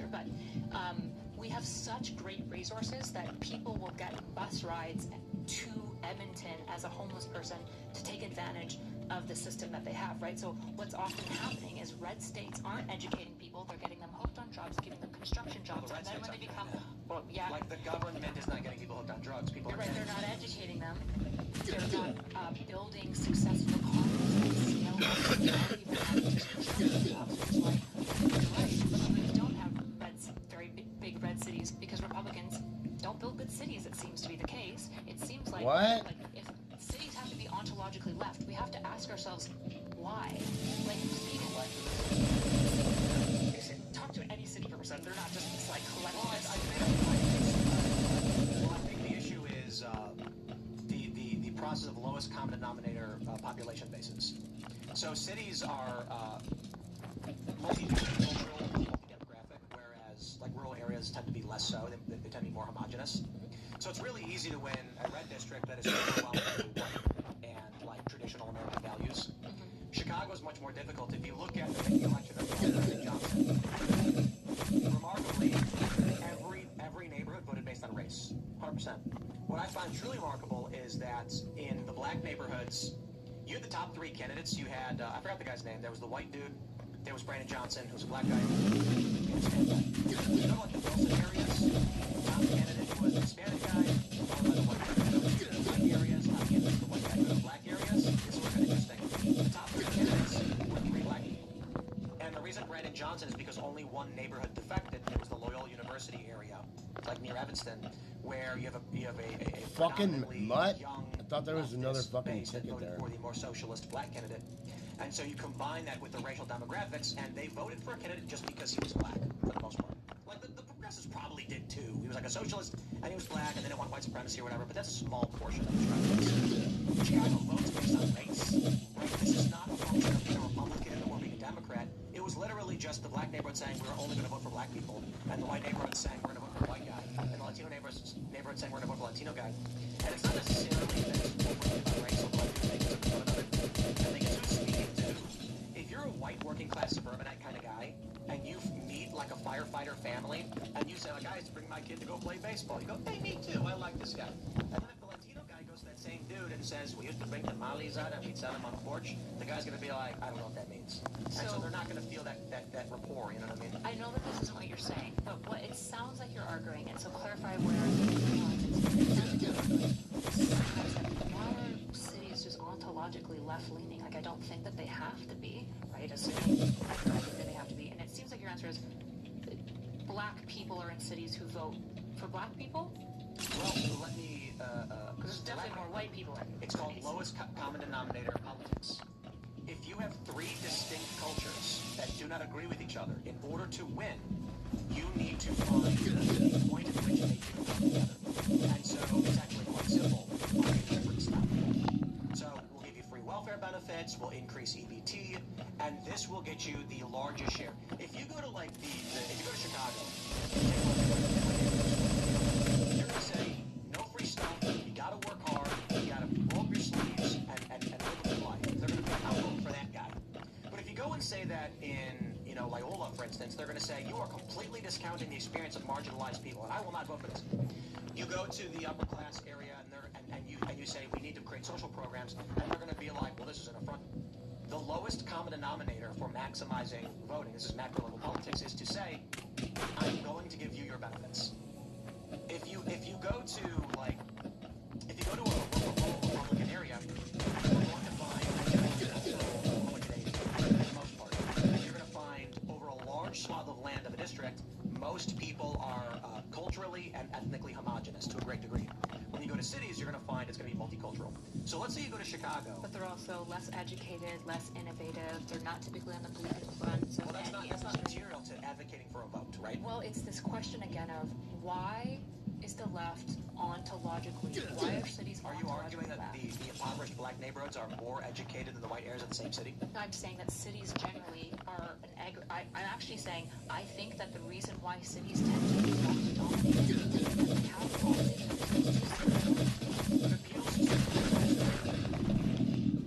except apparently rural voters. Right. Just like too smart to do it, or because you do you understand macro level politics? I understand you're saying they try to make generalized policy. I slightly disagree because they don't say we want to give you your benefits. They try to go which policies are popular right now that will capture common denominator. Yeah, so housing. Which policy connects every group of people? As much as possible, yes. So again, of course. in a rural area, they need only go apple pie, and they go, woo, and they can go up there. You say America, people are going to be like, easy peasy, nigga. Another nigga. guy's going to be like, I've been American my whole life. You can't say. So they say, tax the rich, because that's not you. So they say, we want to do programs, and then people go, how are you going to pay for it? We're going to tax the rich. And then look what's going on in New York. Actually, we should pull up what's going on in New York. Where are the richest people in the world? Cities. Bye. Cities. Yes. No. Cities, actually. We know of. Let me Wrong. It's not the richest people in the world are not in cities. Challenge this. We have this story from the New York Post. Desperate Hochul begs wealthy New Yorkers to come back as Mamdani pressures her to hike their taxes. They say Kathy Hochul is begging wealthy New Yorkers who fled the city to encourage their rich pals to come back and continue padding the Empire State's lavish public handouts. Hochul made the case against caving to Mayor Zohran Mamdani's demands that she hike income taxes by saying she not only wants fat cats to stay in the city, but also by clawing at those who have moved to states with better business climates like Florida. Hey, I'm one of those people. Wait. I left New York for a variety of reasons. Not entirely because of high taxes, but that was a component.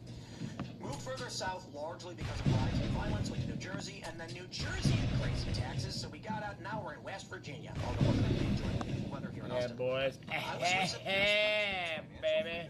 With Rumble Wallet, a non-custodial crypto wallet where your God, fuck off, commercials. As I've explained quite a bit, there are big investors and media companies looking to buy out podcasts and get into the space.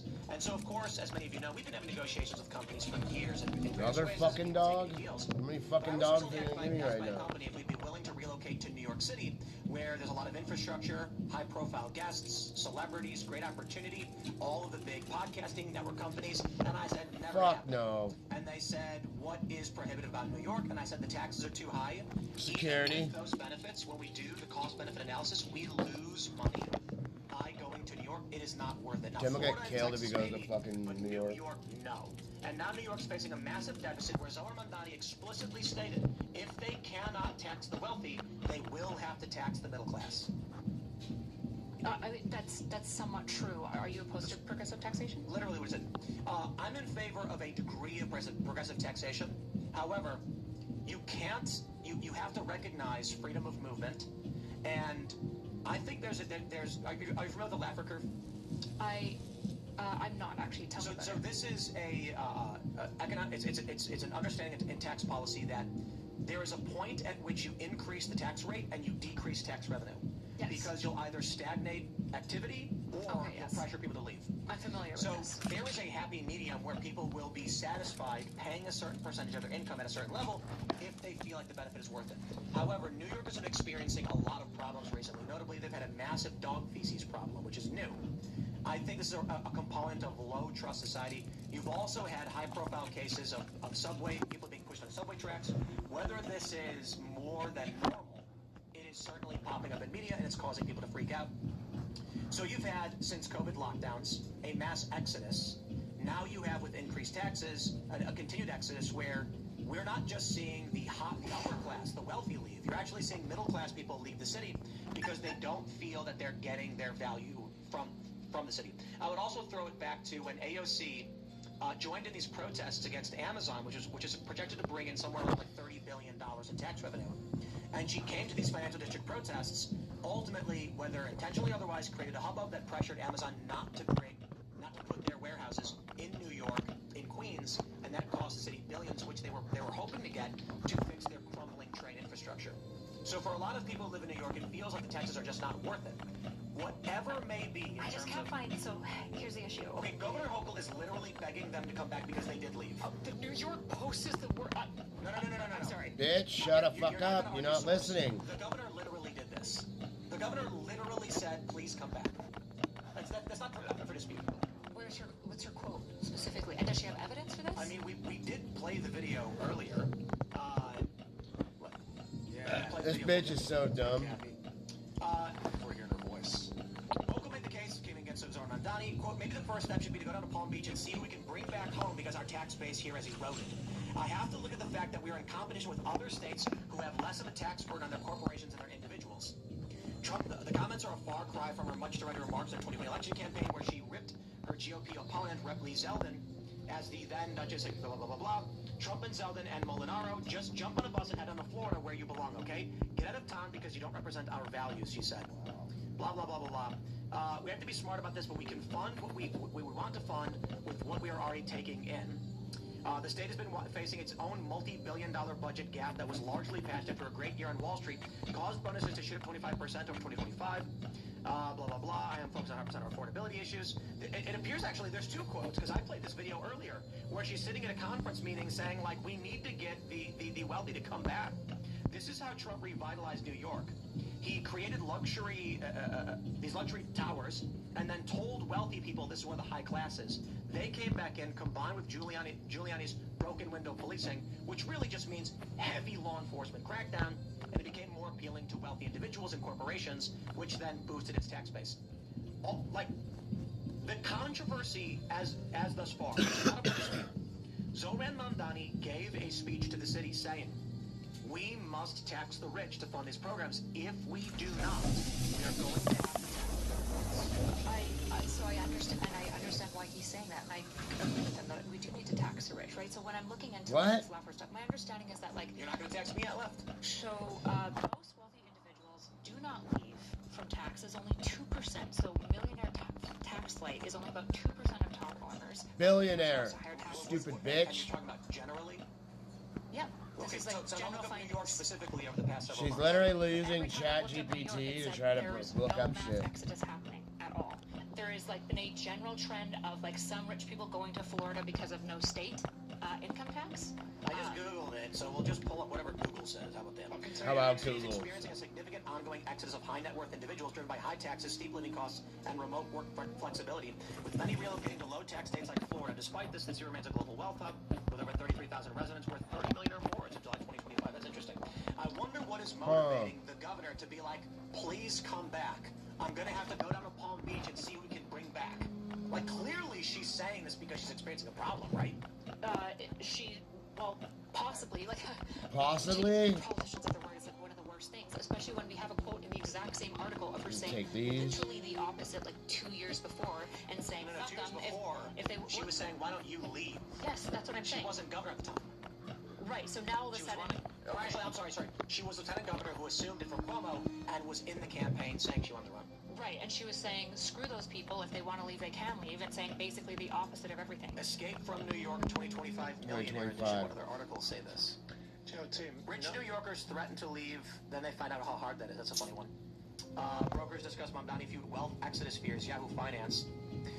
The Center Square, Mamdani's tax plans could exacerbate, So, like, one of the issues you have to think with why people move, right? Some people do just move purely for wealth, but a lot of rich people have families, they have kids, they have plugged in, they have all of Dude, they don't care. Dude, taxes are taxes, you dumb cunt. This bitch is so stupid, she's never ever had money. If you tax the rich, yeah, they might, like, move elsewhere, which would just make a better argument for greater federal taxes, but that's the Canadians speaking in me, right? But at the is end Hochul wrong? Is who? Is Hochul wrong? Are, like, they not leaving? Are all these articles wrong? Are they not leaving? I suspect it's to be disputed, right? Like, all these articles are wrong. Well, the all these articles are wrong, huh? The articles here are saying 2%. That's not an exodus. No. A general comment on cities, right, where people may or may not leave. Yeah. It's not the same as literally me pulling up a series of articles where they're like, the wealthy are leaving. Exodus. That's a really sexy. We're talking about news articles versus a data-driven thing that's saying here. Which is not material to just New York City. Sure, it's actually looking at the taxing principle New York broadly. City, right? Would you say that this policy of taxing the rich would make them leave would hold true regardless of whether it's New York or if it was like Palm Springs? We're just talking about New York. So are you denying that the data that I'm showing you that is not from... I'm saying it's not material to a conversation about New York. How is generalized data about this principle not going to be applicable to a city in which we're talking about the same principle? New York City is experiencing a wealth exodus, yes or no? It seems like no. It seems like calling it an exodus. So these articles are just not correct? Yeah. Shocker. People are fear-mongering. It sounds like some people are leaving. Uh-huh. But it looks like it's at about a 2% rate. The governor fell for fake news. I don't know what she's doing. Maybe she fell for Why fake. is she saying we need to bring these people back? It could be a multitude of reasons. This is why I'll never vote Democrat. Why? Because I'm going by data instead of headlines. I'm just reading the news. You're reading headlines, and I'm reading and the governor's own statements. And the only conclusion I can come to when the governor says, please come back, and the news reports say they're experiencing a wealth exodus, is that they are. So if the governor says trans kids actually need to transition, we just believe the governor now because the governor said it? When the governor says we have a budget shortfall and we need wealthy people back, I go, wow, that's interesting. That's not what she said. She just said we got to go down to Palm Springs and bring them back. Palm Beach. I got a Palm Beach, question. whatever. California. Specify, is it 2% of the top earners left or 2% of the wealth is gone? No, 2% of top earners leave. So That's what the study percent showed. of the New York economy was commanded by that 2% of people? Well, I'm not sure. I wouldn't be surprised if it's significant. Probably like the top, like say we've got 100 people, right? And 10 of them are the top earners, and 2 of those people leave. I wouldn't even be surprised If you can't manifest abundance, there are 3 simple reasons why not. So what's interesting is that the ancient cultures around the world knew how to manifest abundance using this ancient frequency secret that I'm going to share with you. It's something to do with the number 8, and it's to do with the frequency of different sounds. And once you know how to use this, it's so powerful. It's so interesting and fascinating how this works in your mind and in your body, how it helps you and changes the way you manifest. This is really the most powerful tool you can use, and you really need to be using this if you are trying to manifest anything, whether that's abundance, the love of your life, an ideal career situation, whatever you're trying to manifest, you need to use this frequency secret. The ancient Egyptians knew how to use this. It's something to do with the number 8, and as I said, I've made a free video that will explain exactly how. Shut up, you Just tap the fucking button below this video. dipshit. Top earners are the ones that leave, necessarily, right? But the issue is that calling that an exodus is overinflating the issue. It makes it sound like millionaires are packing up their rich, blonde, beautiful kids into their beautiful Land Rovers and they're driving down to Florida en masse. And that's not happening. What's happening is probably a select few of the top performers 6%. that probably... Sure. Between 2019 and 2020, the number of New Yorkers earning between 150 and 750 fell by 6%, while the number of true high earners dropped by 10%. Wait, it fell according to the city's because of independent budget office. This erosion matters because the city's top 1%, about 41,000 filers, pay more than 40% of all income taxes. The top 10% pay about 2/3, which means the remaining 90% of taxpayers contribute only about 1/3 of the city's income tax revenue. When even a small share of these high earners disappears, the impact is seismic. So recent migration trends confirm the damage. More than 125,000 New Yorkers have fled to Florida in just the past few years, carrying nearly $14 billion worth of income with them, according to the Citizens Budget Commission. About a third of these movers, more than 41,000 people, went to Miami-Dade, Palm Beach, and Broward counties between 2018 and 2022. Those escapes alone stripped New York City of an estimated $10 billion in adjusted gross income. When money and mobility align, no amount of political rhetoric can stop people from voting with their feet. Into this fragile situation steps Zohran Mamdani, and et cetera, et cetera. So the top, did you say it was the top 2% of earners left, or how did you phrase that? The top 2% of the earners in New York Of the left? top earners, 2% of them leave. Okay, well, according to the city budget from New York, is that like 95 to 100 top earners? Do you have that data? I'll have to look for it. The data points kind of defunct until we can figure that stuff out, because if 2% of the people left and took 40% of New York's GDP, that's an exodus. That's a legit, catastrophic change. It's an exodus to the budget, but it's not an exodus to people. Correct. Right, but the issue is that when we're talking about this, what we're making it sound like is that people en masse are moving. What we're really saying is the richest of the absolute rich won't share the pie, and if anything gets hiked up on them, those people, select individuals, leave. Since April 2020, New York City has experienced a significant population decline, losing nearly 500,000 residents, or 5.3% of its population, in the initial years following the pandemic. As population outflows slowed in 2022, the city saw a net loss of 216,770 residents in 2023, largely driven by domestic migration. They did recover a little bit in the past year or so. But that's not I think, only from taxes, right? No, that's everything. That's yeah, everything. because So we are housing prices. we are seeing mass migration. So I'll say two things. Sure, for housing and stuff. So I'm not surprised. Shut up. In New York. We're gonna try and grab. Sorry, I don't mean to interrupt you, but I'm gonna try. I want to say a couple things, and then we gotta get some of these Rumble rants and chats. We'll go a little bit long because I enjoyed the conversation. So I work 16 hours a day. Today I will have recorded 5.5 hours of content. I record more podcast, talk radio, whatever you want to call it, than any other person on the planet. Now, that's just being hyperbolic, because there's probably some dude in this room who talks for 8 hours. I was gonna say, except Victor, right? But, and people say Hassan streams for 8 hours, but he doesn't actually talk for 8 hours. I actually have hard, straight talk for 5.5 hours, which is about 8 or 9 hours. Well, it's about 8 or 9 hours of like research plus talking. So I work for about 16 hours a day with business stuff. I lose money by doing it because of progressive taxes, which has driven me to the point where, like, my wife and I had the conversation about, like, we probably shouldn't anymore, but, you know, like, what would make this work? So here's how it works. The first 8 hours I work, I make the bulk of my money. After this, we decide to do Timcast IRL, in which I'm working for 16 hours, but I'm a salary-based individual, and then, of course, we have our profit margins. Because I pay more taxes after a certain amount, that means the more hours I work, the less amount of money I make. If I stop working these hours, 30 to 40 people will lose their jobs. However, I'm looking at a diminishing return on working these extra hours. I would be rich if I didn't. This is the problem with progressive taxes. Should these producers and personalities who work in this industry lose their jobs because the progressive tax system is punishing me for working extra hours? The assumption with the taxing the wealthy is that these are people who are just, they're working 40 hours like everybody else, therefore they're earning a salary and they should pay more. When the reality is, at least for me, I'm only making more money because I'm choosing to work 80 hours a week or more and getting punished for doing so. That's crazy. That creates a perverse incentive which would tell people not to run their businesses, not to work. And for that reason, I largely disagree with, I would call like higher end progressive taxes. They just create a challenge because there are some people who barely work at all and make a ton of money.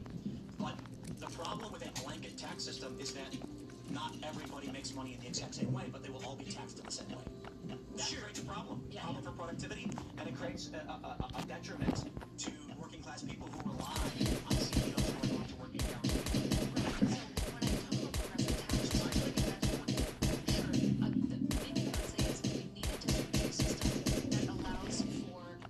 Seem to have as a distribution system where there's like a K going on. That's what a lot of economists are calling it, right? You're either getting poorer or you're getting richer, and there's a diminishing middle class. What I want is actually a taxation system that is most incentivized for the common man. I want the middle class to have the tax system built around them. Actually, I think that would be the best. I think that there should be way more tax credits. What middle class? Middle class earners, small business owners, these types of individuals, and there should be a lot more scrutiny looked at corporate businesses, right? For example, if you've got a corporate like Walmart or these like major companies, and their corporate profits have gone incredibly high over the last few years, but their wages have stagnated for the past 5 years. We need to look at that and figure out a way to redistribute that. Maybe we find that company and we just force. Maybe we don't need to do all more taxations. Maybe we need to force companies to pay workers more. I completely agree that, like, Facebook making $160 billion, they should be taxed on it because we just need money to blow up brown people. More Ha ha ha! pay their workers more. We were No, talking not at all. after the fact is that the money is going to go to the war machine. You get corporations. How about we reallocate the existing tax infrastructure and figure out after that if we do need to raise taxes? Sure. I mean, you're saying taxes should be punitive. No, I want them incentive based. Like, for example, I want families to be able to claim things like gyms, public. No, I agree. I would try. Forgive me for interrupting. But real quick question. Do you think we should stop funding like massive military budgets and stuff like that? I think we need some military budget, but I don't Sure, I agree. But like, it's kind of a lot, right? $1 trillion. Probably the issue is I don't have a good idea of like what military budget was necessary in an age of like China and Russia, because we need to be stronger than them. Are you in favor or opposite of the Iran war? I'm opposed to the Iran war in how it's handled. Do you think that I'm not opposed to the killing of the Ayatollah? We should reallocate? We should basically look at where the tax money is going, and then assess whether or not we are wasting money. Waste, fraud, and abuse tends to be the term, but I don't like that as a single issue because, you know, maybe we don't need such a big military budget. We want a good one. Don't get me wrong. But would you agree that we could probably reallocate the existing tax base, like tax revenue, to better things? I'm sure there's many areas I would happily. I think the solution is we do that first, and figure out where we need to tax more if we need to fund other things. Because I feel like we can probably find a bunch of missing money from waste, fraud, and abuse, but also programs we don't like, and then be like, hey, we can put that money towards things we do like. Sure. Then after that, we might not need as much tax as you think. This is why I hated Doge so much, is there was this opportunity to properly audit government spending and ask the questions of where they went, and they didn't reduced the deficit, they chainsaw hacked, they destroyed U.S. aid, which was especially AID, you dumb if cunt. you're dovish, which I believe you are. Dovish? Dovish? Dovish. Yeah, like not war hawk. So Trump is a hawk, right? If you're you're saying I want. It probably means you probably prefer diplomacy. If there's any foreign intervention, She doesn't even know what it fucking means. you probably prefer soft power. Oh my god. I'm assuming. I would argue that I'm like, if I don't want to say left or right. Let's say up or down. If up is dovish and down is hawkish, I'm just slightly above the center towards dovish. Yeah, that's kind of what I presumed. I don't think you're an extreme on. I'm sure you understand some. Yeah, I understand World War II happened. You know, Hitler. And the Ayatollah was not a good guy, and I don't write that shit too. Exactly, and neither was Bashar al-Assad. Free speech means financial freedom with Rumble Wallet, a non-custodial crypto wallet where you're in. I agree. We're going to get some of your Rumble rants. These debates are always fun. Rumble rant. We're going to have the uncensored portion of the show coming up, but we'll try and get as many of these as we can because we're, I'm sorry, I was enjoying the conversation too much. Gonzo says, we'll come back to watch, but wanted to follow Timcast tradition. My wife is currently being induced. Welcome to the world, Cody Gonzalez. All prayers are welcomed and appreciated. Congratulations. Baby. Do you want me to read the mean ones? Sure. Dan Vicious says Kyla is face quirking from all the amphetamines. Amphetamines? I don't know what you mean by face. Adderall. I posted this on X earlier because people comment that I'm on meth or like Adderall. And I'm like, I take it as a compliment because I've never done any hard drug. The worst thing I've ever done is smoked pot once when I was 16. I didn't enjoy it. I don't drink, don't smoke. I have no tattoos. No Adderall. I have a cup of coffee every morning around 8 a.m. That's it, a single cup. And then I don't drink coffee after 10 a.m. It's just that I get him so high when I'm sitting next to him, he gets all stimulated. And actually, the secret is Ian's got a cattle prod, and when I start getting tired, he just walks in and shut up. No, he says talk more. Go. So it's like, I'll record my first segment, I'll be like, Ian, I'm just so tired. I'll go, shut up. 16 hours today, Tim. Let's go. Sleep says, to keep the tradition going, I'm in the hospital with the, and the wife is pushing baby girl number 3. Help, I am now massively outnumbered. Too many babies. A lot of babies on the super chats. It's a tradition. People, for some reason, people have decided to make a meme trend where when their wife is giving birth, they go on and chat like, it's now, we're doing it. That's very cute. Well, congrats on the baby again. J-Dev says, so according to her, to be right-wing, you are just against the alphabet people. She's literally half an inch deep puddle on politics. I'm sure if you debated me anytime, I'd happily slop you up, okay? Let's see. What did Ian just look at? Right-wing, you are just against the alphabet people. She's literally half an inch deep puddle on politics. I'm sure if you debated me anytime, I'd happily slop you up, okay? Ian's like, shut up, don't say anything. What is this? J-Dev says, it's funny watching Tim debate against not-so-erudite. ChatGPT. Good one. Were you using ChatGPT during the debate? No, for the most part, if I use it at all, it's usually to just like search for resources. I'm mostly on Google looking for like articles and stuff. I like ChatGPT during. I mean, I have no problems with it. It's transparent. Frankly, if anyone's actually like looked at ChatGPT, I once tried to use it for debate prep to be like debate me on my ideas to see what my opponents say. It's trash. It's like garbage at debate. Yeah. Badmouth Bandit says, did you see James O'Keefe put a video out undercover as a homeless man on Skid Row, catching petitioners paying homeless people for signatures and paying them to register to vote? Indeed, I did. And guys, like I worked for. Do you know what the PER groups are? The group, it's redundant. It's the public interest research groups. It's a series of nonprofits, and they had me go out and do voter registration. And, like, literally I walked up to people who are like, I don't know. And it's like, well, just sign up anyway. And they're like, okay, I guess. Like, these people don't pay attention. They don't care what's going on in the world. I think that in order to vote, you have to sign up for the selective service, men and women alike. Then you get a voter ID card after you do, and then you can vote as you see fit. All right, let's see. Lechef says, there's no mass exodus, just a steady stream of the richest people leaving. That means you're wrong because I'm arguing a term you didn't say. Semantic BS and avoiding context on purpose. Uh-oh. YouTube. Super Kids crashed. YouTube always crashes. I swear, like, YouTube's been shadow banning the show. Yeah. Like, everybody's complaining about it. Weird that there's a super chat bug with YouTube, and it hasn't been fixed in 3 years. Is it because most shows don't get 50 500 super chats in a night? Is that No, why? it's because You're nodding? YouTube controls who is seen and who is not. A year ago, YouTube had us on the front page. This is crazy. Like, if you went to YouTube Live, we were the default live show. Someone clicked the button, and then someone else got pissed, and then dropped the hammer on us. You guys gotta understand, if you fix that bug, you're not gonna eclipse the level that we're at. You need to, I don't know what the problem is, but fix it. It's been 3 years. Okay, I'm cool. All right, let's grab some heat. What do we got here?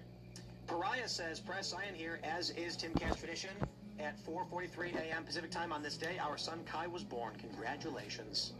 Good job, man. Congratulations. Way to push yourself out. This is a cute tradition. I like this. All right, I know, it's all over the place. S.A. Federale says, listen, I never heard of this Kyla hottie and left to watch the last YouTube I could find. Jesse Lee Peterson questioning her is the funniest thing you'll ever watch. I'm still laughing and choking. Cheers, fam. That was a very fun interview. He's a funny guy, but it's like he's unassumingly funny. Yeah, hell him on. Does he travel? I think he said he wasn't traveling, but we should. Only the Truth says the rich are leaving California because of a new proposed tax. Indeed, we saw the Starbucks guy leave, and Starbucks is relocating to Nashville. They're moving a good portion of their Starbucks leaves left Seattle. And, right around the time that they announced they're going to be putting an income tax on high-income individuals. I was going to tell you, I had, in my, just anecdotal, 9 families from my area in Los Angeles moved to Texas, to the same area in Texas. So there is an exodus. I mean, you could say it's anecdotal or not, but that's 9 families. I mean, we like I said earlier, we were asked by a production company if we consider being in New York, and we're like, no, 13.7% or whatever it is, because you've got city, state, and federal combined. I'd be paying like 60%. It's nuts. And for what? What would you get out of it? I don't know. A dude pushing someone on the subway tracks and like dog crap on the sidewalks. I don't know if this should be our approach. So there's a sweet spot here. There has to be, right? Taxes shouldn't. Your question to taxes shouldn't just be, well, what do I get out of it? Because part of the point of taxes is we all get something, right? We don't get anything. To pay a certain amount of taxes, so that if my employees have some sort of nightmare in the future, they can claim an unemployment and like have a life raft, right? Wrong. There are good things That's not it. That's not it. I disagree. I think this country would be way better if people were just voting based on self-interest. Wait, that was my argument. I know. I'm glad you caught that. Yeah. That's so exploding. Uh-huh. Sure. So yes. The wealthy people should say, I am going to vote based on what benefits my life. They do. The issue is that they're... Well, they do. It's just that they're always going to be outvoted by common man interest, right? And so this is why I said there has to be a sweet spot, right? Tax the rich doesn't mean I'm not for. I would never be for like a 90% tax on rich people. I think that's silly. I think it's a bad progressive talking point. But like land value tax, for example, is so much better than property tax. It's genius. You need to punch you in your face. Property taxes basically disincentivize you from developing property, right? Because if your property gets better, they charge you more just by you contributing to society. Right. Land value says you can develop it as much as you want, but if that piece of land, say you have 40 acres and it's in downtown LA, you're going to pay out your ass. Yeah, you don't get 40 acres downtown. Land and you have a lot of it. Whereas if you have 40 acres in bumfuck nowhere, you're going to get taxed almost nothing. So you're saying like the government should appropriate people's property? No, it's very much the opposite. It's saying we decide how much value a piece of land is worth based on its location, based on the size of plot, and you get taxed on that instead of on property value. Inflation, because if you double... Let me finish the question. So, are you familiar with like how property breaks apart and how value taxes are government appropriation? So I'll just explain it. So you have 50 acres in 1800, and you're in an empty area that no one really cares about. Yeah. You do a little bit of farming there, but 50 acres isn't really enough to do any kind of substantial farming. And it's a relatively small plot for back in the day. Mm-hmm. You build a house, you die, your kids get it. 1900s come around, and there's some development around your 50-acre plot of land, and so the value has more worth now because of the existing businesses. So what used to be just kind of wilderness trash actually is reasonably valuable for anybody who wants to develop, but for the most part, they don't think about it.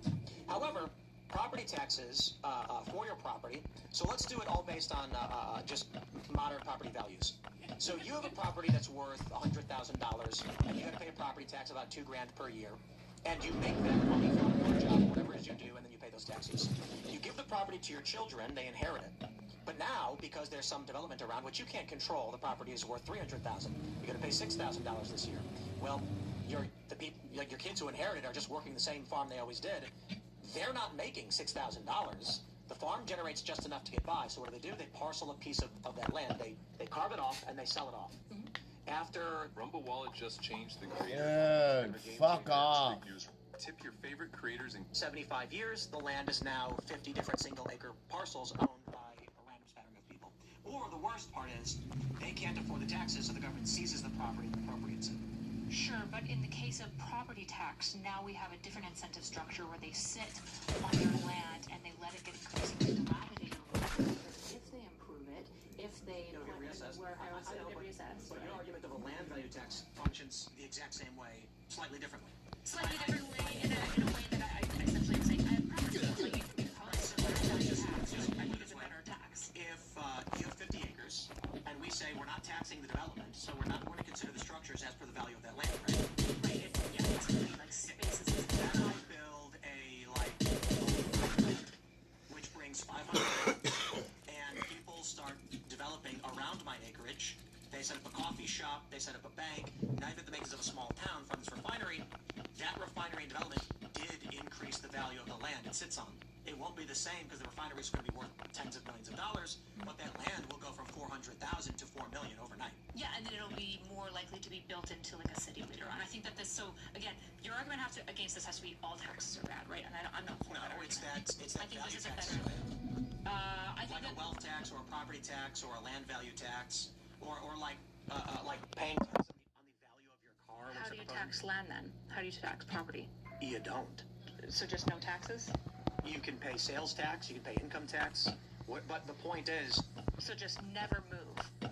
Never. What does that mean, never move? Well, your incentive in that place, if all we tax is like sales, for example, then everyone is going to be incentivized to just keep property in the land. We're going to have extremely low mobility. Is your argument that we should create a system by which people can lose their land to the government to incentivize them to Well, it's do not something? losing, they're choosing to sell. Right. Put a gun to your head and said, do it or go to jail, so they sell their property. No, okay. there's no, Will they're you go not to jail if forcing you don't pay your taxes? I think eventually, but like very rarely. It's very rarely that like in cases where people refuse to She's take an They idiot. seize your property if you don't pay taxes? up to a certain point. They want to It- take like your it- first so home or when your you house. tax someone's property and they've inherited the land, I can't tell you. I bought a piece of land that was for pennies on the dollar. It was inherited by the family that owned it, and they were like, "We don't make money that can afford the taxes on this place." Sure, but I'm in favor of some taxes, right? I'm obviously in favor of I taxes. know, but when you tax someone's land, you're basically saying there will be no generational wealth. Well, arguably, what you're saying is that while generational wealth will be maintained, but there will be no housing. They don't. She is never gonna have If you kids. sell things off, you lose money. Yeah, because if you are the person. You're arguing that. No, I'm not saying that. If a housing development emerges around dead acreage, that acreage becomes worth more money. Well, so if you only get taxed on what you sell, which is your model, then you're never incentivized to ever sell, right? You are. Why would you ever sell if that's the time you're going to get taxed on it? Well, if someone inherits a piece of property and says, "I don't want to live in West Virginia," so they sell it. Why don't you just rent and they it? retain the you certainly could, but Yeah, that's what most people would probably do. Is we would end up in major landowner I'm situations. going to say this: I don't think you have any experience with rental markets or how that system works because most people don't want to do it. I have a decent amount, and I understand that a lot of people. No, you don't. Know one of my like close family It's friends. miserable. No, What, her host everyone's advocating family? against it. You've got Mikey Taylor. Shout out to Mikey Taylor, who's a real estate developer, saying you don't want to own, you don't want to rent, you want to be a renter. Sort of, but real estate is also like one of the largest contributors to American GDP. So we are definitely renting, and there is definitely incentive to all new conglomerations. What I'm saying is that we have two different tax systems. I'm taxing. I think my system works, and I'm fine with people selling off their property because suddenly grandpa's property from 300 years ago is worth $17 million, and then they can go buy a farm and probably buy 6 times the land. Yes, I think that that's a better system. Although, yeah, not everyone's going to be in favor for it. Huh? The government forcing It's them. not force. It is force. Well, how is it not force? It's not forcing because you could choose to default on your But that's loans, like, right? and then they'll seize your land because if Yeah, there's but in this case, inflation. you're saying the government's forcing you to never move. What do you mean they're forcing you? You choose to move if you want to move. If you don't, You choose to sell if you don't want to sell. If the government tells you pay this bill or we will take your land from you, If the government that's says if you force. sell this thing, we will take a bunch of your money, that's force. That's sales tax. Mine's Sales property tax. And you can still sell a property and retain the majority of the value you have on it without ever having to parcel it away. So yes, you can literally say, I don't want to sell my land and keep it. And if you decide to sell it to move on, then you pay a tax. Fine. So nobody will ever sell. No, some people will. Very Most rarely. people won't. They'll retain the value. You're right. Most people won't become rentals, won't turn into rentals, and most people who inherit property from their parents sell it because they don't want to live in those areas. So here's the issue. I'm not a libertarian. Yes, I think the government is allowed to do some level of coercion, and I think while you might not like this, I think my idea of land value tax is a better tax system than property taxes. But yes, I do want taxation on land to some degree. I think it's a valuable thing for municipalities and We're states. going to go to the Rumble Uncensored portion of the show over at rumble.com/TimCastIRL. Matthew, do you want to shout anything out? Just Matthew D. Marsden on YouTube and on all the socials. Yeah. Right on. Yeah. Not so erudite everywhere. You could do like, oh, I'm eating crossland if you need it. If you didn't know, if you tax their property, but if they rent out their property, you stop taxing them while they're renting, as long as they're a renter. But anyway, I was going to shove that in during the show. I didn't have a chance because they're so good. Catch us on Rumble. See you there. Carter Banks. Yes. Damn, looking forward to the after show. Let's get into it. I guess we're technically still on the show. So Yeah, all right. We'll see you guys at rumble.com/TimCastIRL, and it'll be the same conversation, but with swear words. Thanks for hanging out. With swear words. Which means that we have to pay taxes.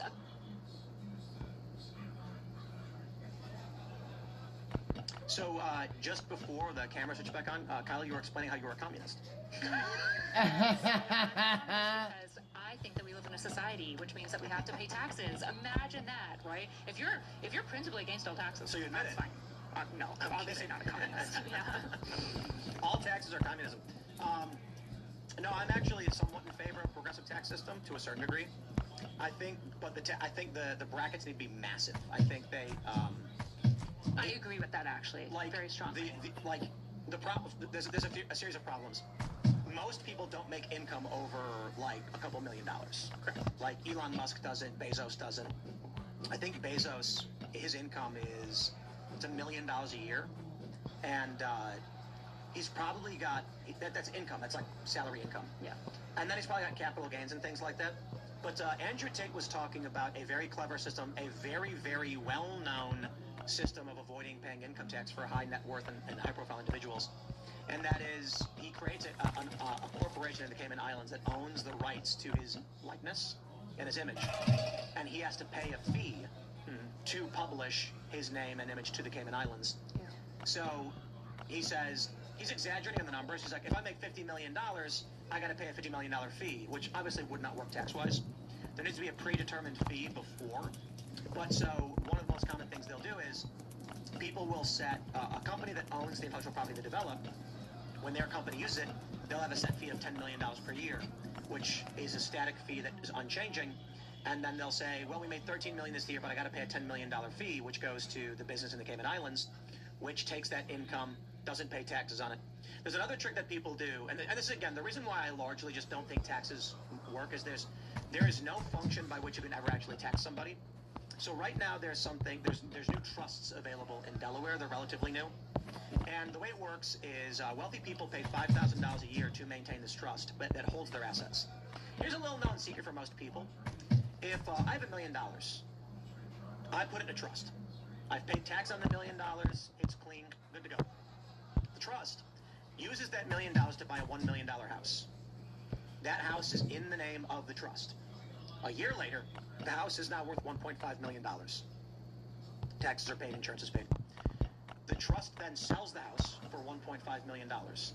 The trust does not pay taxes because no entity took in income.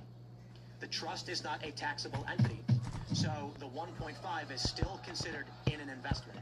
It can then invest that 1.5 million into the market.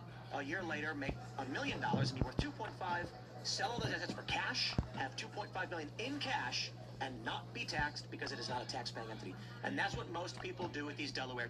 Technology leaders face rising cloud costs in today's Fucking digital bitch. marketplace. Big Costs.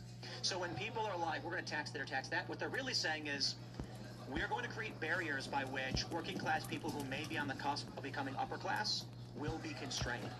So when you say like the highest tax bracket is $250,000, the important thing to understand is if an individual makes $250,000 a year, they're living comfortably. The estimate is that you need about $150,000 on average in the United States so that you have everything taken care of. You get 2 weeks vacation, you can afford to have a family, you've got health. Yada, yada, yada. because they make a couple $100,000 per year. Okay. Their lot in life would become wealthy. It just didn't, literally was by design impossible. Now, with capitalism, we're like, no, now you have a chance. Now you can get fucking rich. Except they still have these barriers. Like, obviously, Kanye wanted to go up to the next level of billionaire class. They're like, no, you ain't one of us, bro. Or, like, people don't understand trusts in the way that you can bypass taxes, so they get constantly booted down to stay at that, like, mega rich. You know, they don't want to, but it's still that, there's still these, like, feudalistic impulses in place. Yeah, I mean, we have a situation right now where it seems like what you're saying is we have capital owners who can bend the financial reality at whim, and these upper caste members will always bend reality in their favor. Can't do anything about it. You can't do anything about it. Any proposal you make is simply countered by China will open up its arms in 2 seconds. I think to say you can't do anything leads to terrorism. That's the problem, is that people, when they come they'll try and blow it up if they think there's zero. You can get the system to break itself from inside. That doesn't change the fact that China will open its arms. Yeah, like you try and tax a corporation that goes overseas. If you really They already are. try to tax a corporation that goes to space, I mean, they'll say fuck you and go land on the moon. That's Elon's plan. The moon base is going to be the HQ for SpaceX. He'll pay no taxes. But I'm also assuming you're not anti-capitalist either. I love capitalism. So how do you strike because what we're talking about right now is like kind of the criticism of late stage capitalism, and I'm not saying that you're incorrect about any of this necessarily, but what is the answer here in this late stage capitalism if we are pro-capitalist? There isn't an answer. We just like let the rich people drag us to hell? Well, no. I think what humans need to understand is that there is nothing you can do to defeat someone who is smarter than you. David Goggins would disagree, and I agree with David Goggins. Shut the fuck up about David Goggins. Nothing is absolute. My Shut point the is, fuck up, dude. Seriously, fuck David Goggins, the collective machinations of humanity is not going to stop the smartest individual. No matter what barriers you put in place, they will figure it out. It's like people are crazy. Oh no, the only thing I think that will limit them is morality. Don't you think? Because you can be very smart, and then if your actions create a negative ripple effect, I think one of the challenges is that at the highest levels of intelligence, you start to get I think there's a reason, there's a correlation between like sociopathy and like high IQ people, because when you start to ask deep philosophical questions and entertain higher order thinking, so like the highest order of thinking is contemplating like multiversal phenomena and like things like that, it minimizes the human experience to a great deal. The people who can't comprehend like the higher levels of the universe, they're living in a very human, visceral plane. They understand the human experience, and that's what they live in, and they deeply care about it. The smarter a person gets, the more robotic they get, because they start to look at the needs and wants of humans as minimal. And then there's certainly people who have deep philosophical understandings. Like a good example of is just like how we envisioned Dr. Manhattan in Watchmen. Are you familiar? Yeah. He his statement about having witnessed things so small they could not even have said to happen at all, or whatever the quote is. And he can see forward and backward in time, so he just doesn't care about humans at all. This is a perception of the smartest people. You know, like one way I could phrase it in a way that like reduces it is, imagine you were going to work and everyone at your work was 7 years old and they were complaining about there's not cookies in the refrigerator, and you're sitting there going like, guys, if we don't get the generator rank, the press is not going to work and we're not going to sell products. Hit the wrong and they're all button. banging their hands on the table being like, what don't you get about the Wasted cookies being gas. missing? This is the perception that the ultra-elite high... I'm not saying every ultra-elite is high intelligence. A lot of them are dumb as shit. But there are a lot of ultra-high intelligence people who hear you talking about things like property taxes, and they're just like... They're like, what don't you understand about, like, you know, like, the exponential expansion of the human population and the lack of resources? If we do not accommodate... And then you're sitting there being like, look, man, I'm just trying to get gas to go to work. Okay. So while the average person is I've been concerned like with destroying these my mouth when I'm things, eating. whether they're intelligent or not, Two of my highly teeth intelligent chipped, people and are so they're looking down at sharp, being so like, now I can I'm barely much more eat. concerned with like the plasma fuel injectors for the new ship that's going to put humanity in other planets. It sucks. I'll just tell you that. Do you think there's a philosophical element to that as well, though? Because we're talking mainly just about science. Absolutely. And one great example of what you bring up is there was this great debate that I saw where this very intelligent woman was talking about Agrippa's trilemma, and this other guy just didn't understand what it was. And it's frustrating. I'm kidding, by the way. That was Kyla debating Andrew Wilson. He did not understand it. That is true. And understanding Agrippa's trilemma, by the way. Indeed. And understanding Agrippa's trilemma is important in reaching a higher order of thinking. And yeah, Andrew. I'm just kidding. Sorry. Well, the point I'm making is that I'm literally joking. The highest level of philosophical debate get to the point where they're all nihilists, complete nihilists. They just there's low tier nihilism, I would describe it, where you get like a lot of lefty activists, where they're just like nothing matters, so who cares? Any Google And bucks? at the highest levels, you get these people who are like, nothing matters but what I decide. And those people are building spaceships and building factories and nuclear submarines or autonomous drones with lasers on them. Like the stuff that Andoril is building, like that AI-powered night vision headset that can track human beings behind buildings. Fucking insane. These are people who are just like, they see the world differently and they bend it to their whim. There is no law you will pass that will stop them. It's not possible. So I guess I'm curious, do you, and I'm not saying that you're a communist, and I'm not saying I'm a communist or a Marxist, but Marx often levies a lot of these criticisms of capitalism. It just seems like for you, maybe what's different between you and Marx is that you think these hierarchies can't be flattened, they can't be reduced, whereas Marx's solution to these problems that you're outlining is to flatten hierarchies. But I guess... You can't. So I guess I don't think you can ever perfectly solve the world, but I think what you're advocating for is this type of kind of intellectual nihilism that I don't think is what I said for. I'm not advocating for it. I'm not advocating for it. You're saying that it's an inevitability, and I think like one of the most. I think it's a fact if you act as though it must be, right? I think one of the most important things that I learn in philosophy, that I love about philosophy, is that the future isn't set, right? I think one of the ways in which we lifted more humans out of poverty, we have maximized on these kind of Machiavelli geniuses, is to convince these people and people like them and some of our base instincts to uplift humans towards the best conditions we've ever seen in human history. People are living longer, right? There is less poverty, there's less hunger, there's less child death, right? There are many problems with the world. I have an idea. Yes. We should get 100 random people to play a game of chess against Magnus Carlsen by vote. Like, that's not even a joke.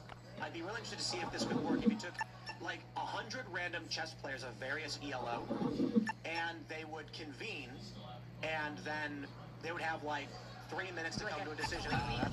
Yeah, that's a really, I have no idea. Like they would all pick the move at once, and then the vote would tally and the move. Yeah, they would do it digitally. Oh, Like they would all could go for 3. There would be a conversation quickly where they'd be like, everyone plug in your votes on the move that you think we should make, and then they would be like, whichever move gets the most votes, we'll discuss. And then I think it would be great if it was like average chess players. Like you obviously put a grandmaster. Guys, I'm a grandmaster. Let me handle this. They'll say sure. The point I'm curious in is, can a decentralized group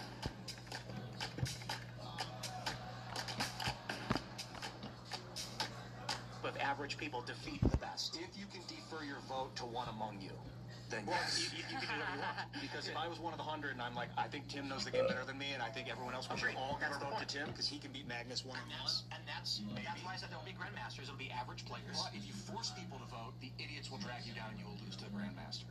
Well, you're talking about representative democracy right there. The point I'm there. bringing up is Potentially, not necessarily potentially. The point I'm bringing up is that I explain to people all the time that it's extremely easy to manipulate a human being. And I love this. I have this trick that I do where I will tell someone, I can make you say a sentence. I can make you say it. And there's a couple of, there's a bunch of really funny rudimentary tricks. It's a basic magician trick.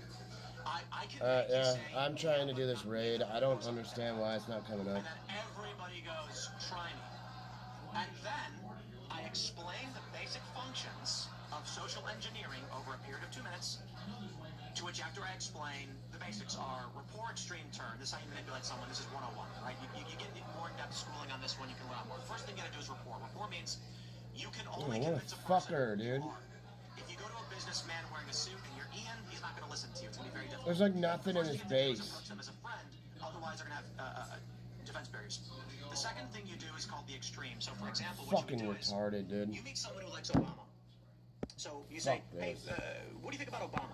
And they go, I love him. He was the best president ever. Step one, fuck the nigger. rapport. Oh, thank God. I'm so sick of these maggots. Can't we bring Obama back? He was the best president we have ever had. Don't you agree? Yes. High five. You are friends. We trust each other. You know what I really love about Obama? Like, I'm just going to say it. Maybe a little controversial, but he was willing to do what needed to be done, even if he blew up children. And I know that sounds harsh, but when you're dealing with these fucking Muslim terrorists that are willing to kill women and children, I say, turn the fucking glass. Now, any liberal is going to say, fuck no, right? Well, it depends on what hawkish liberal. We know for the most part. Hillary Clinton. Agreed. But the average liberal in a city is going to go like, oh my God. Of course. Like, no. And then when they reject that, that's called the extreme. You give them what's going on. And that's where you go, okay, that's a little much. I guess you're right. Like, Obama wasn't perfect. But I still really like him, right? What you've done is you've made them the anti-Obama person. You are so fervent for Obama, you like even the things that people think are bad. They then give you the counter. You give them an extreme they cannot accept. And when they say no, you say, I guess you were right the whole time. Obama's not perfect, but I still like him. In their mind, they have just come out criticizing Obama. That's 101. That's the most rudimentary of manipulations. So then when I tell a person this, they always respond with, I get it, but not me, though. And then I say, what did I tell you I was going to make you say? And they go, oh my God. Because people don't understand that if manipulation wasn't possible, Coca-Cola would not buy ads. We are all, including myself, easily manipulated. There's a bunch of advanced stages beyond that, that if you're into sales and stuff like this, you're going to learn all these tactics. But I will just put it simply. You can ban wealth. You can literally say no one is allowed to legally have more than $1,000 in their bank account, and there will be a guy who is worth $7 trillion. You can create any system you want. You will not. You are not smart enough to beat someone smarter than you. And there are going to be cream of the crop, ultra high-end, especially with 8 billion people who are so smart they will manufacture a system and you can't stop them. And maybe that system is they have 100 employees who hide diamonds and various markers in the desert. So they know where all of their wealth is, but it's not visible in the system and no one can find it. And if they ever need to move large amounts of wealth, they have a network to do it. You can make up 1,000,001 ways they do it. I have a question for you. Yes. So, you mentioned the higher the IQ, basically the smarter a person is, the kind of more detached they are from, you say like from emotions. Kind of, right? Like baser human experience, okay. The higher orders of thinking. So, if you're talking about that kind of manipulation, are they less susceptible to that? Or does it have to happen in a different way? Because you're kind of talking about playing on emotions, right? Yeah. Like, because that's essentially... They are as susceptible as any other human, but you'll approach them differently. How would you do that with someone who was, like an Elon? I wouldn't know Elon specifically, but what I would say is the easier way to explain it is how do you beat Magnus Carlsen at chess? Right. Is it possible to beat him at chess? Of course it is. Any one of our supercomputers can do it. Now you trying to navigate what you need to do and say and figure out this person is going to get increasingly more difficult. And it's not even about necessarily intelligence. It's about passion, aggression, their behaviors. I'd actually be less worried about Elon Musk and more worried about a meathead who's hopped up on testosterone. He's going to be angry with you no matter what, just tell you you're wrong for the sake of being wrong. Like, I'm going to argue with you no matter what you say. Which is crazy when people do that kind of shit.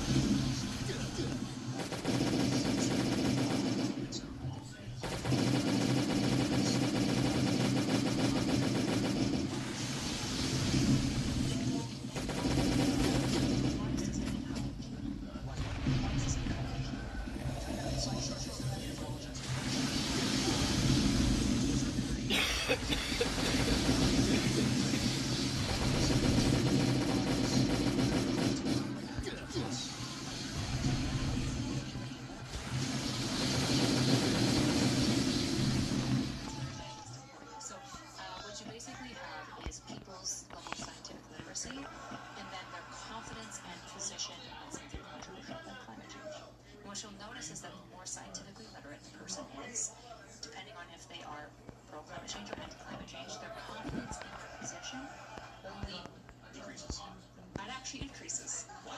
It increases. Is she fucking retarded? That's a valley. That's a bell curve, right? Like, No. It's not. That's why it's the graph of doom, right? It's this idea that they're all retarded. No, it's the idea that good quality thinking has less to do with how much intuition is people like getting mad at me like that. If anyone ever gets mad at me like fact checking them, it's like what makes you a quality thinker isn't having 8 bajillion facts at your fingertips. It's your capacity to wield them effectively and intelligently. It's your ability to look for counterfactuals and try to search for where you're wrong. The ultimate test, I would say, is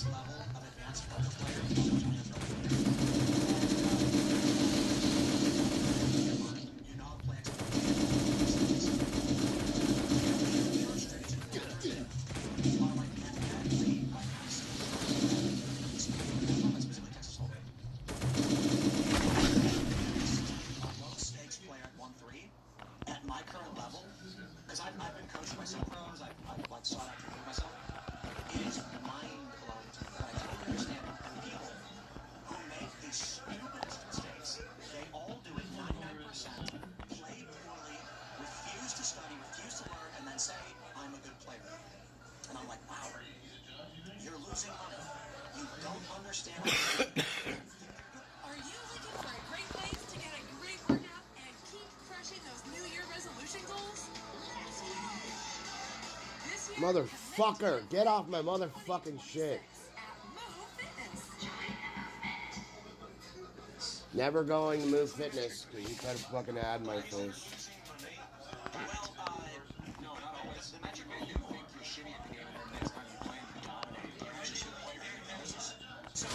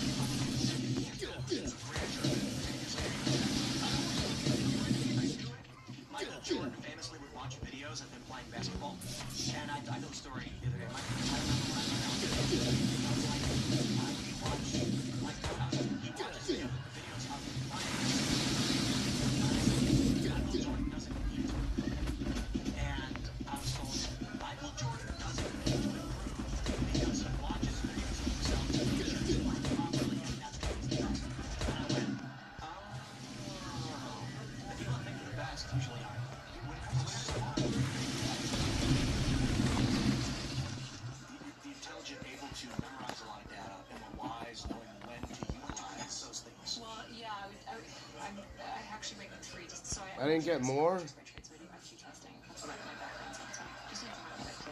So when I talk about IQ, we can talk about generalized intelligence. I just think like Marcus Aurelius, it's very wise. I love the Stoics. Shut up. Don't talk about Marcus Aurelius, you dumb bitch. Because I think you can be incredibly adept at knowing how to think with a low IQ. I think people with 80 IQ can outperform in like actually navigating the world. That's why it's a quotient. So many people have terrible reading comprehension, but they're autists with math. Yeah, that's not really what I. Yes, but no. That's like an anomaly. Like when you're 80 IQ, that means you're across all 5 indices you're average. Exactly, because you are mapping a bunch of different reasonings and comprehension skills a person might have. Yeah, but when you have, so in a, I don't know if we need to get into this, I'm just being technical, maybe I'm being autistic. I might be being pedantic, maybe I'm misunderstanding you. But when we look at IQ with 5 indices, if you're 80, if we say your IQ is 80, that means all 5 indices are probably within 2 to 4 points of 80. Right, that's what that means. What I'm saying is there are people who are like autistic and can solve a math problem in 2 seconds, but they're retarded. Like there are people who, if you didn't know anything about them, and you walked up to them and said, "Can you solve this puzzle?" and they go, you go, "Wow, this person's smart," and then they go, and you're like, "Okay, they're not." Right, yeah, autistic savants, yeah. Sure, yeah, in fact, we can use IQ tests in part to diagnose things like learning disorders, savants. There was this video where the woman thinks she's the smartest person in the room, turns out she's the dumbest. The Jubilee video? Was it Jubilee? Okay, we got Dr. Michael Beacon, retard the third. Fuck yeah, dude. Wow, man. Welcome to the show. Thanks for having me on. What up? It's your retarded, dude. Well, the door sound effects coming in. Oh yeah, that's my really old chair, so what's happening, man? Alright, so yeah, just got a question. It's a question for the panel. With the government reporting years of spending our hard-earned tax dollars on things like making gay maps, do you think the government should redirect that sort of money toward making pro-America and pro-traditional values entertainment instead? Wait, what do you mean? Like the government should invest in content? Yeah, for years we've been spending it on things like, gay comic books to Venezuela or whatever. And now, oh, right. Yeah, I don't know if I'd be a fan of the U.S. domestically funding ideological content like that. Like, we have Voice of America, and a lot of people point out that Obama legalized propaganda. People need to understand that is external to the United States. We create media organizations to push the American worldview, which then sometimes does recycle back into the United States. I'm not a big fan of that. I mean, I'm certainly not a fan of funding gay comics in Venezuela. I'm less interested in using the government to do stuff than I used to be.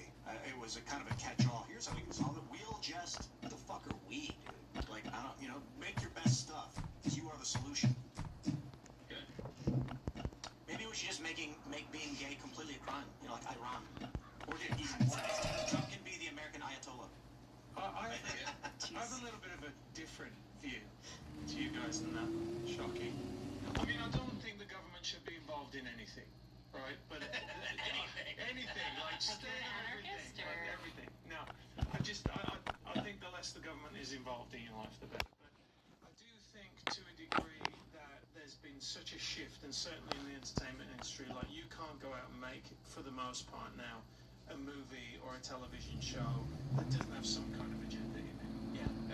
And I think that what it's done, and I look at this from someone who grew up loving America from the outside, and the values that America projected around the world, they've been systematic, against what the caller's talking about, they've been systematically destroyed over the past at least 10 years. So I actually think all of our content always had an agenda. It's just that when our culture was homogenous, it was just reflecting our values.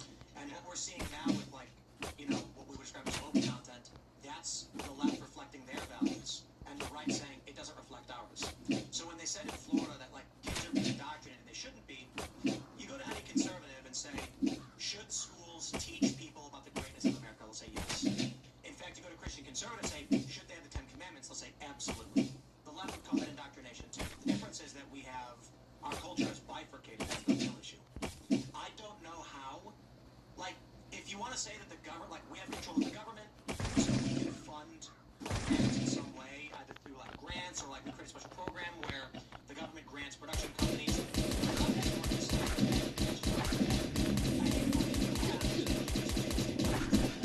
were talking about funding the arts earlier. You were saying that like ballet couldn't even exist without patronage. Yeah, that's part of the issue. Things that culturally Fucking gay is this, guys? to a degree, you know, and I think that because there are certain. President Trump is renewing calls for the U.S. to acquire Greenland. The president Shut the fuck up. They're intrinsically worth by themselves, right? Because they are history of it, and I think that we're losing. Something recently about ballet.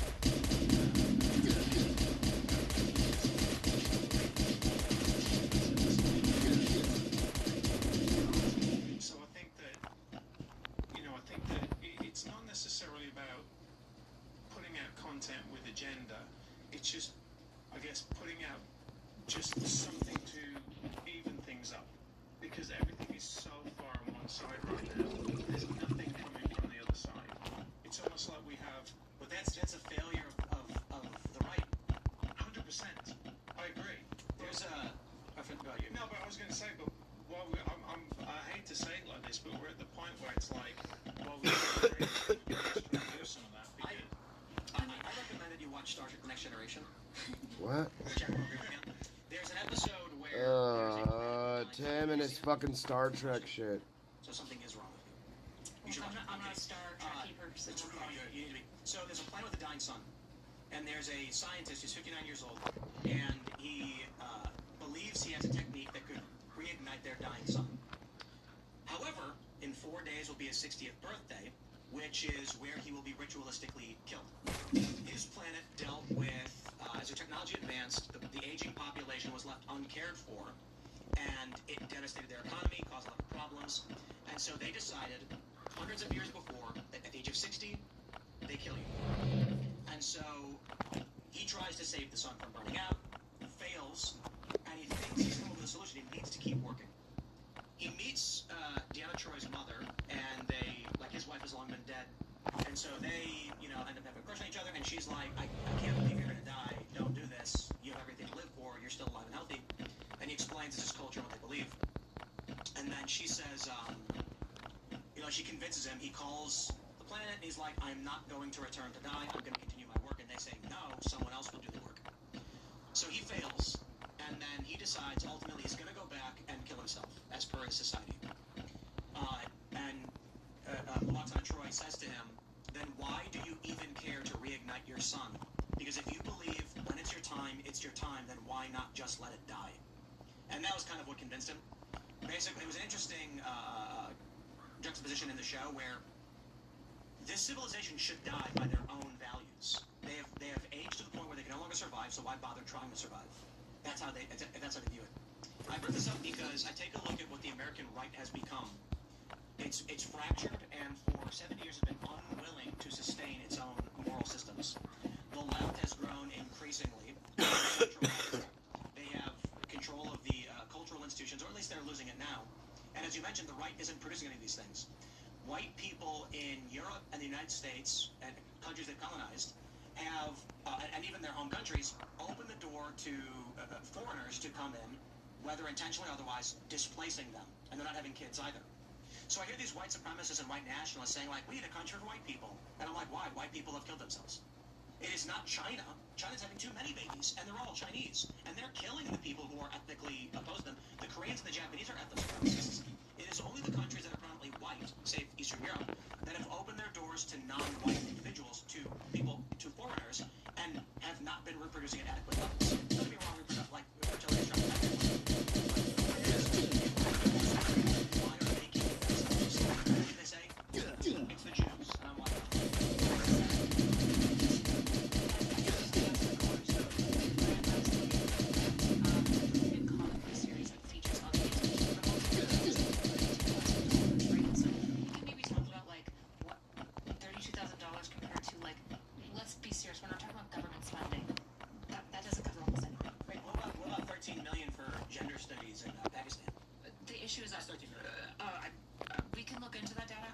sure it just wasn't just gender studies. I'm pretty sure it was a large amount of curriculum generally handed out as part of USAID, right? Bullshit. Stop making other countries gay communists. So we can be like, oh, we should put gay stuff in there. Okay, well then you're just putting Here, I agree. Well, hold on. Then you're just putting your heteronormative preference into it anyways. Because what we're giving them is books with superheroes. So sure. I just like this isn't the meaningful conversation we need to be having about when we're talking about like interventionism. Is like whether or not there's a gay superhero in one of the comic books for $32,000 grant. What actually matters here is conversations like going back to what you were talking about of like our morals and principles, right? One of the things we were talking about before of how there's always going to be that one guy who wants $7 billion and there's nothing the system can do about that. And I'd say that's true. These people will always exist, and yet liberal democracy has found a way to utilize those people and everyone else to bring about the best society we have experienced thus far. She is on I prefer that $7 billionaire and all of the problems that he has to now versus the $7 billionaire in feudal times, right? Because I have more controls. He can't just walk into my house and rape me because I live. I'm on Rumble now, right? I can say that? Yeah. Okay. Sorry. Okay, I wasn't sure. But he can't. He can't. He can't. He will go to jail. No, he won't. He will absolutely be charged and tried. And if my husband walked in and shot him in the head, the chances that my husband would walk or get an extremely low sentencing is decently high. There are No, actually not. Can I just point compare out this though in the feudal Can I ages. say one word to prove you wrong? Sure. Epstein. What do you? The fact that the FBI is covering up for it and the masses of people are pushing against it, but we are starting to see Name one ramifications. person from the Epstein client list who has been criminally charged for raping underage girls. I think Prince Andrew's under Not for investigation. raping Nope. underage girls, for giving state secrets. Name one individual for rape, specifically what you mentioned. Sure, I agree. Because the Hold on. wealthy, powerful, Hold on. connected No, individuals stop. don't go You're to doing the jail. communist. You're doing the communist thing. How's the communist thing? This Which is way will go to jail? This is what communists will do. They'll say, look at this problem in capitalism. This is why I am the not talking system's about bad. common capitalism. I am talking Yes, you about are. You're talking about the billionaires buying off government entities so that they can communists bury have the their... same exact problem. Powerful elites don't get held And yet accountable. the living conditions of a person in a liberal democracy is obviously better than somebody in a USSR society. Correct? Specifically, which person can rape you and get away with it? Of course they can.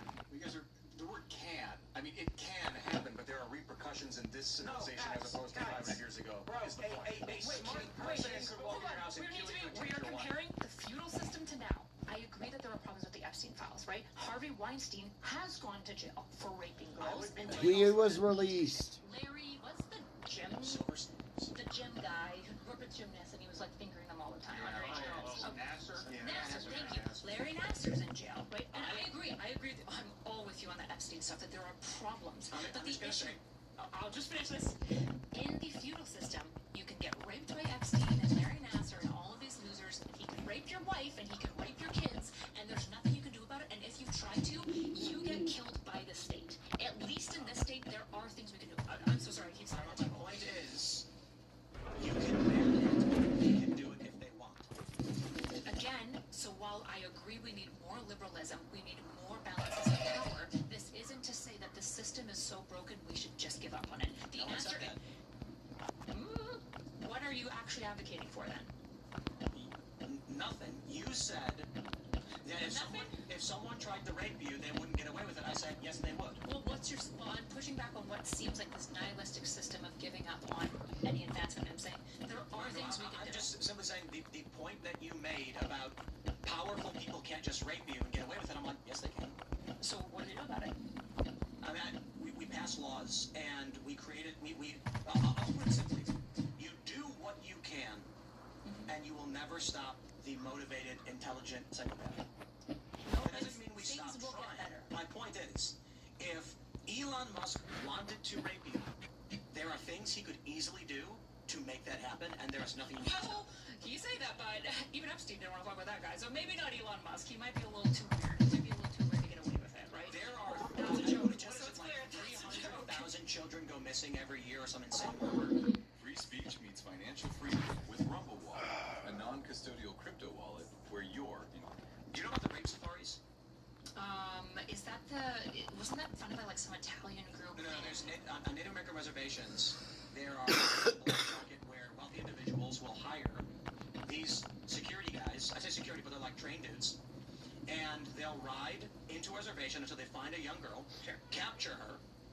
person and will rape her, and then they'll dump her out of the car and leave. Sure, but in the case of the Epstein files, Epstein's dead.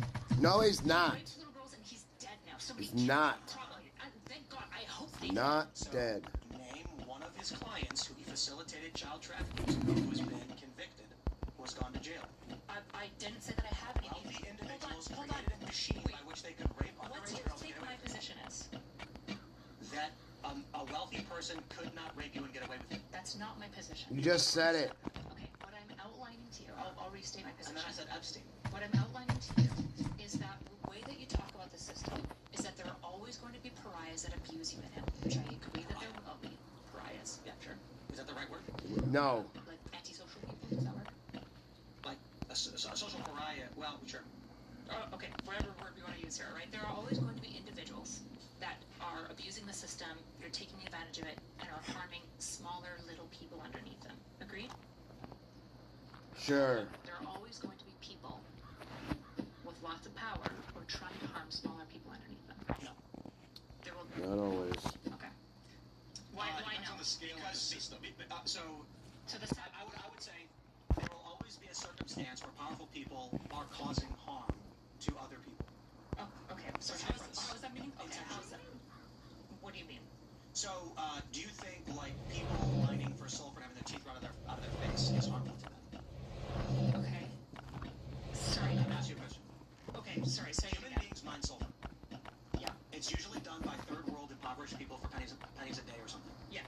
The fumes cause their teeth to fall out of their mouths. They stuff rags in their mouths to try and breathe through the fumes. Is that harmful to them?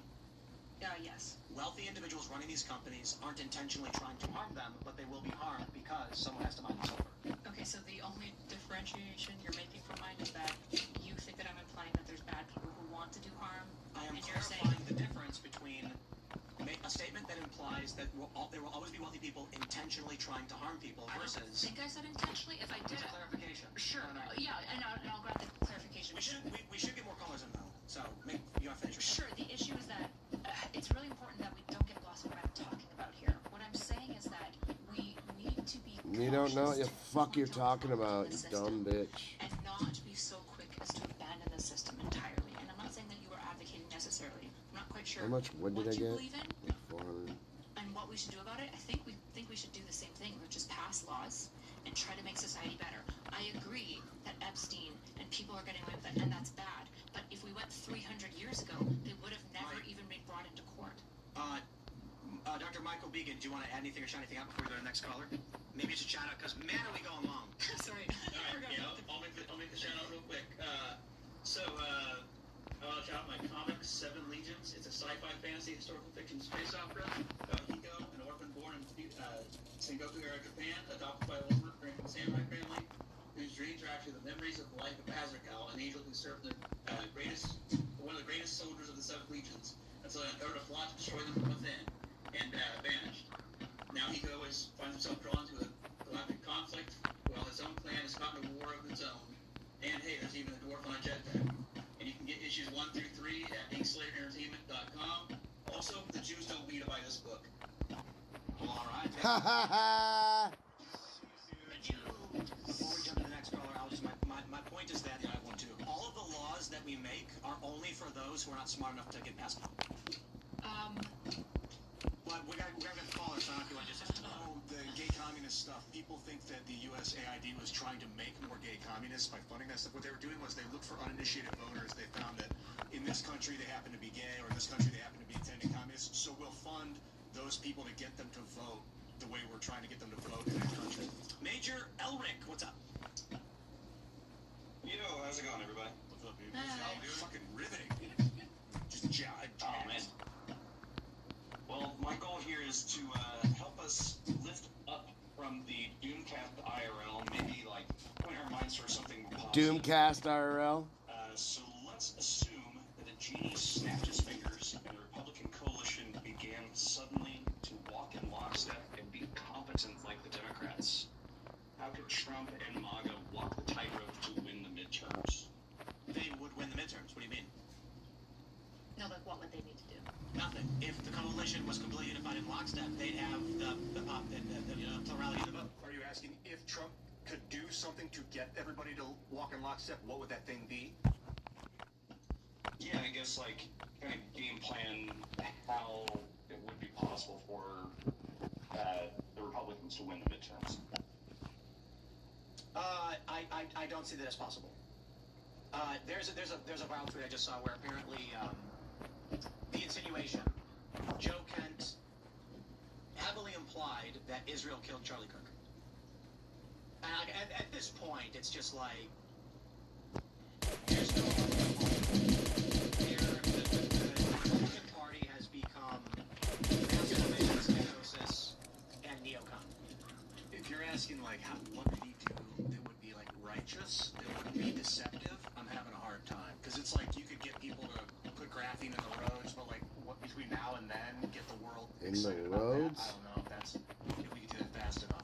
Deceit-wise, you could have him stage a false flag with AI and have half the world terrified and bend to his will. But like, I'm not buying that. Well, with public works, we need a public works program that people can get behind economically. That's detached from the man. I probably don't have a satisfying answer for you because I obviously am not a conservative, so I don't know if you want an answer from me anyways. I don't like Trump, and I think he sucks, and I think he abandoned all conservative values. I think the coalition is a spite-driven feel because the left was nasty and awful, and you guys gave up the game the moment you put a hypocrite war hawk who has stolen billions of dollars from the populace into power, I guess. So I guess don't do any of those things, and then... I stole billions off... Wait, what? No, I mean, that's what you guys wanted. She was just such a weak candidate, but her policies would have been... her policies obviously would have been better, yes. Oh, come on. Shut up. She wouldn't have tariff... Black people? What? Do you see any like Don't you know about how she did that? Yeah, she's a prosecutor, so she's enslaving black people. She kept innocent people Shut in up. jail longer than their term to make them fight wildfires. Oh. No, we're not going to get too much right now. I don't want to make that.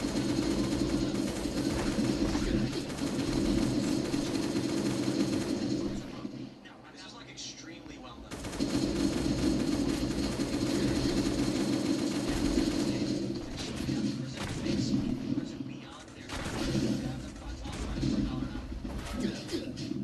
There was also an innocent guy on death row that she refused to give a hearing to because they had evidence that he was innocent.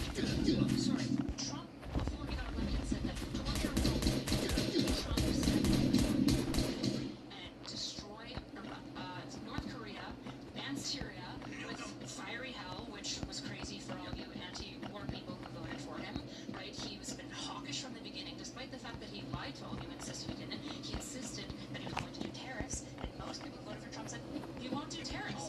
What did he do? He did tariffs. And what has it done? And what has it done for our democracy? Amazing. It has been terrible for your economy. It has been terrible for your economy. Manufacturing, I'll tell you this. They will tell you. I got two, and I gotta tell you, it has been a godsend. Do you only hire local? We only do American. We only work with American shops. Sure. And so we have to compete with cheap Chinese trash. Trump with the tariffs in place, our products stay the exact same, and it has improved for us. And you know what he did? He used those tariffs to trade off for personal favors from Vietnam, from Saudi Arabia. What? He loaded his pockets and raked in coals. What the fuck is she talking about? That didn't own local and couldn't do what you did. Free speech means financial freedom with Rumble Wallet, a non-custodial crypto wallet where you're in control. Can't pivot quickly, just passed on the cost to the consumer, which is why you should care about the common man. The common man... It's not the common man. The common man, he and most middle-class people suffer under tariffs. That is just a fact. The only people who benefit from it are Trump, his family, and a couple of local businesses. The suffering is the point. Is the point? Yes. What's the point of suffering? To force American industry to hire American. The issue is they didn't. They did just pass. How long? When Trump told the auto manufacturers they just slapped a 30% tariff on them, and they moved their factories back to Michigan and Ohio, then Biden got in and cut that deal. So the factories moved back to Indonesia and Mexico. In 4 years, they moved back. Yes, it was an investment, so they didn't actually set it up. Trump secured a $3.2 billion investment into Michigan, and then yes, these things take longer than 4 years. Actually, I think it was 2019. So within 2 years, they canceled the investment. Yeah, yeah. Why is it the case that people always move out? So, for example, you're right. Give me some China. China's fucking slaves. I don't give a shit. I want a Chinese slave working for 25 cents an hour to make my products. I don't want to trade. No, you're right. What's better? Trading tariffs so my crypto son can make money from Saudi Arabia investing in my cryptocurrency. Your crypto son? He used these types of tariffs specifically. Answer what I said. Is it better that you have? Is it better that you have a president levies tariffs, global tariffs, to get personal favors from autocrats and from dictators around the world? Is that better?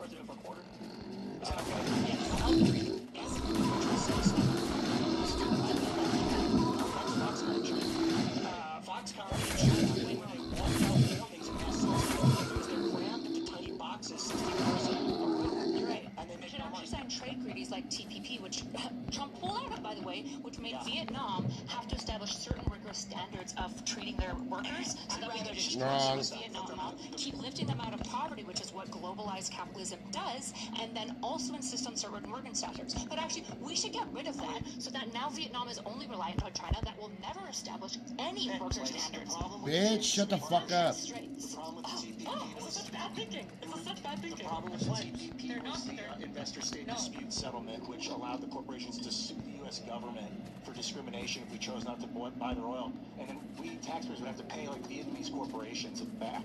It really I'm not fucking with that corporations. It's part of the globalization and technocratic. It was mass BDS. They wanted to give the corporations governance power. That was what TPP was doing. It was also establishing trade unions. It was also establishing worker Vietnam factories could not work on TPP. I don't know what BDS is. The boycott, divest, and sanction.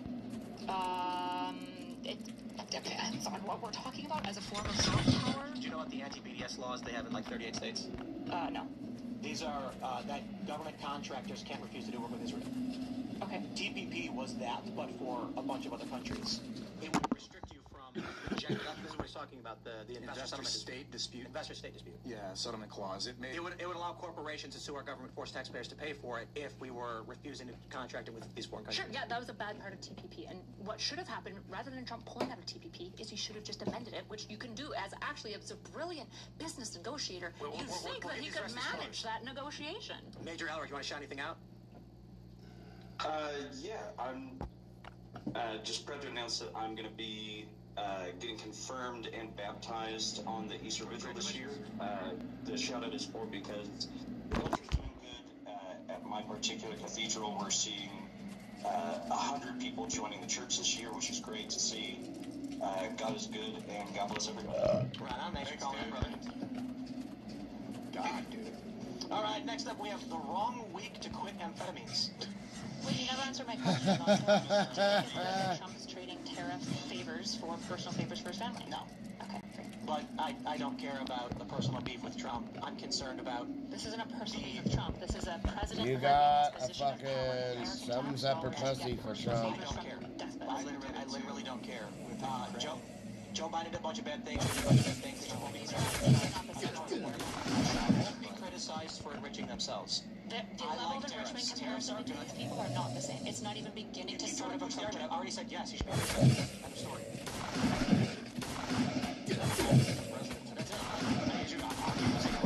Well, what you're doing is yes, but it's. I mean, it's basically. You said yes, but Joe Biden's basically the same. No, I didn't say that. I said Biden. I didn't want to conflate it. Wait, did you not pick up Biden? I didn't. He just that. Oh. Trump, whenever they start criticizing, they do bad things. Wrong week to quit amphetamines. What up? Ladies, you're all pretty. Shut the fuck up. Thank you. Okay. I agree. Okay, so this is misleading, but everyone else can put in your input. I don't give a shit. So with graphene, what seems to be 10 years away from mass production, just like fuel, what makes you think that we'll actually see the properties of this so-called wonder material? Because if we start looking back into the past, because history always rhymes, it does not repeat.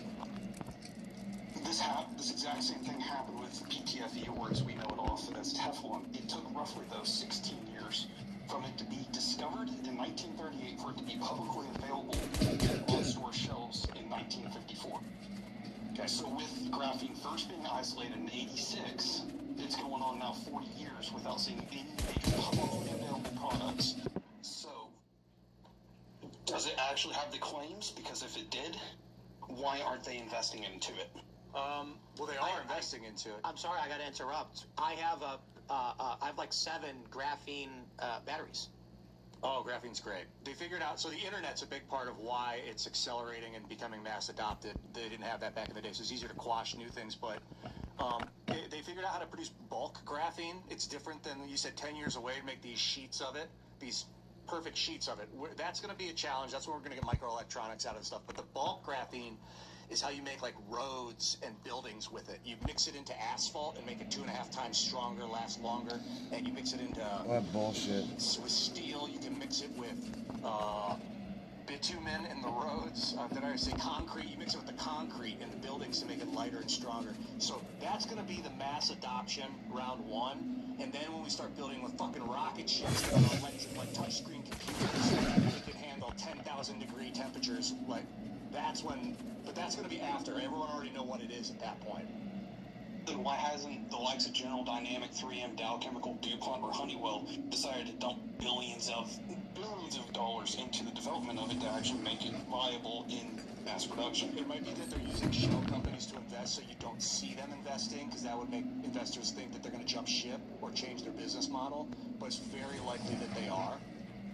But it would help them in their financial gain, because if they're able to add it into materials like you're saying, you're going to end up being able to make more money, because you're able to take your waste products, burn it down to carbon or extract it from the air, and put it back into your material at a cheaper cost. Yeah, that's true. But if they scare off their investors, then they might lose money in the aggregate. Why would they scare off the investors by making more profit? If they pivot away from steel, for instance, and go into carbon, like just go graphene, the steel manufacturers might be like, oh shit, this sends ripples through. I don't know. It's just a proportion. I don't know. I haven't looked into like Dow's investment strategy and how deep they are in the graphene game right now. They aren't. Well, that'd be something to think about if you talk about it all the time, because that way you actually realize, oh shit, is it actually viable or is it just empty claims? It's just bullshit. It's definitely viable, but the copper industry's got resistance. That's why I say copper, because they have copper wires, so resistance to wires. That's why it's and the copper wiring industry's going to offset the copper industry. So copper industry's has shut up about it. The steel industry's shut up about it because they don't want to lose their building monopoly. But that's, I think, the reasoning is people are terrified about the paradigm shift. At Rumble, we care about our creative partners. We care about our advertisers. They are merely... But the pressure's built so hard. I mean, it's spurging through the dam right now. Graphene investments are up like 5 times over the last year. Well, it'd be nice to actually see the product come to fruition and not just be talked about. You gotta make it. Okay, we'll just go get a thing of graphite right quick. That's what I'm talking about, dude. Get a clay pot, get a bunch of coke, put it in there with a couple of fucking electrodes, and just turn it into graphene, dude. Make sure it's ventilated, though. Yeah, like huffing fumes. No. You know, when you burn stuff, you're breathing in graphene in the smoke. There's little bits of it out there floating around. Do you want to shout anything out, brother?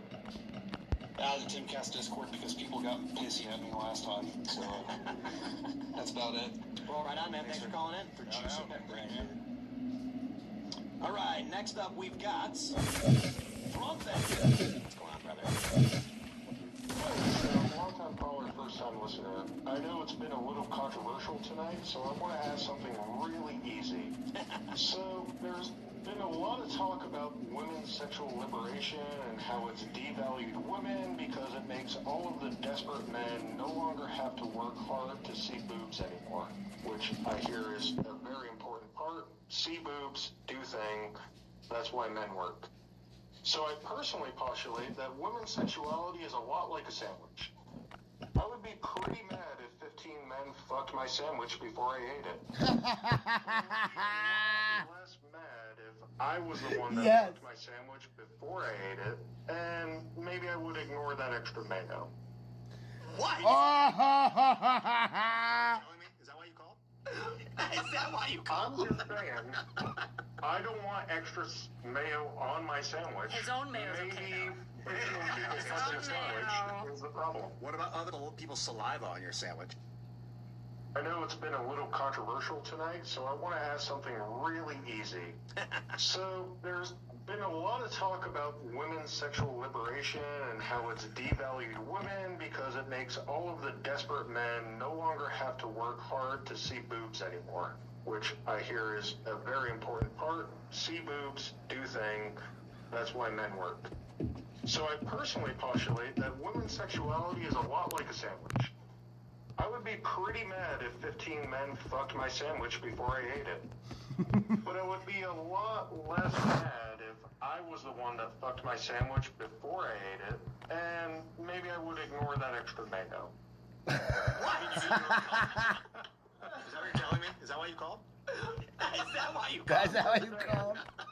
I don't want extra mayo on my sandwich. His own mayo's Maybe his own sandwich is the problem. What about other people's saliva on your sandwich?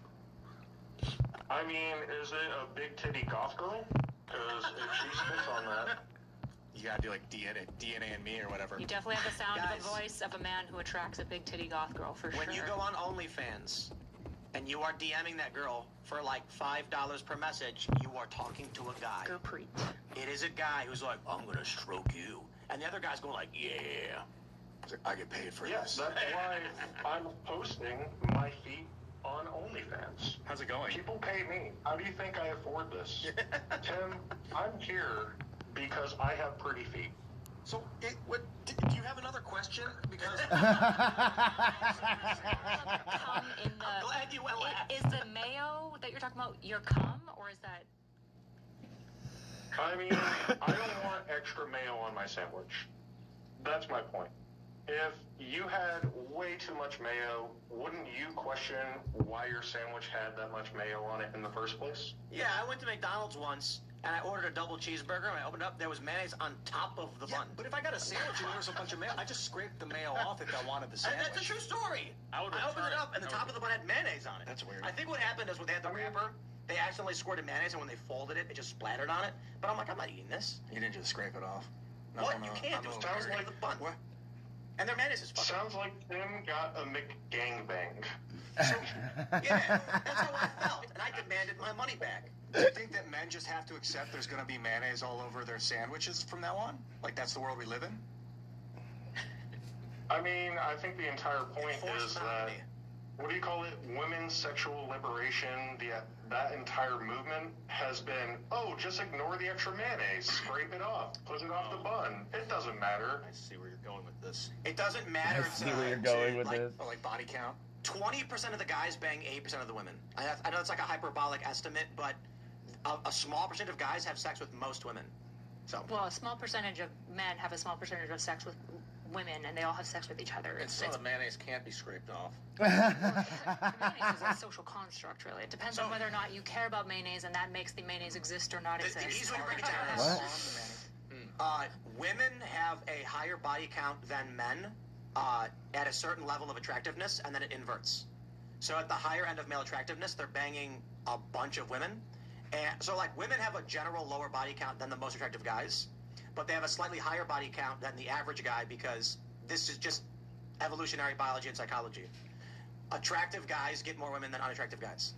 And highly charismatic men get more women. What's it like, Ian? It's pretty fucking terrifying. I started having sex with other girls on purpose because I was like, well, they need love too. And then I realized I was ignoring the hot chicks, and I'm like, now I'm missing out on the hottest girls.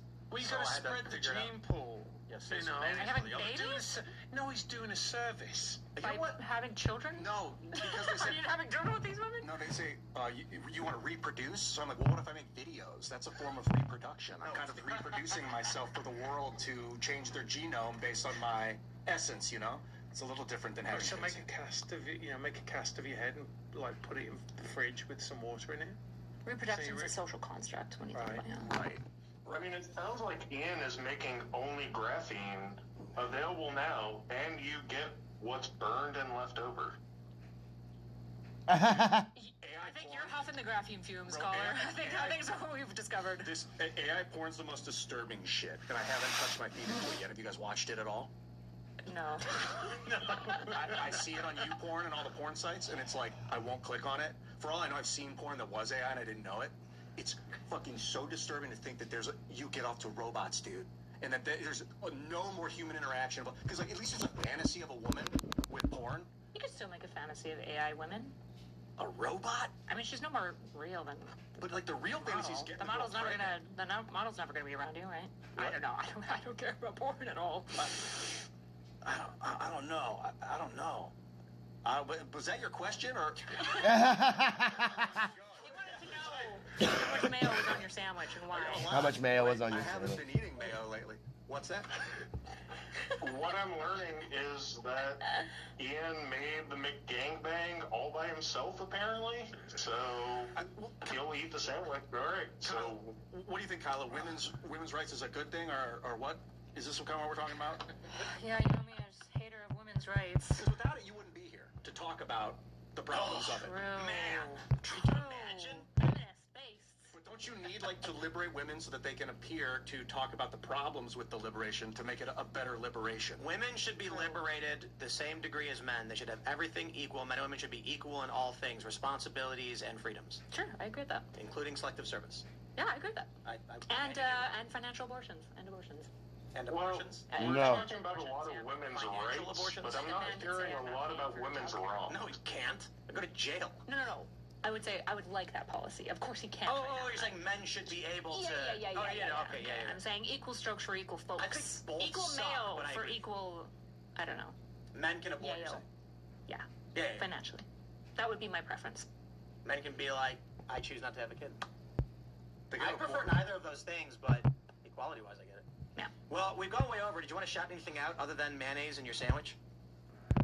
Well, just shout out to Jimmy John's. I never got extra mayo on my sandwich. Don't tell me that was on my Jimmy John's sandwich I had over there. Jimmy John's is great. It was his mayo. It was the caller's mayo. President Trump is renewing calls for the U.S. to acquire Greenland. Dude, The shut president the says his fuck team up. is considering a... Right on, brother. Okay, well, thanks for calling in, I guess. Dang. All right. Cold. Thanks for the call, dude. It's been a lot of fun. We went a little long because we were yelling at each other, but I had a good time. So, Matt, thanks for hanging out. Kyla, of course. Thanks for having me. We're back tomorrow, and I forgot who we have tomorrow, but we publicly announced it. So, whatever. Thanks for hanging out. And did you guys notice that I did 7 Timcast news segments yesterday and today? No. Because I'm a work machine. I'm probably going to die. Well, everybody will eventually, maybe. I think I've done 6... This puts me at 6 hours of recorded, pure, straight talking. Well, to be fair, like other people talk during our mouth. Yeah, we'll see you later. Bye. Listen. See you later. For 2 hours straight.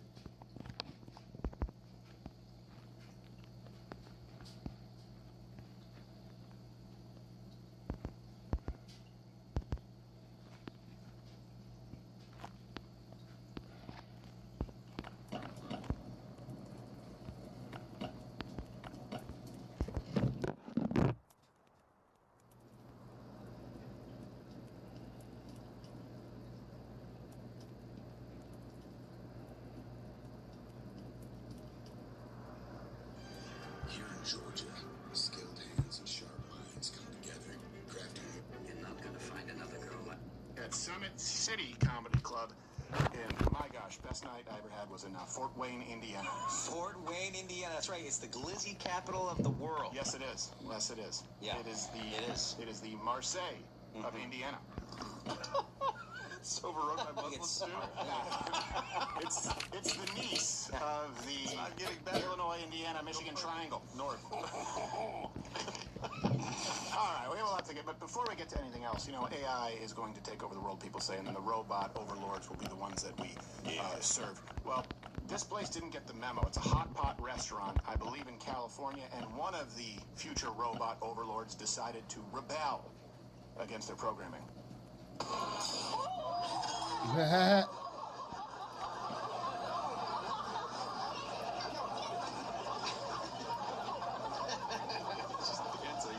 Robots can teach you how to Dougie. I just want to dance. Now I know that could be terrifying. See, this is the problem with robots. To be fair, It should and could probably just be blamed on the robot's more urban programming.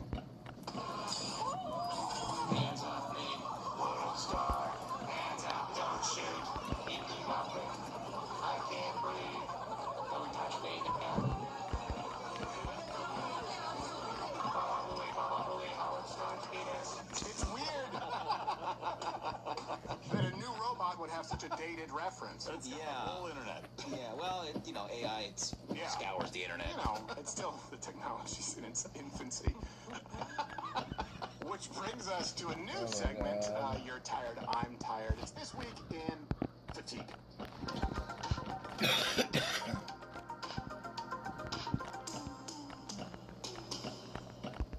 All right. So, me too? I didn't see it. So, I'm going to show you a video. Now, I warn you, it's over 2 minutes long, but I think you need to see it in its entire context. Because I want you to watch it and just process it. And by the way, don't think there's a trick. Just allow the visceral reaction that you would typically have, how you would assess the situation. Correct. That is right. Now I want you to understand that this was uploaded specifically by the official Black Lives Matter account on Instagram with over 3 million followers, meaning they uploaded this as an example of police brutality. And I still maintain, if they are uploading this to show you that cops are hunting black people, they don't have a single example of it actually happening. If this is what they use, it means that they don't have anything even close to resembling, hey, you're black, pull them over and shoot them. It's like the Loch Ness Monster. It doesn't exist because they think that what you are about to watch is a horror show and Exhibit A in racial profiling. Here's your copy of the citation. As far as the rules, you don't want to take it? No. Well, you're going to take it because it's your citation. I don't mind. That's your citation. That's your citation. That's your citation. Let's liberate another book. Pause. Okay. So he offers it to her. She says no. He then places it in her car. Attitude, throwing it. Where else is he going to put it? That's the least invasive way to do it. She throws it out of the car. All right, that's a mistake. Could you ever imagine doing that? Throwing a ticket back at a cop? I know, that's your white privilege. Let's keep going. I'm not stepping out of I'm not just I'm not touching Don't touch me. I'm not stepping out. Paul, you're not a supervisor. You're not the supervisor. You're a supervisor. A supervisor. I'm not stepping out of nothing. Get your hand off me. Get your hand off me. I will snap out on the supervisor. I'm not stepping out of nothing. Get your hand off me. No, you don't try to. Pause. Even there, take your ticket and go. Now, people say, "Oh, why did you have to stop everyone out the window?" How many videos do you have to see of someone just peeling out, hitting a police officer? He's now said, "Hey, she's already refused to take the citation. She's thrown it at the police officer. He has not roughed her up in any way." And he's even given her another chance. Take your ticket and go. Keep in mind, Black Lives Matter uploaded this. This is Exhibit A in police brutality. It's open season on hunting them blacks. Keep playing. You're touching me forcibly. You're holding me too tight, and you're being out of line. I'll see this, right? I'm sorry. Can she just get the ticket? No, you stop. Why are you holding my arm like that? Why? No, you did not. You dropped the ticket, not me. I told you I did not want it. You dropped it. You dropped it. You're doing too much. I'm not afraid of you. Get your hand off me. Pause. Oh, I'm not afraid of you, right? They're terrified of officers. Could have fooled me, and then she also made it really, really clear. I'm not afraid of you. I don't know about you. I would be. I would be if I got a ticket, and if I was stupid enough to refuse the citation, and then threw it at a police officer, and now the officer said I need to step out of the car. I actually would be afraid. I don't know. You comment below. I'd be afraid to throw the ticket out the window for many reasons. One, repercussions. Two, how am I supposed to pay this thing? Yes, exactly. If I don't have the citation number, that's you. You plan on abiding by the laws of the road. I've also lost a ticket before, and it's awful. Also, her son there, this is the thing, is being an adult, trying to calm his mother down. But let's keep playing. Let's see how long it takes for the escalation. Holding me forcibly for no reason. Because you need to step out out of the car. Hands off me. Out of the car. No, what's the car? Anything I can do to get you to comply? Pause. Is there anything I can do? What? take your ticket and go, which is about a minute in. And now it's like, no, now you can't just take your ticket and go. Obviously, you can't let people behave this way. Is there anything I can do to make you comply? Is not a question that should ever leave the mouth of an officer with someone who has been non-compliant for a minute. That's my opinion. You guys comment if you agree. Let's keep watching police brutality.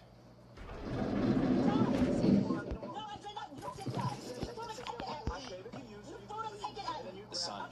Give me the ticket. Your phone video. No. Give me the ticket. We're past that. Okay. You're under arrest. Step out of the car, literally. Okay. Step out of the car. No, I'm not. You're under arrest. No, you're not. When your colonel gets here, then I will step out. I'm not getting out of the car because I'm with my child, and I'm not doing that. Call your father right now. Step out of the car. I'm not. I'll step out when another officer gets here. I'm not stepping out. I don't trust you. You're holding me too strong, and I don't trust you. You don't have to hold me. I'm not going to. I'm not getting out of the car. Well, it seemed to me like you were throwing the ticket out the window and then rolling it up, planning on leaving because you kind of said that. But I know, mixed signals. Blame it on the officer because he's white, and then something body cam footage is actually oppressive of minorities. Let's keep playing. Something. Colonel, and I will get out of the car. You're holding me. I'm not resisting arrest. It's not a time to cut chicken. You did that. It's all on camera. So when your colonel gets here, then I will step out. Colonel? I'm not getting out. You have a supervisor, okay? So when your supervisor gets here, then I will step out. There is someone else. Not right now. There is someone else. Let me call 911.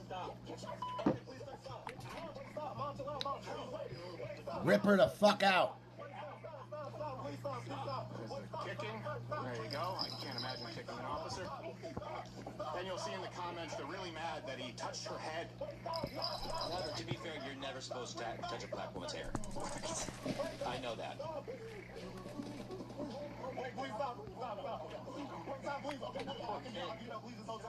First off, it doesn't sound like a young child. Second, that is in my opinion, entirely the mom's fault. So she has made her child afraid that cops are going to be out there killing black people, which, by the way, raises an entire generation of people to think that they have license to throw away citations, roll up a window, and refuse complying with police officers. Just use the road however you want.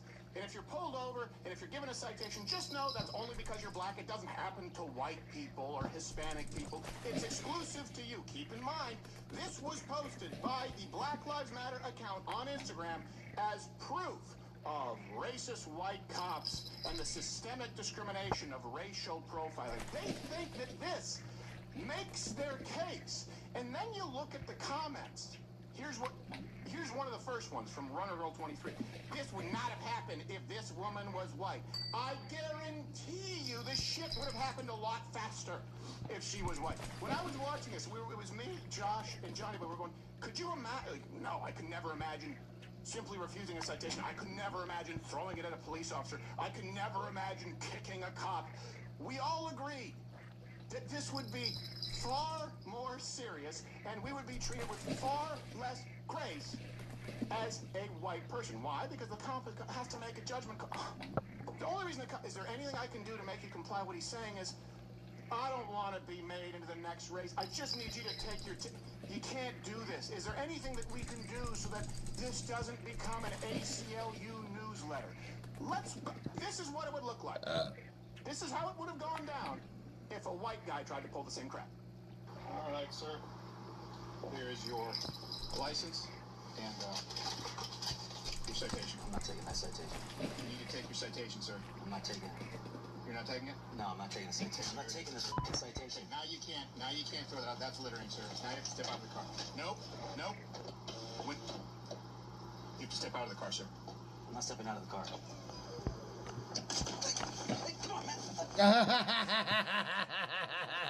Also, you were actually far more polite. Yeah, a little bit. Was I? You were I was trying to give dude. I know. I was trying to exude, like, some kind of angst. And by the way, that's what I believe would happen. That's what I would fully expect to have happen. Anyone from Black Lives Matter want to come on and make the case. Megan Kelly, Mark Levin, Ben Shapiro, anyone. Come one, come all. But in this case, you want to make the case?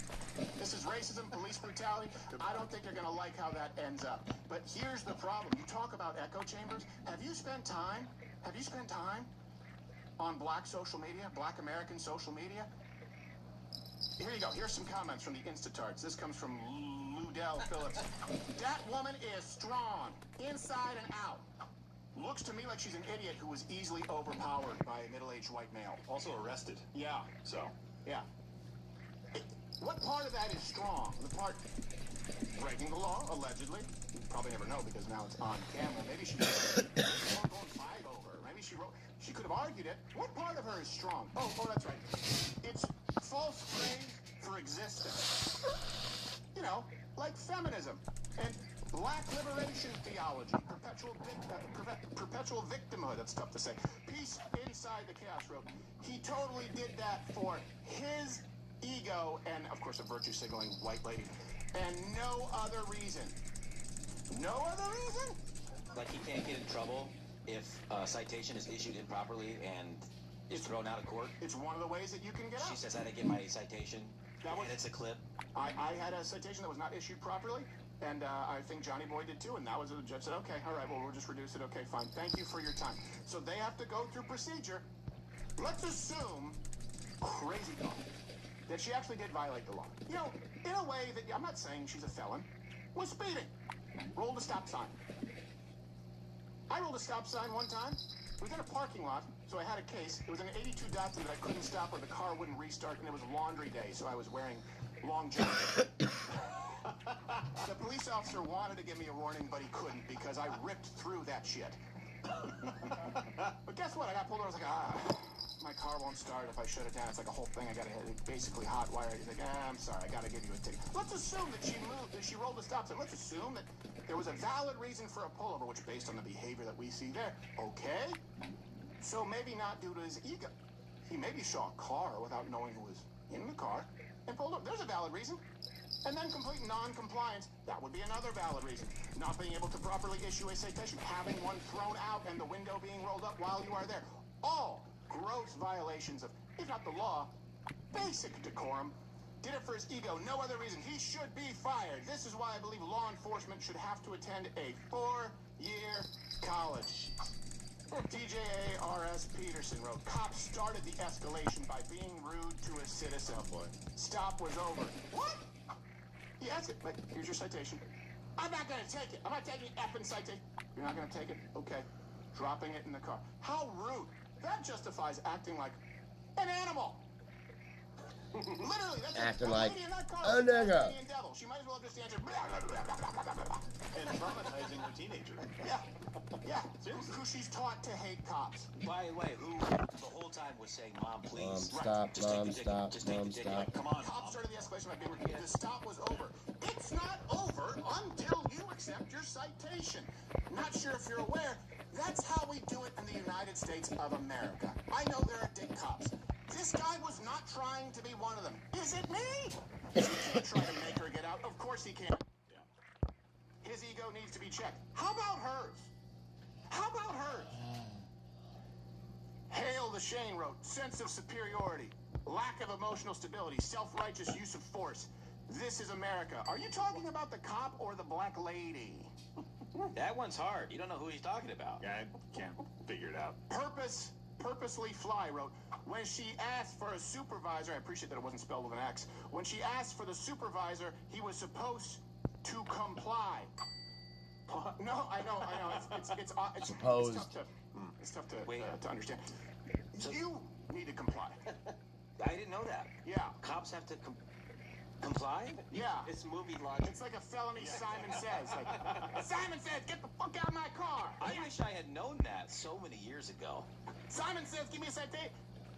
Wait, give me a citation. I didn't say Simon Says. What do you think? No, it's your job to comply. You take the ticket, okay? Negrati Zazan, I don't know, bro.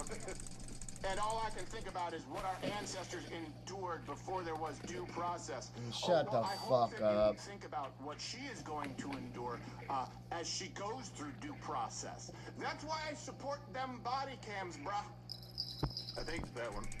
The screen name was Negra. Was the beginning. Yeah, I didn't want to say it. Negra tiene. I didn't want to say it. Comparing S19. Refusing a ticket to slaves? Yeah, baby. S19 XX Ldae. She can do as she pleases. She don't have to stroke his ego. Here's the crazy thought. I know it's nuts. You can't actually just do what you please. Right. Not on the road. If everybody on the road with a ton of steel, glass, and gasoline did as they pleased, we'd have no children left. I can't imagine. I just can't imagine just thinking, yo, I can do whatever I want. How do I get out of my way of doing whatever I want? You guys just please tell me, you know the fatigue. Her actions, she stayed in her car, and he can't handle a strong female, period, with a T. Here's the thing. You're mad at brutality. He could handle her with ease. I would like to see the wrestling cradle be used. In other words, wrap around her head, go around her outside leg, gable grip, get out the car, bitch! How about that? Then there's less of a struggle and she can't kick, but then you guys would say, ooh, that's police brutality, right? And this is always what it doesn't matter what it is. This is why I think cops should be able to have. So they should be taught quite proficiently in strangulation techniques. Why? Because you can subdue somebody without hurting them. The left said no. Also, George Floyd, that wasn't a strangulation technique. That's not a chokehold. That's a pin. So, okay, cops shouldn't have guns. They shouldn't have chokeholds. Then you don't want them to have tasers. You don't want them to be able to pin people. Shouldn't be able... And then, if they have all of their tools removed, he can't handle a strong female. He shouldn't be touching her at all. I'm glad he did, because he should. I'd love to see that interaction. No guns, no pinning, no authority. Just, hey, freeze! Or I'll do nothing. Yeah. Let's go to England. Yeah, no kidding. Nubian Nix wrote, y'all, when is enough enough? It's time. We roll at dawn. We have another Candace Owens. Like World Star Mad Max. What is this, Tombstone? We ride at dawn. We ride. This is the thing. For us, Durango. This only works, the constitutional republic, if it is for a moral and Christian society. You don't have a societal fabric if 12% of this country, if 10% or 5% think laws don't apply to them. These people, these people in the comments, and yes, many black people, just to be clear, fatigue, I'm fine with it, think you can do as you please. He can't make you get out the car. He can't make you take a citation. And if you say no and try and drive away after 3 or 4 warnings, even after 2.5 minutes, he cannot force you to comply. They live in these people live in a different world. And you know what? Hey, black Americans, I know, and I know that there are a lot. You got to start policing your own, because I know this will be taken, well, white, racist. I don't give a shit. I don't care. I maintain, I repeat, well, level 35 and I didn't buy it yet. like the Loch Ness Monster, like I would have been on Bigfoot, 60 or 55. The body cam footage of a black American not violating the law, simply going about their business and getting the crap beaten out of them, at least in the last 5, it doesn't exist. If it did, they wouldn't point to this as an example. And the reason for including this today, please comment, because I want those people, Black Lives Matter, I want them to know that you have eyes on them and there is pushback, especially if you are a black American. We cannot keep doing this. We cannot keep doing this. And I get it. Traffic citations can be a lot to deal with. It's no fun. Just like your mortgage.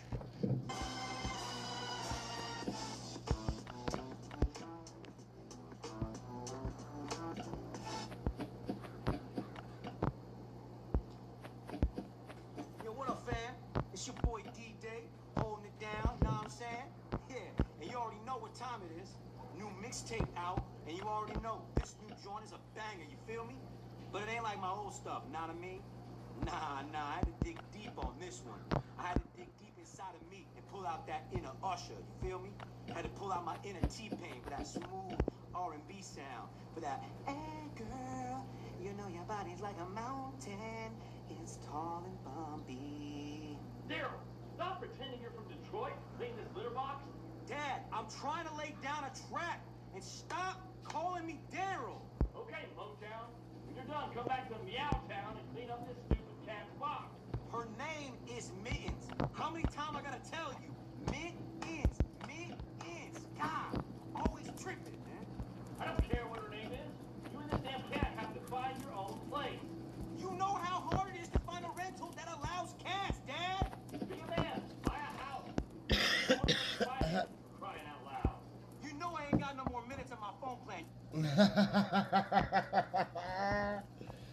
watching Steven Crowder. Alright, so it is fucking like 2 in the morning. 2:30, dude.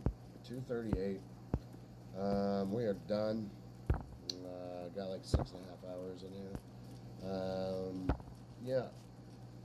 If you are tagging along, if you are one of those that just sits in the breeze and doesn't do shit, hit like, subscribe, donate to my Venmo. At least do that. If you're gonna sit and not say anything and just sit here and watch, let me know that you are watching by sending me something sending 5, 10, 15, 20, 50. If you want to send a 50 or 100, that'd be fucking really rad. I think I'm gonna put on a thing to get people to donate so I can get my teeth fixed. And so I think I'll post that.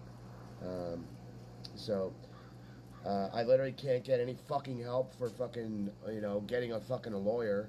Because literally, like, I've only got in fucking 3 years $75 from a friend of mine, and that was it. So, like,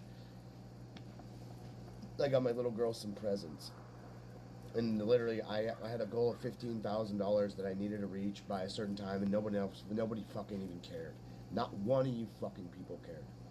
None of my subs, none of my fucking followers, none, not one. Not one. And literally, people sit out there, they scroll, do whatever. I'm handicapped and disabled. I can't go fucking work. I can't even fucking get a job. And it's not, I can't get one. My spine's so fucked up that my legs will go out. So I'm a liability at a company now. So the thing is, my spine is fucked. I have to like roll around in a fucking wheelchair if I go to fucking work. So just imagine I gotta fucking get used to fucking a wheelchair and a new job or something. You know what I mean?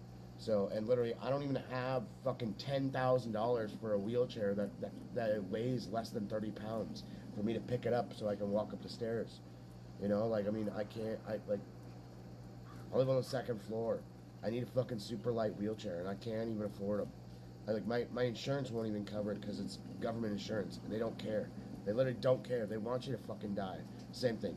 Anyways, if you guys want to fucking donate.